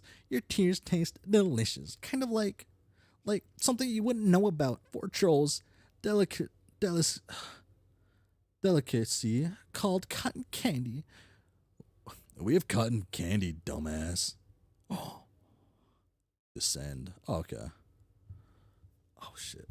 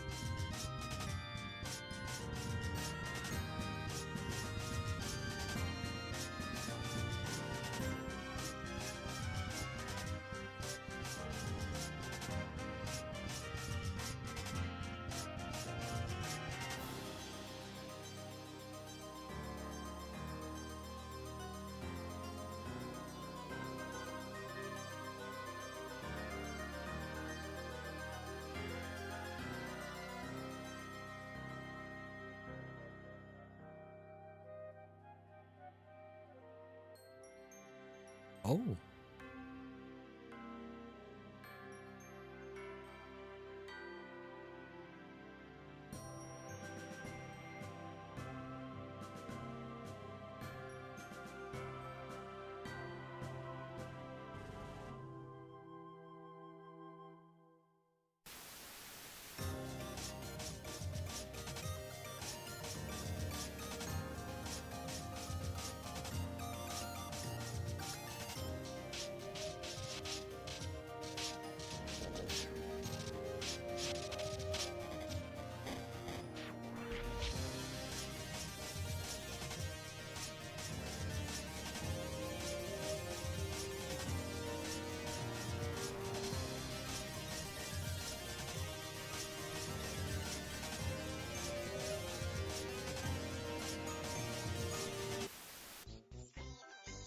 Squiddles.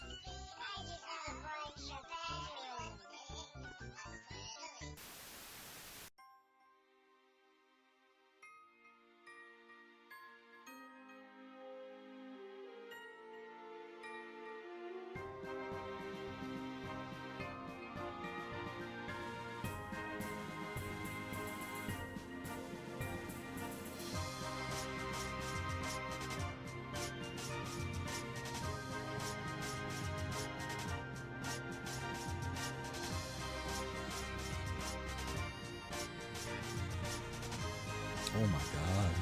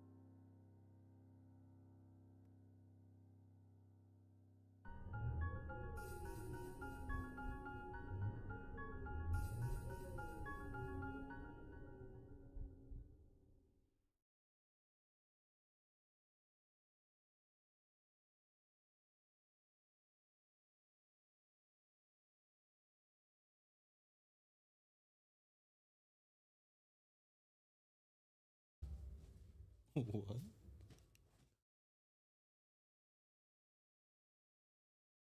Wow.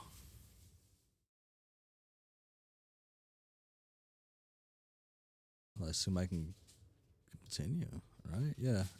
End of Act 4. Yeah, I got the, yeah.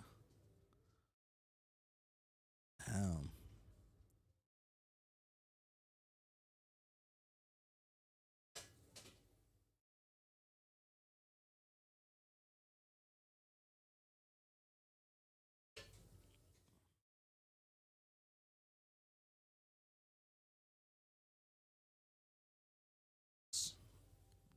Okay.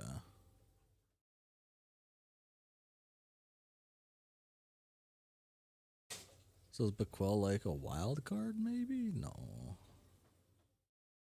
All predestined stuff, I guess, but.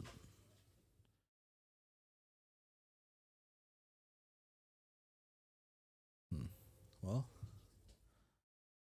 it's 11. It's a little before 11 my time.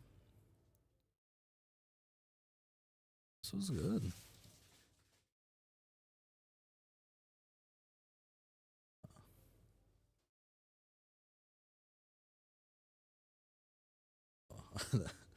It's a long while off, I guess, for you.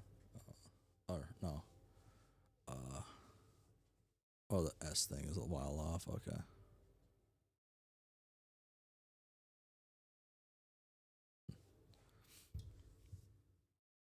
Okay, so we actually finished Act 4.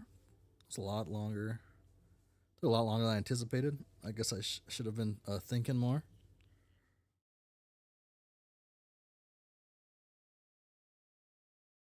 I was like, I hope Dream Jade just didn't die there. Kind of looked like it did, right? And I guess it would make sense narratively if she died. Like Dream Jade died. You wouldn't keep her alive after that, right? Because it wouldn't make sense like in the story. I guess it could, but it just wouldn't be that well. I'll try to do a video. I was trying to do one earlier, before I did this. But a game came out and I was like, shit, I gotta play this. It's a game I've been waiting for like 10 years. I've been waiting for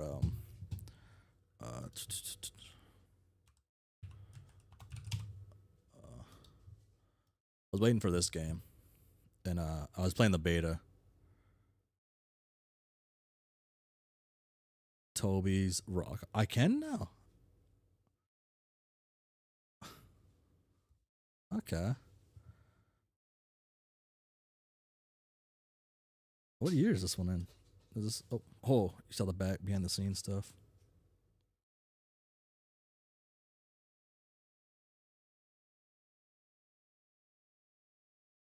Oh no! I actually haven't even played no, I played Hollow Knight once.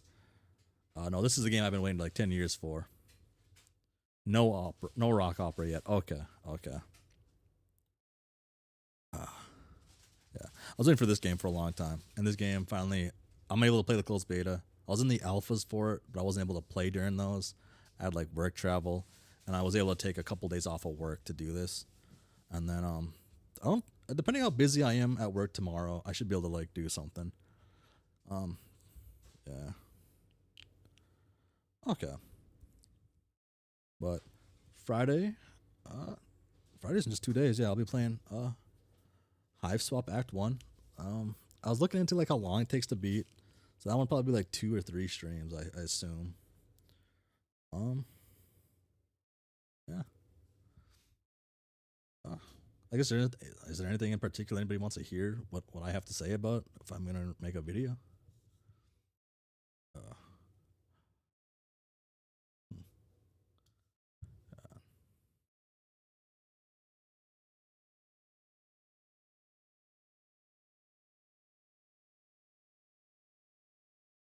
Oh, this game is so cool. A tier list is a must. Okay.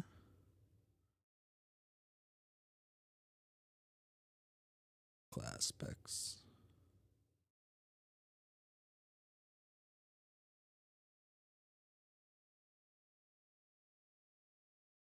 Okay, okay.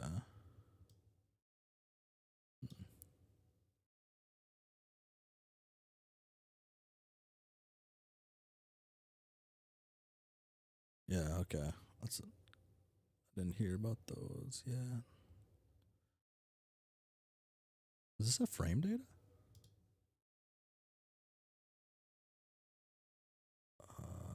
Oh, it does have frame data. Oh, in a really ugly way, though.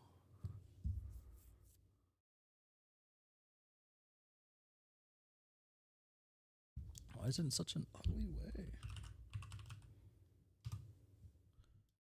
So I did go to like Hive Swap website. When you click on, so is this stuff like? Is this something I should wait to do, or is this good to do right before I play Hive Swap? This little thing. I'm not sure. But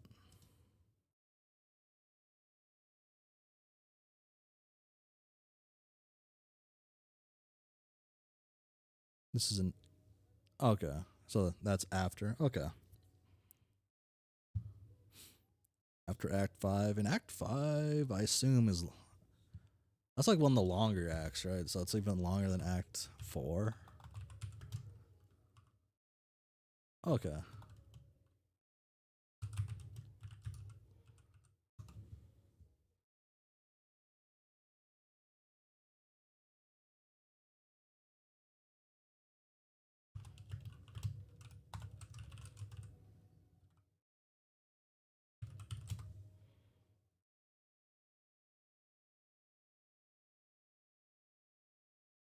Act 4 was 631 pages. Act 5 is 2,119 pages.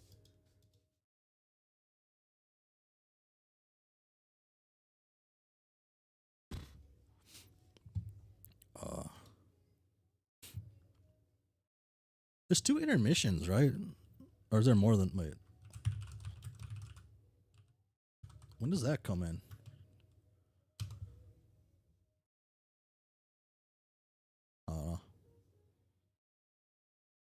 Okay, what's about Troll Society? They spoiler free? Okay. So that's something I should do after Act 5, or does that be something to do like after like Hive Swap?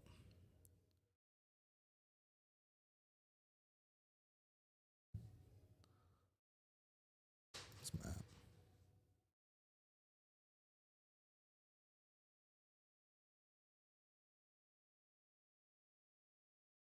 After Hive Swap is good. Maybe wait till halfway through Act 5 for example. But it talks a lot about aspects. A lot. Okay. Probably after Hive Swap Act 1. The Zodiac, that is.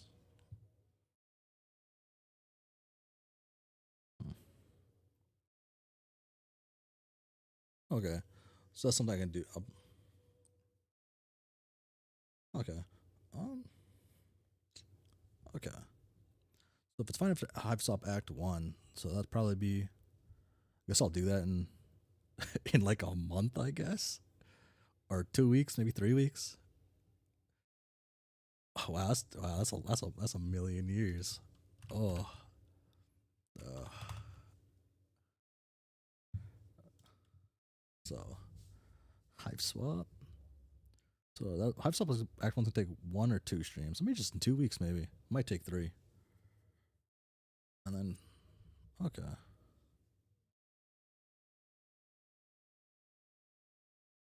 Homestuck pilot will be out by. Oh, when's the pilot come out again? September. Was it 26th? No, that sounded wrong.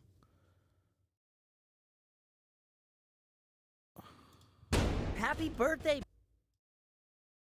I think it arrived, but my dad probably has it. I've been trying to avoid him, as you can well imagine. John, you're not wearing one of your silly disguises, are you? It would be a shame to make a fool of yourself in front of a gentleman such as your father. Oh, it's just sometime September. Okay. What's that? We're gonna watch the pilot on stream. That could be fun. Oh.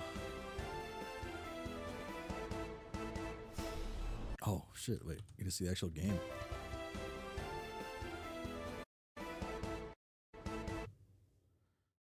Okay. What'd the back say? Oh, it just says. Oh shit. Oh, okay. Okay. Oh wait. I don't want to look too deep in the pilot.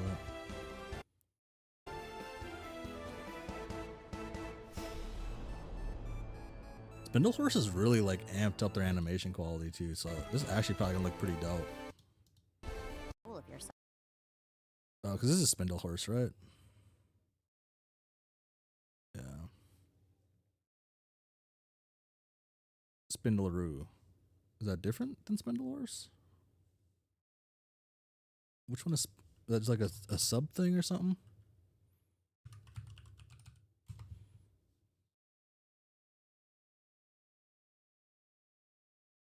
It's an Australian animation studio. Okay.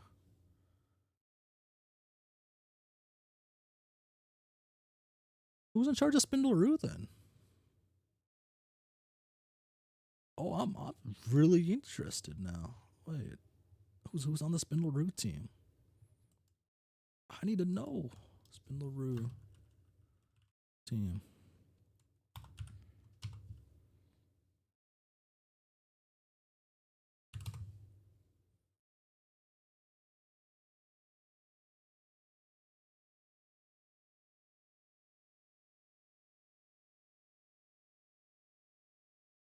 Oh, can I?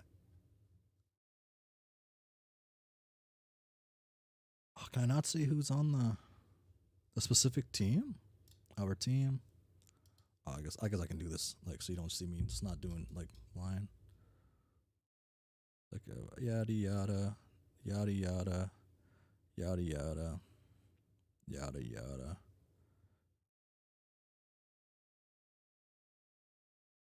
Yada yada, yada yada.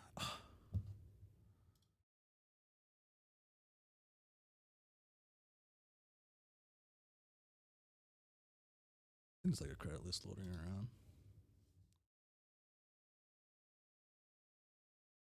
Yeah. I guess I don't know how well Spindleroo will be then. I assume it'd still be pretty solid. I know Spindle Horse is like really amped up. Like I rewatched because they had like a new Prime Video thing for Hell of a Boss, like a new episode 1. I have not played Undertale Deltarune. Or a Deltarune, yeah. I've played Undertale for an hour and I got nowhere. I just killed everything for that hour and that took a while. So I didn't get anywhere in the game. I'm not a big I'm not a big like.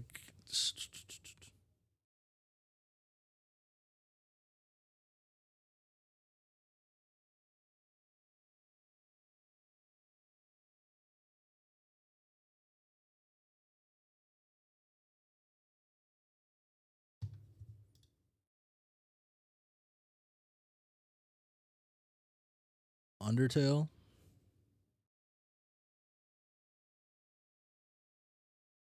Is 10 years old?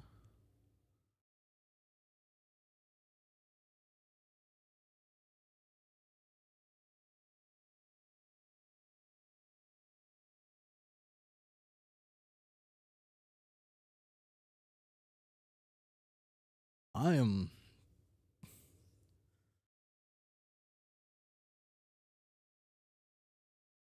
Oh.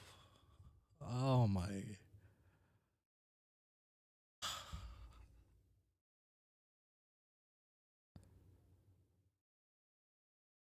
Wow. It feels like it wasn't even that long ago, man, when I was. That game really came out that long. What the?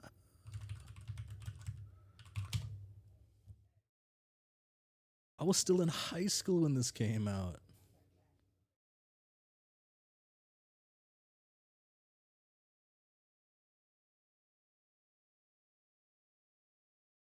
Uh,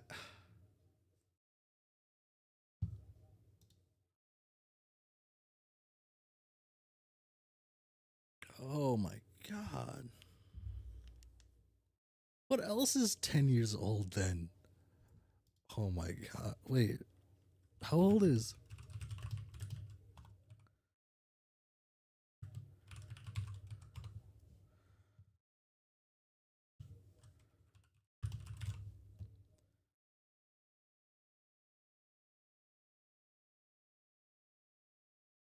5 Nights at Freddy's is over 10 years old now?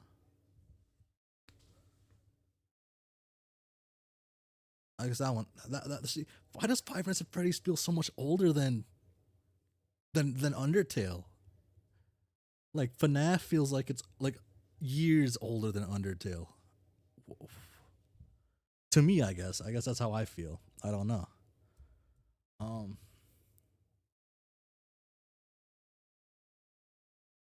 I'm I'm getting old. Wow, I was still watching the hit show My Little Pony at this time. Oh my god. Uh I never finished this show. I don't think I ever will.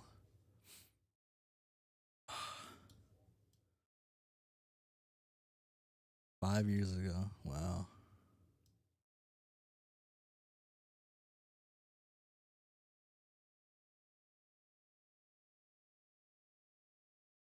I'm I'm seriously feeling old. Oh.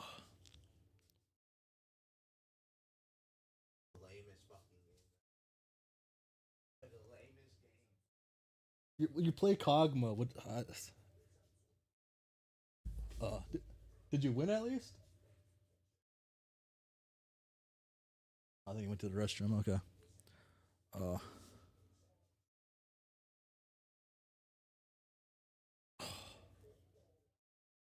Man.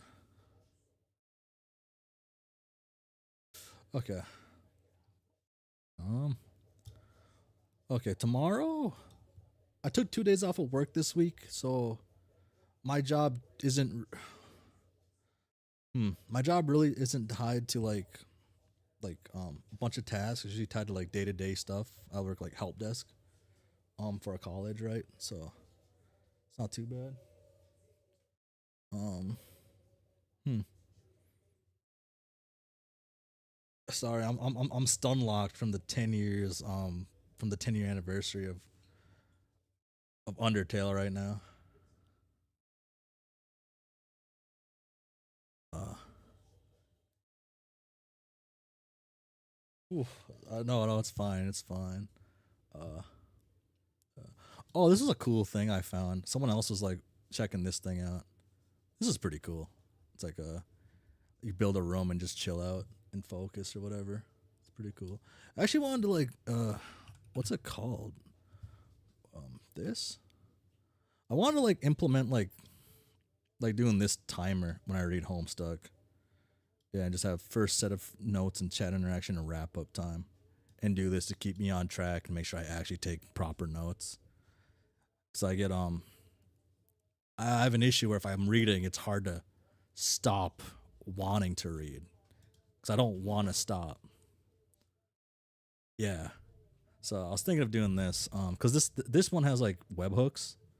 And I was gonna do some stuff so it could interact with like the so it could interact with like OBS and stuff. I guess with StreamerBot, I was gonna do like some fun little things. I still gotta do the man, I gotta just focus on one chat thing I want to do. I think the Strife thing will be the hardest thing to do. Maybe I'll wait a little bit until I see cooler stuff with Strife. I don't know. I want to do some chat command stuff. I want to make like a pester log kind of thing of sort. I do too, man. I do too. Oh.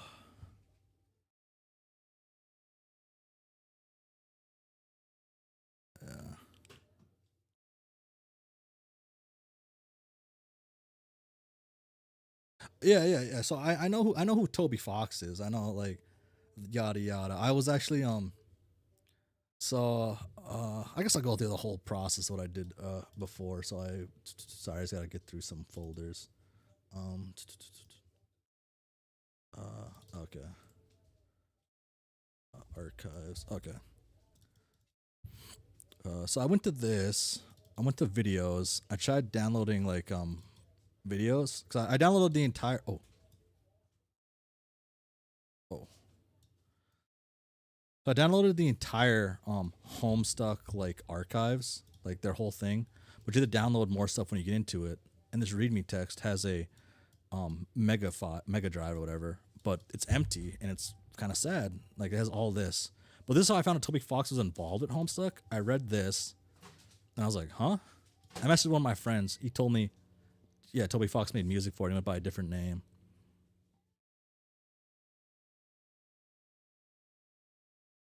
Yeah.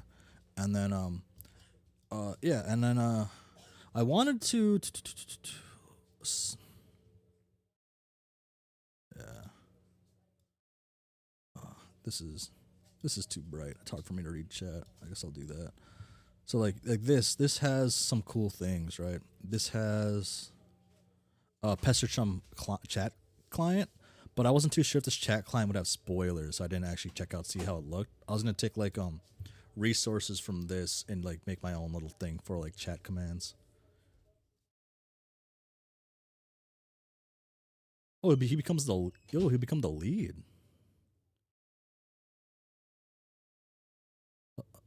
Toby Fox lived in Hussie's basement for a while. Like literally, like he literally did, or is that like figuratively? Oh, literally. Okay, shit. Damn. Okay. Yeah. Okay, I was expecting. Oh, shit. Oh. Damn.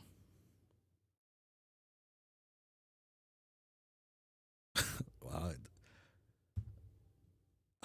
Everybody knows this, I guess, except for me.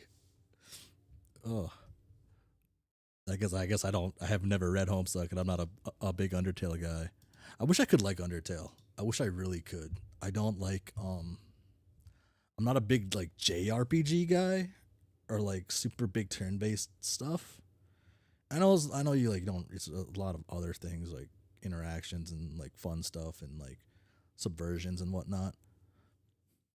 But the game reminds me of games I've been bored of when I was younger and to this day, and I just can't get by like the nostalgic feel of boredom. I don't know if that makes sense. It's like you do something in the past and you've played these things that look like this, but they've always bored you for the most part, and when you do something in the future, it affects that, I guess.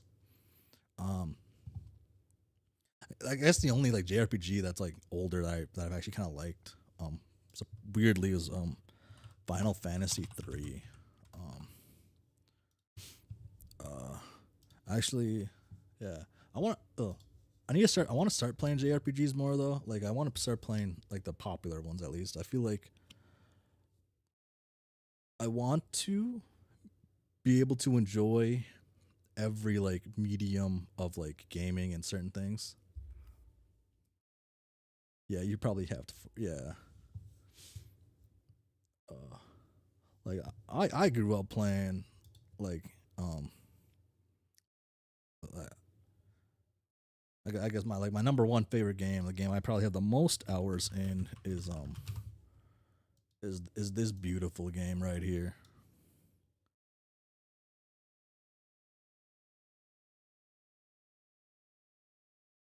You grew up playing Pokemon? Yeah.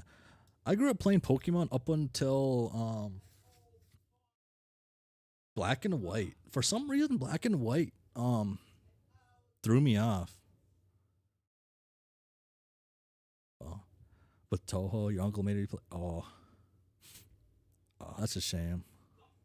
I like shooters a lot. I actually like bullet hells too. So I actually like Toho. Um, yeah, I like shooters. I grew up on these, right? I like League of Legends too. I kind of try to play Mahjong. My next stream is scheduled. It'll be Friday. I think it's at the start time at 7:30 my time, which is an hour later than I normally stream. On I guess hour later than the Wednesday stream.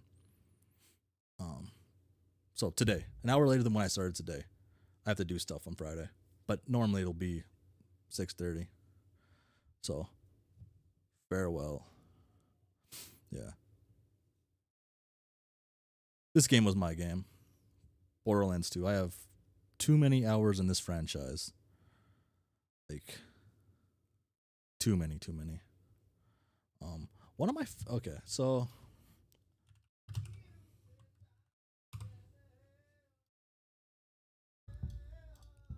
I wish this game is only on Xbox, right? Or is it on PC now? Yeah, this game's only on 360. I wish this was on PC.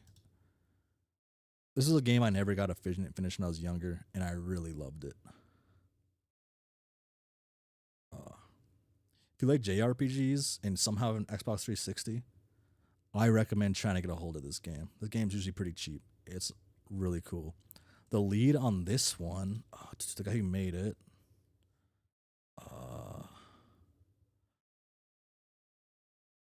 Fuck. Okay, it's getting really late. Actually, I do a lot of Guitar Hero lately. Oh fuck. I'm really bad at rhythm games, but for a while I was playing Clone Hero. But I like the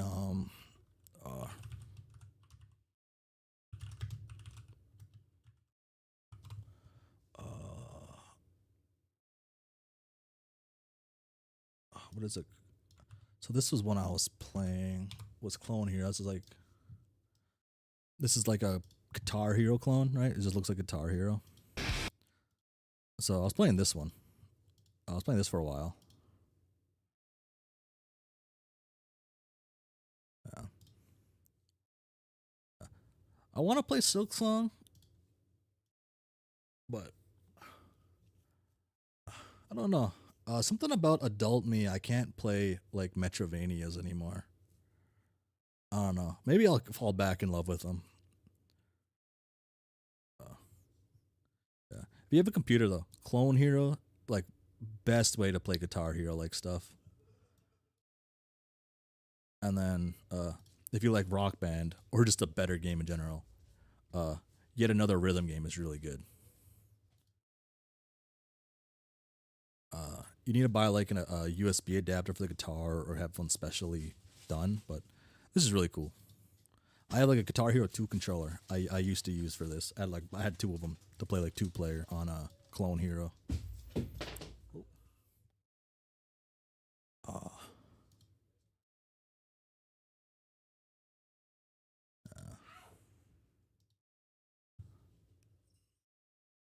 mystery dungeon.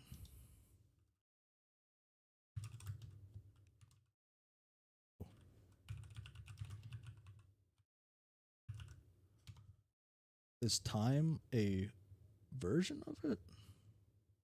Explorers of Time? I guess.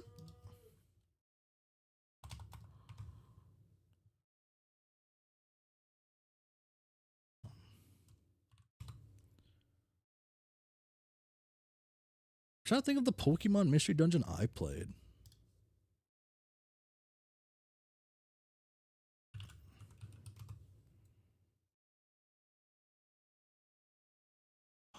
Man, there's this Mystery Dungeon game I remember playing when I was young. Maybe it was this, maybe it was this one. Might have been Blue Team Rescue.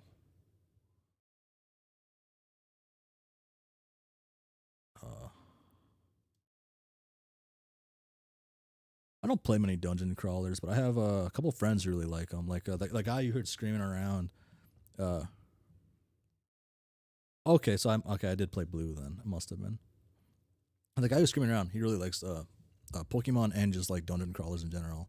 He plays that one that's really popular online. If you had a good PC, you'd play so many more. Yeah. A lot of rhythm games are surprisingly like take quite a bit to run.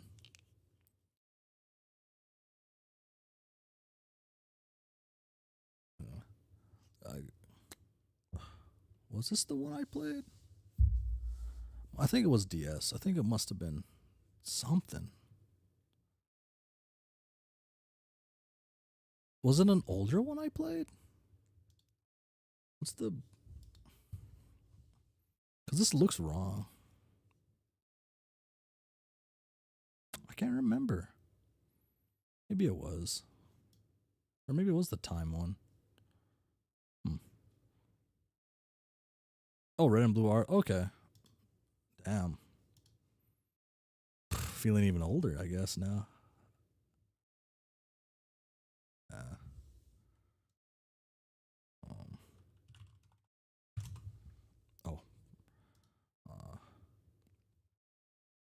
And then for the normal Pokemon games, this was the this is the last one I like actually like beat was Pearl. Damn. Yeah, because after Pearl comes Black and White, right? Pokemon Gens. This is okay, because Gen 4. Yeah.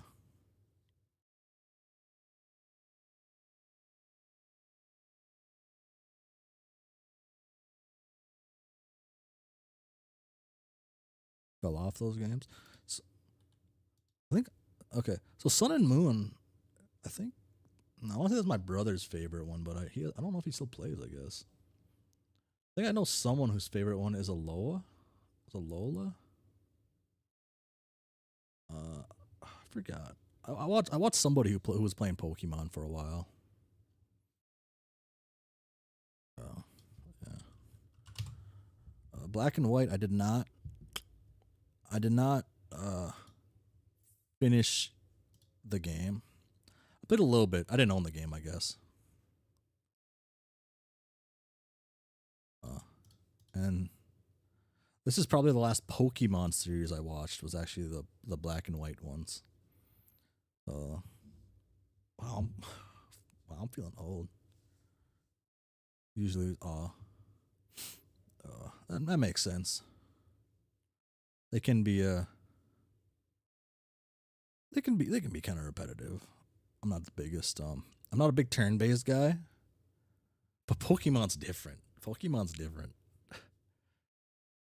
just a different beast. Oh, man. Well, let's go for a few more minutes. We're almost at that mark, huh?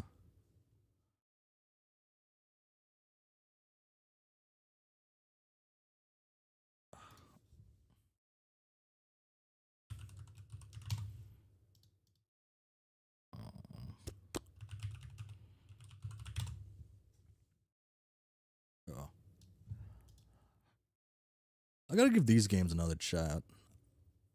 I've never beat Chrono Trigger. I played it a little bit, but I don't know. I gotta beat it. I gotta give it more effort. I only played it for a few minutes. Earthbound. I don't think I've ever tried Earthbound. But this is the one that was like Toby Fox's like favorite game or whatever, right? Or something like that.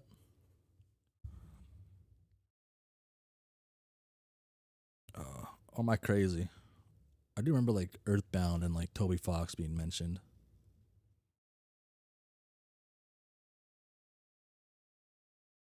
Oh.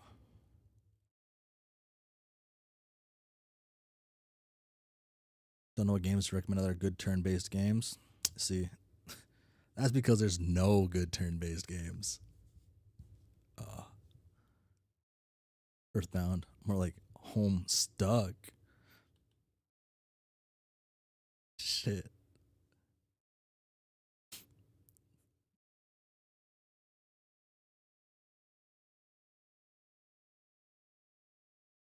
Oh.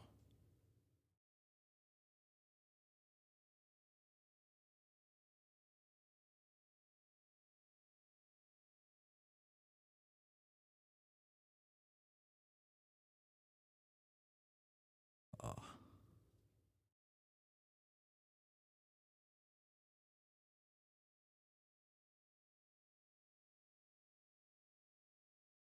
It's not good, that hack. But he did make it.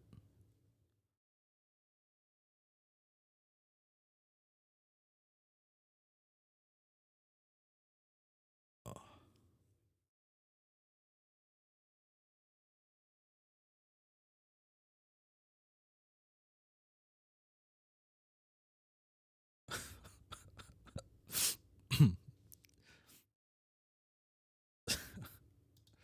Oh.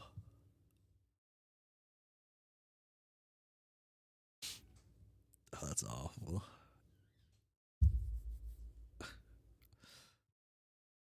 Oh.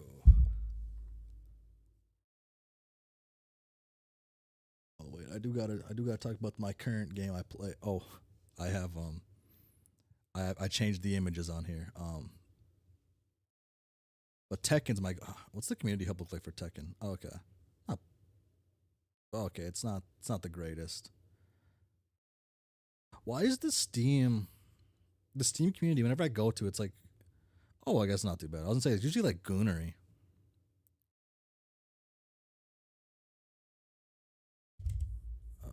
Team next video game surprises no one.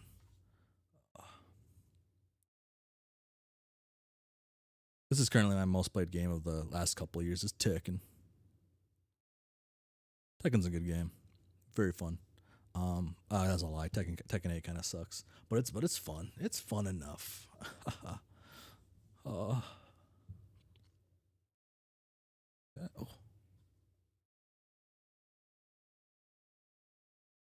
man, I think okay. Was it okay? What was that game called? Was that like? It's not the most gooner fighting game there is by far, definitely.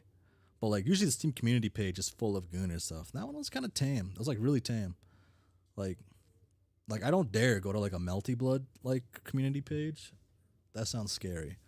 Maybe not scary, but it doesn't sound like the coolest thing. It's all right, I guess. What's I thinking of? Man, what's that popular JRPG with the kids in school? When you're the guy and you go around talking to everybody, building relationships. Wow, this is sounding really generic. You go to this like 4 or 5 of them. You go to an alternate world and you fight with like a JoJo ass stand. Persona. Oh yeah. Persona. Yeah. Okay. I have to beat one of these, Persona 3 or 4. I've never played them. I don't know the twists. I don't know any of it. This is another thing I want to play. Eventually, one of these years. I can't remember if it's Persona 3 or 4. I was at my buddy's house fucking probably like, I don't know, like 10, 14 years ago, 13 maybe. And while I was playing at his house, played for a few hours. In the tutorial, like, I think it's fucked up when a game's tutorial is hours long. But, like, I get it, right? That's another issue I have with, like, JRPGs. Why is a tutorial gotta be fucking half the game? I get, right? Introducing new stuff, whatever, but, like, not even half, I guess. A good chunk, right? And, but I was playing it, having fun. Couldn't make it past the first 10 hours. That's a lot of time, though. That's a lot of gameplay, I guess. I think I played for 4 hours or 2 hours. One of them I played longer than the other, but one of them, there's a part where it says, "Hey, we're introducing the save mechanic. Hey, save." And then you go fight a guy who you got to block. You got to block against this guy. I decided not to save, and then it says, "Oh, here's how to block." And I was like, "Nah, fuck that. I ain't gonna block, dude. Let's just attack this guy." I died, and then I like cried a little bit on the inside, maybe a little bit on the outside too. And I stood at the screen after I lost, staring at it like, "Oh, wow, I gotta do all of that all over again because I didn't want to save." I was trying to be a funny guy, trying to be stupid. I regretted it so much. And after that, I've like not wanted to play Persona again. They'll play that one again. I don't know. I gotta play Persona though. Oh, that was such a.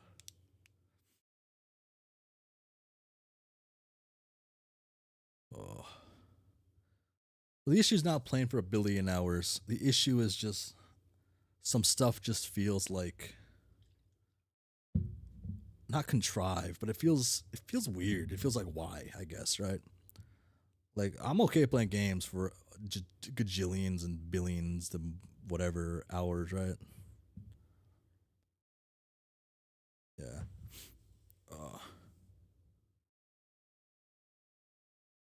It's like Borderlands 2 and like it's a loot issue, right? So it's essentially like RPG, like MMOR mechanics, I guess, or like stuff like that. You just go farm a guy, yada yada. You farm, get loot, get XP, which is like any RPG, like even like whatever. And it's just yeah.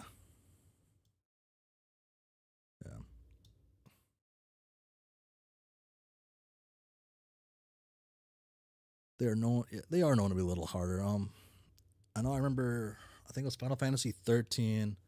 Me and my two brothers were playing that. And was it 13? Yeah, 13. And we fucked up. We didn't do a certain thing and have a certain thing, and there's like a boss we actually just couldn't beat because we did something wrong.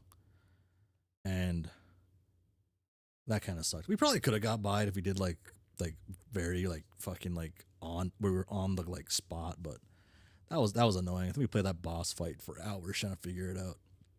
Yeah, we messed up kind of big time. Made things more difficult than it had to be. Man.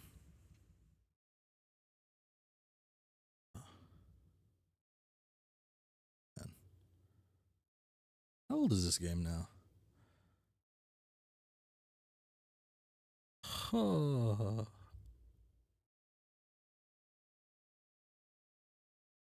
I didn't play it when it came out. It was this. We bought it used at like a GameStop, which is. Yeah.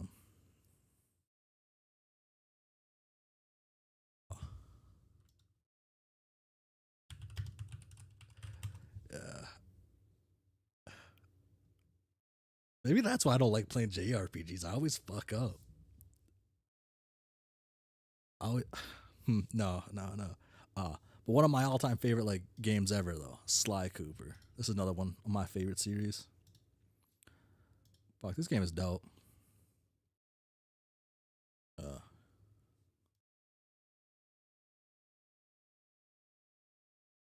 this. I guess the PS2 era of like platformers, I guess, was when I was playing like platforming games. Right? Cause what else was a cause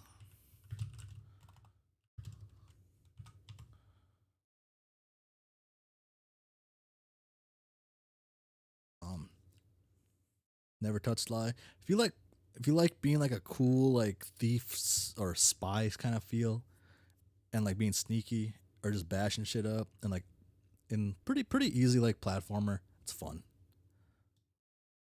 Spyro's dope. Now here's one of my, I feel like one of the most underrated platformers I've played. For huh.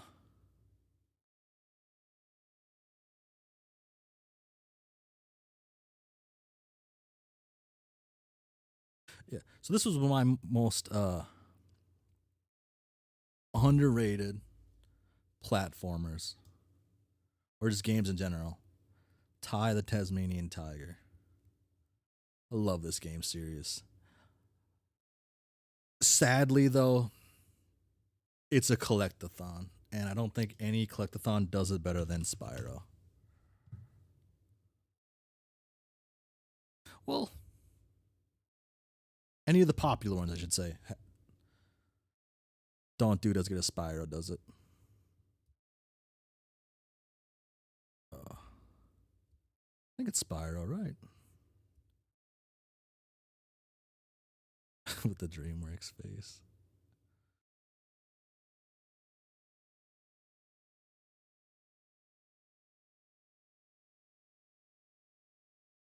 Man. I'm trying to think of another game. One game. Okay. Man, what's this game called? Kid with bubble gun time travel. Rascal.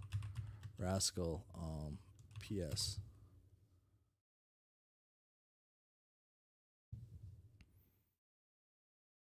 Pikmin. Oh, dude, I love Pikmin. I haven't played the third one though. Oh, I missed a letter.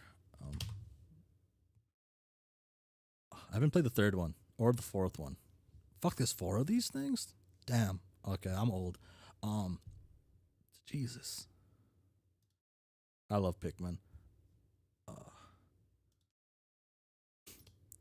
I think I used to play Pikmin 2 a lot with one of my cousins.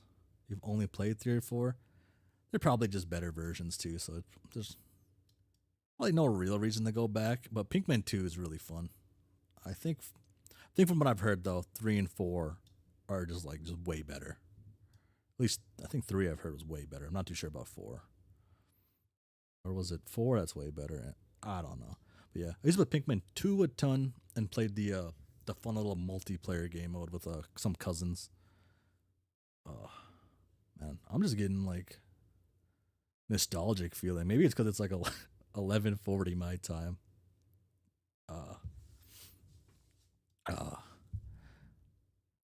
This was one of my favorite games growing up. I haven't played the game since I've been like an adult. But apparently this is one of the worst games ever made.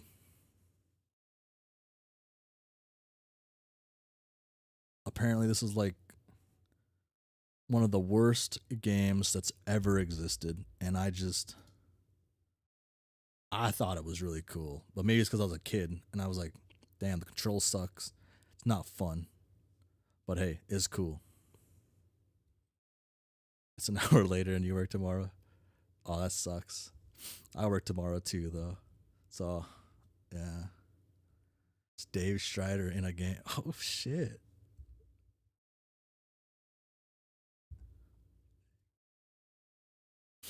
Fuck. I guess. Okay. Okay. One thing, though, is will this have the. Please have the menu. Okay, this is like the coolest menu of its time. I thought that was fucking cool. So, right. So when you hit play, you're already in the game. And those are like stuff in his room. Like, see if he looks back at it. Yeah, it's stuff in his room. Those like stuffed animals and stuff. He doesn't look. This gameplay doesn't look at it, sadly. And those are also like just hints of what's the levels are, which is really cool. This is super creative. For a PS1 game. It's insane at the time. But this game sucks. Apparently. I haven't played it. From what I hear, it's really bad.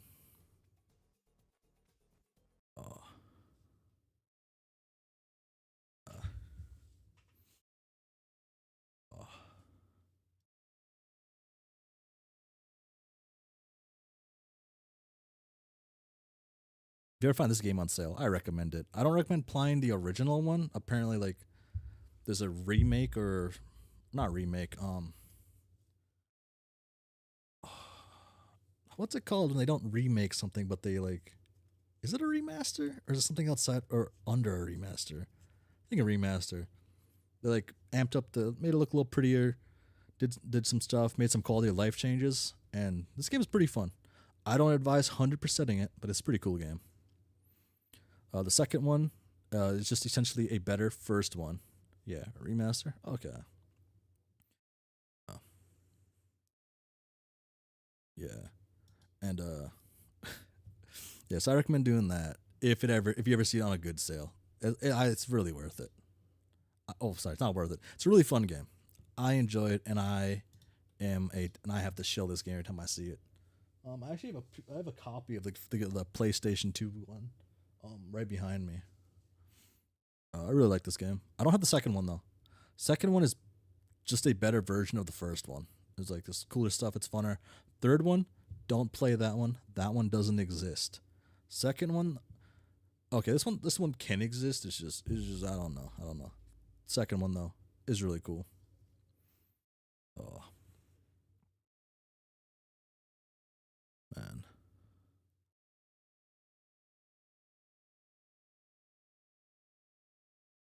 Wish they made the fourth one. And this was made by an Australian team. If you can't tell by it being a Tasmanian tiger, I don't think anyone outside of Australia would even have known what that is. They're extinct now though. Tasmanian tigers. Sad. Oh. Man, I'm in this nostalgic mood. So I'm trying to think of some more nostalgic games I've played that I just love. Okay, that's not what I meant to click, but okay. I don't have safe search on. How do I turn that on? Yeah.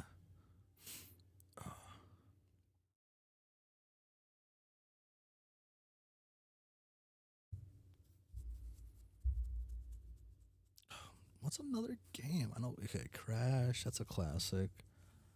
Man.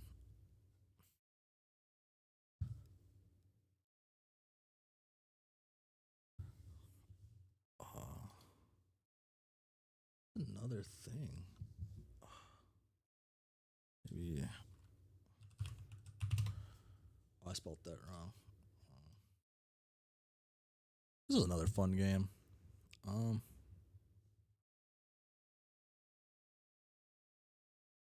I really enjoyed this game. I think it's a pretty good game. Pretty much all of them are pretty good. But I also have other reasons to like the game too. But I don't know. I guess I was the target audience of this game, right? Cool ass dinosaur. Man.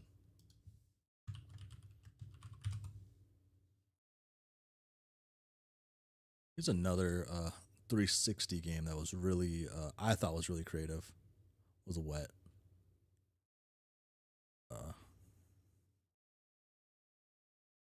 2009. Damn. Is every game I like think about like came out in 2009 or something? It is kind of a weird name.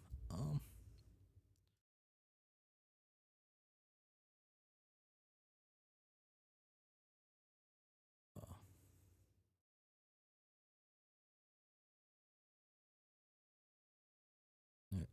Homestuck is even 2009. Jesus.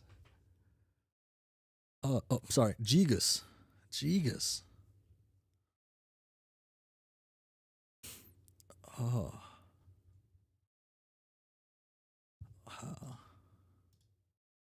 Actually.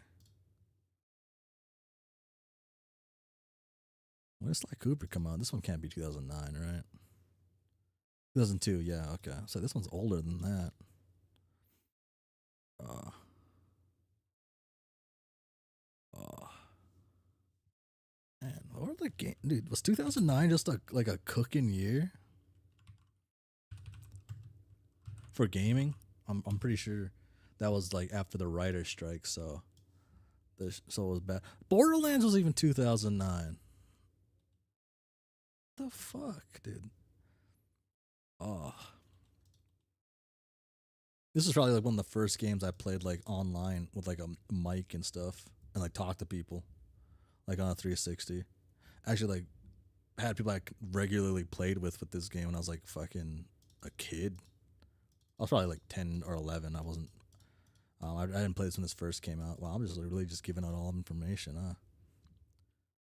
Yeah. This game was cool. Left 4 Dead 2? Jeez. Dragon Age Origins was 2009? Dude, this year kicked ass, dude. Left 4 Dead. I never played Demon Souls. Infamous? Fucking Resident Evil 5? I like this game. I like this game. Halo ODST's not my favorite Halo game, but ODSTs are my favorite thing in the Halo universe. Damn, League of Legends came out in 2009. I didn't play it in 2009, but goddamn. I always wanted to play this. I never played the Crack in Time. I played their other games. Oh, damn, wait.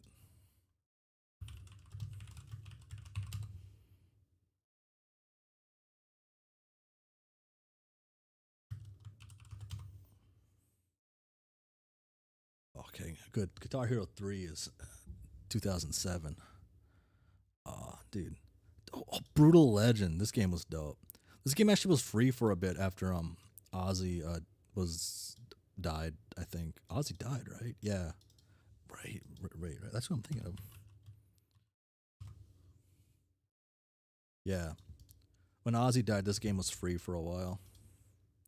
For a few hours, I think. Shit, Angry Birds, dude. Dude, 2009 was it. This was a fucking amazing Ghostbusters game. Like, this, I legitimately think this is like the best video game for a movie. Prototype Liberty City, Escape from. Oh, I'm sorry. Yeah. Red Fraction, Gorilla. That one's okay. Okay. Modern Warfare 2. Atelier Annie, Alchemist of Sarah Island. Does that sound familiar?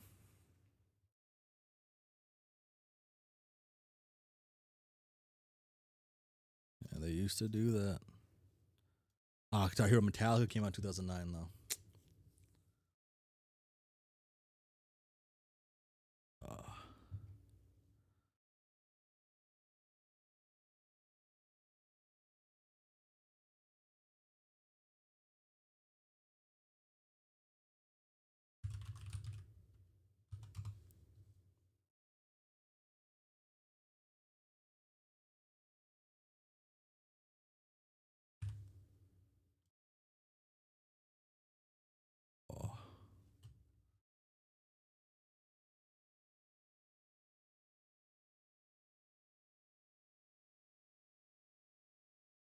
This is what really makes me feel old.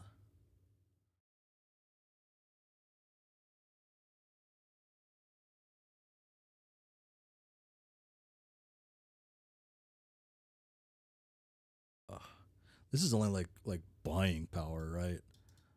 If you look more into this, it's way worse than what this shows. So one of the issues with today is that we have most people on average have less money that's excess than they did in 2009 even and that's even after the financial crisis, right? Or the housing crisis, right? The same thing, right? And I don't want to get into that actually. I'm too invested in that. I was at one point. Now I'm not so much invested in politics, in financials, and the world of the world. I don't like to. I'm a happier person after that. That was a big part of me, like 2-3 years ago and under and longer, I guess.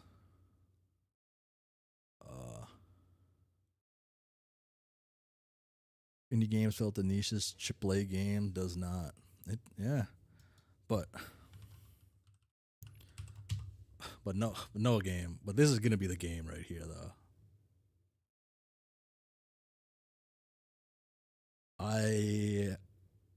I'm in that same boat. Liz 413 or Liz Pie or Liz Pie maybe, I don't know. Yeah. I'm in that same exact, maybe not same exact boat, but I'm in that boat. Definitely in that boat.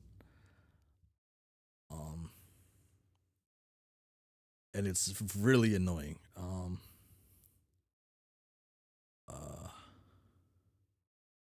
Fuck, man. I'm actually gonna buy a PS5 just to play this game. GTA 6. This and fighting games, but definitely play Grand Theft Auto 6. I don't want to wait a year for it to come out on PC. Oh, dude. The only game that has me more hyped than this is this. Whenever this comes out. Oh, man, was that E3 or was that like E3 or something? I forgot where it first came out on. This was. Does that say 7 years? Okay. Oh. Many memories of watching Let's Play. Dude, this game was like it. Elder Scrolls, like Skyrim was. Elder Scrolls 6, I can't wait.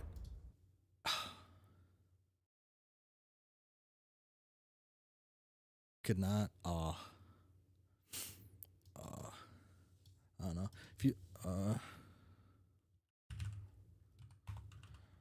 If you like more like art, like more like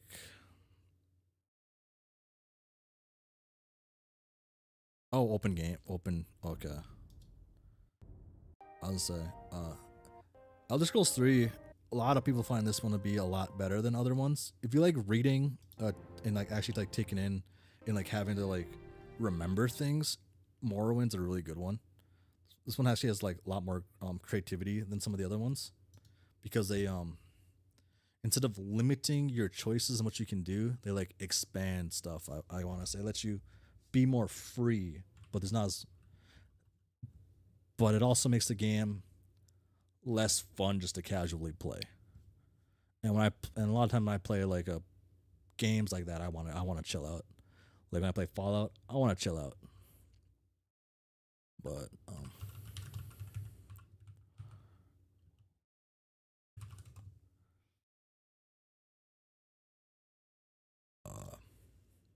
some of you. This is a really good thing this guy talks about. This guy talks about how big Dagger Falls is. So this is a game where you could travel. This is like all of Tamriel, I think, or it might just be Daggerfall, but. And this guy's like, you can travel to like locations you want to go to. You like pick and go, and they'll auto travel for you at like fast speeds, or you can also just walk yourself. So I think this is times 20, or maybe even more.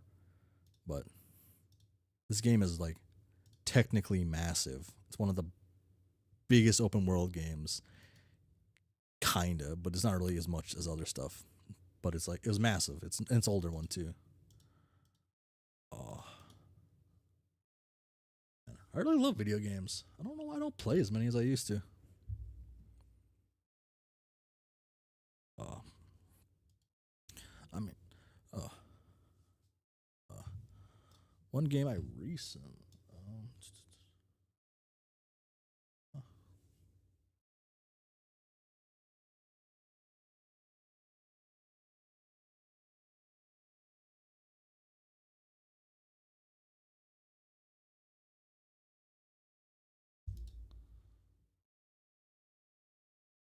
The economy.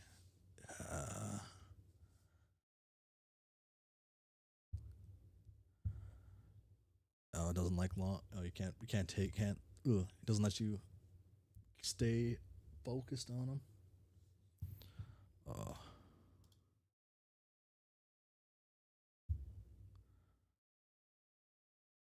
man.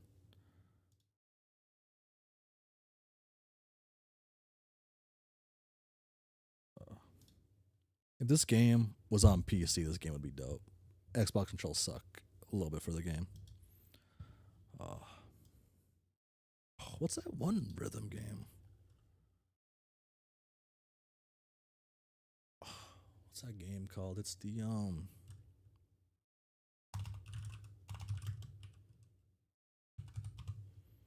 Will it pop up? I just typed this in. Oh.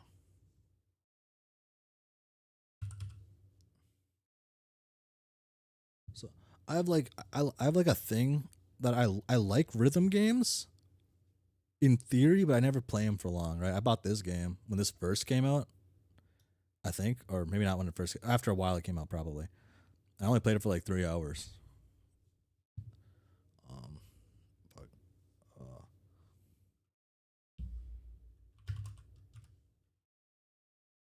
this is a fun rhythm game though. I've only played this one for like under 5 hours. This one's fun too. I'm trying to think of like a specific rhythm game that I remember playing. One of my friends was really into it. Really picky with the rhythm game mechanics. You a big Osu person, or Os, or the specific ones you like? It wasn't Rhythm Doctor, was it? Gotta feel right.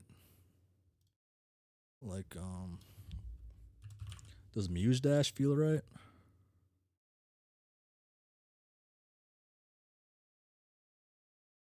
Project Diva Hatsumiku.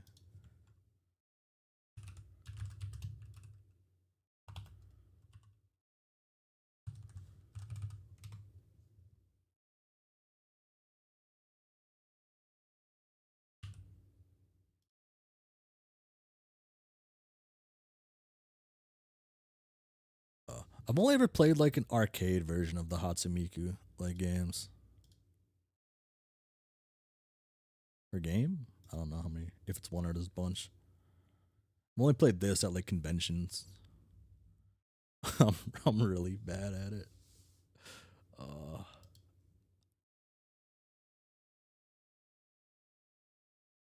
If you calibrate your rhythm games, it helps a lot.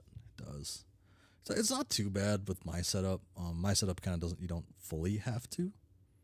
Or change. Oh yeah, changing the highway speed. Highway speed affects a lot. Some shit just gets too hard to read. I'm trying to think of a specific game, specific rhythm game. It's like a rhythm game, indie, baking? Baking? No, that's wrong. That's wrong. I'm trying to think of like.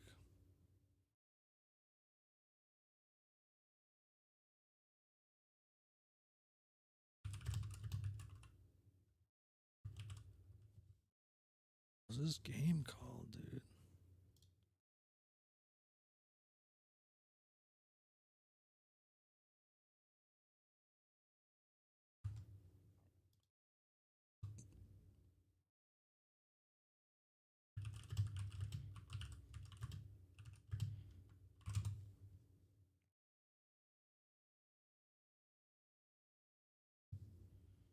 Oh, dude, this game looks dope.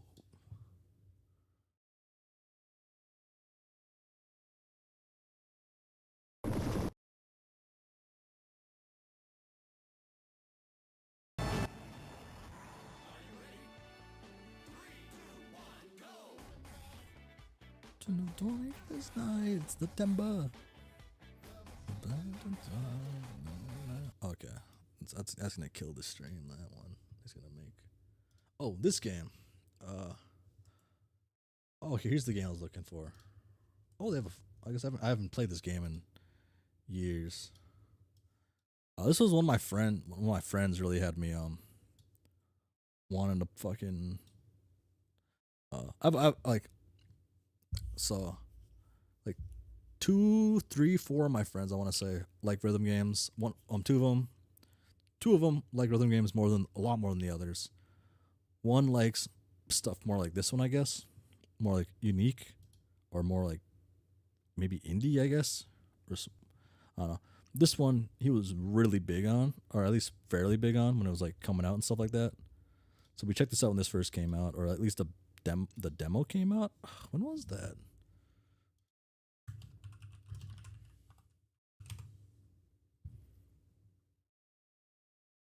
I was on. Oh, I don't feel that old now. This one was only in 2021 when this demo came out. I suck at rhythm games, and it's probably one of the few games that I'm pretty confident like all of my friends can beat me at. Which I feel confident I can be. I'm pretty competitive in a lot of games. I'm really bad at rhythm games.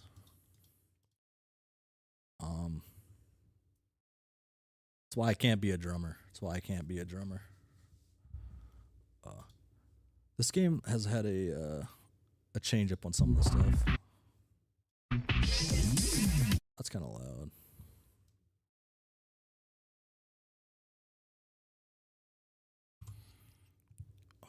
I just copied the link. This game was cool. I don't want to see. Okay, I just want to see Dragon Funk. Oh, that's that character. Yeah.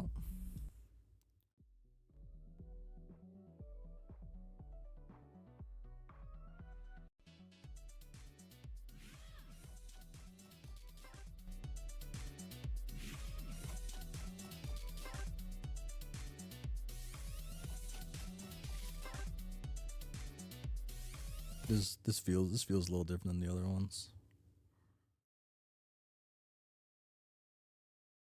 Do you have just other ones too? Oh, you do.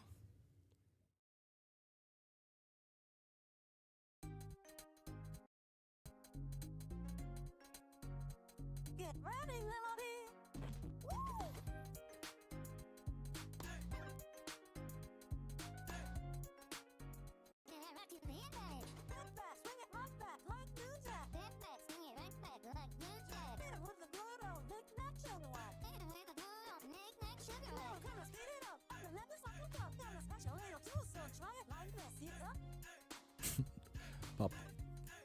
Papa the Rapper type of game.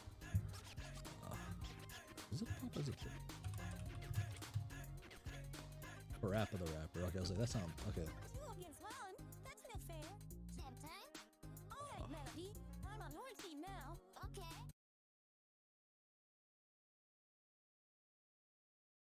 Parappa the Rapper, or the Rapper. Parappa the Rapper. I've never played this game. One of these days I might. Actually, how much does a copy cost of this? Ooh, okay. Wow. Wow, that's an expensive game. I don't need it to look. I don't need it to be in prime condition. I just need it to be like like usable.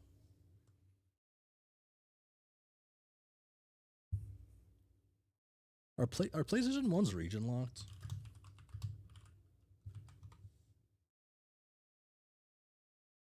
It is region locked. That sucks.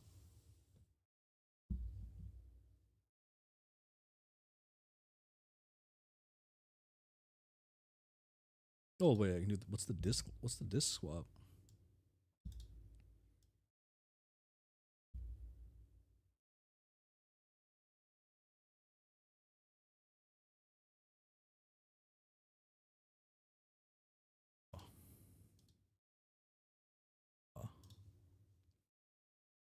I used to collect old games.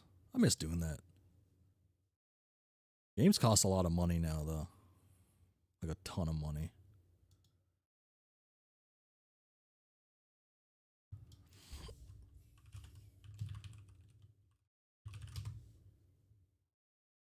How much does this game cost nowadays? Is this game gone? Oh, this game's not as bad as it used to be. Actually, this game's gone down in price. Have they all gone down in price then? Maybe I might start collecting again. This is a game I used to have, but sad stuff happened. Shame. Oh. Okay. Okay, that's enough fooling around. I actually do gotta go to sleep. Okay. Let's see if I go to sleep in like 30 minutes to an hour.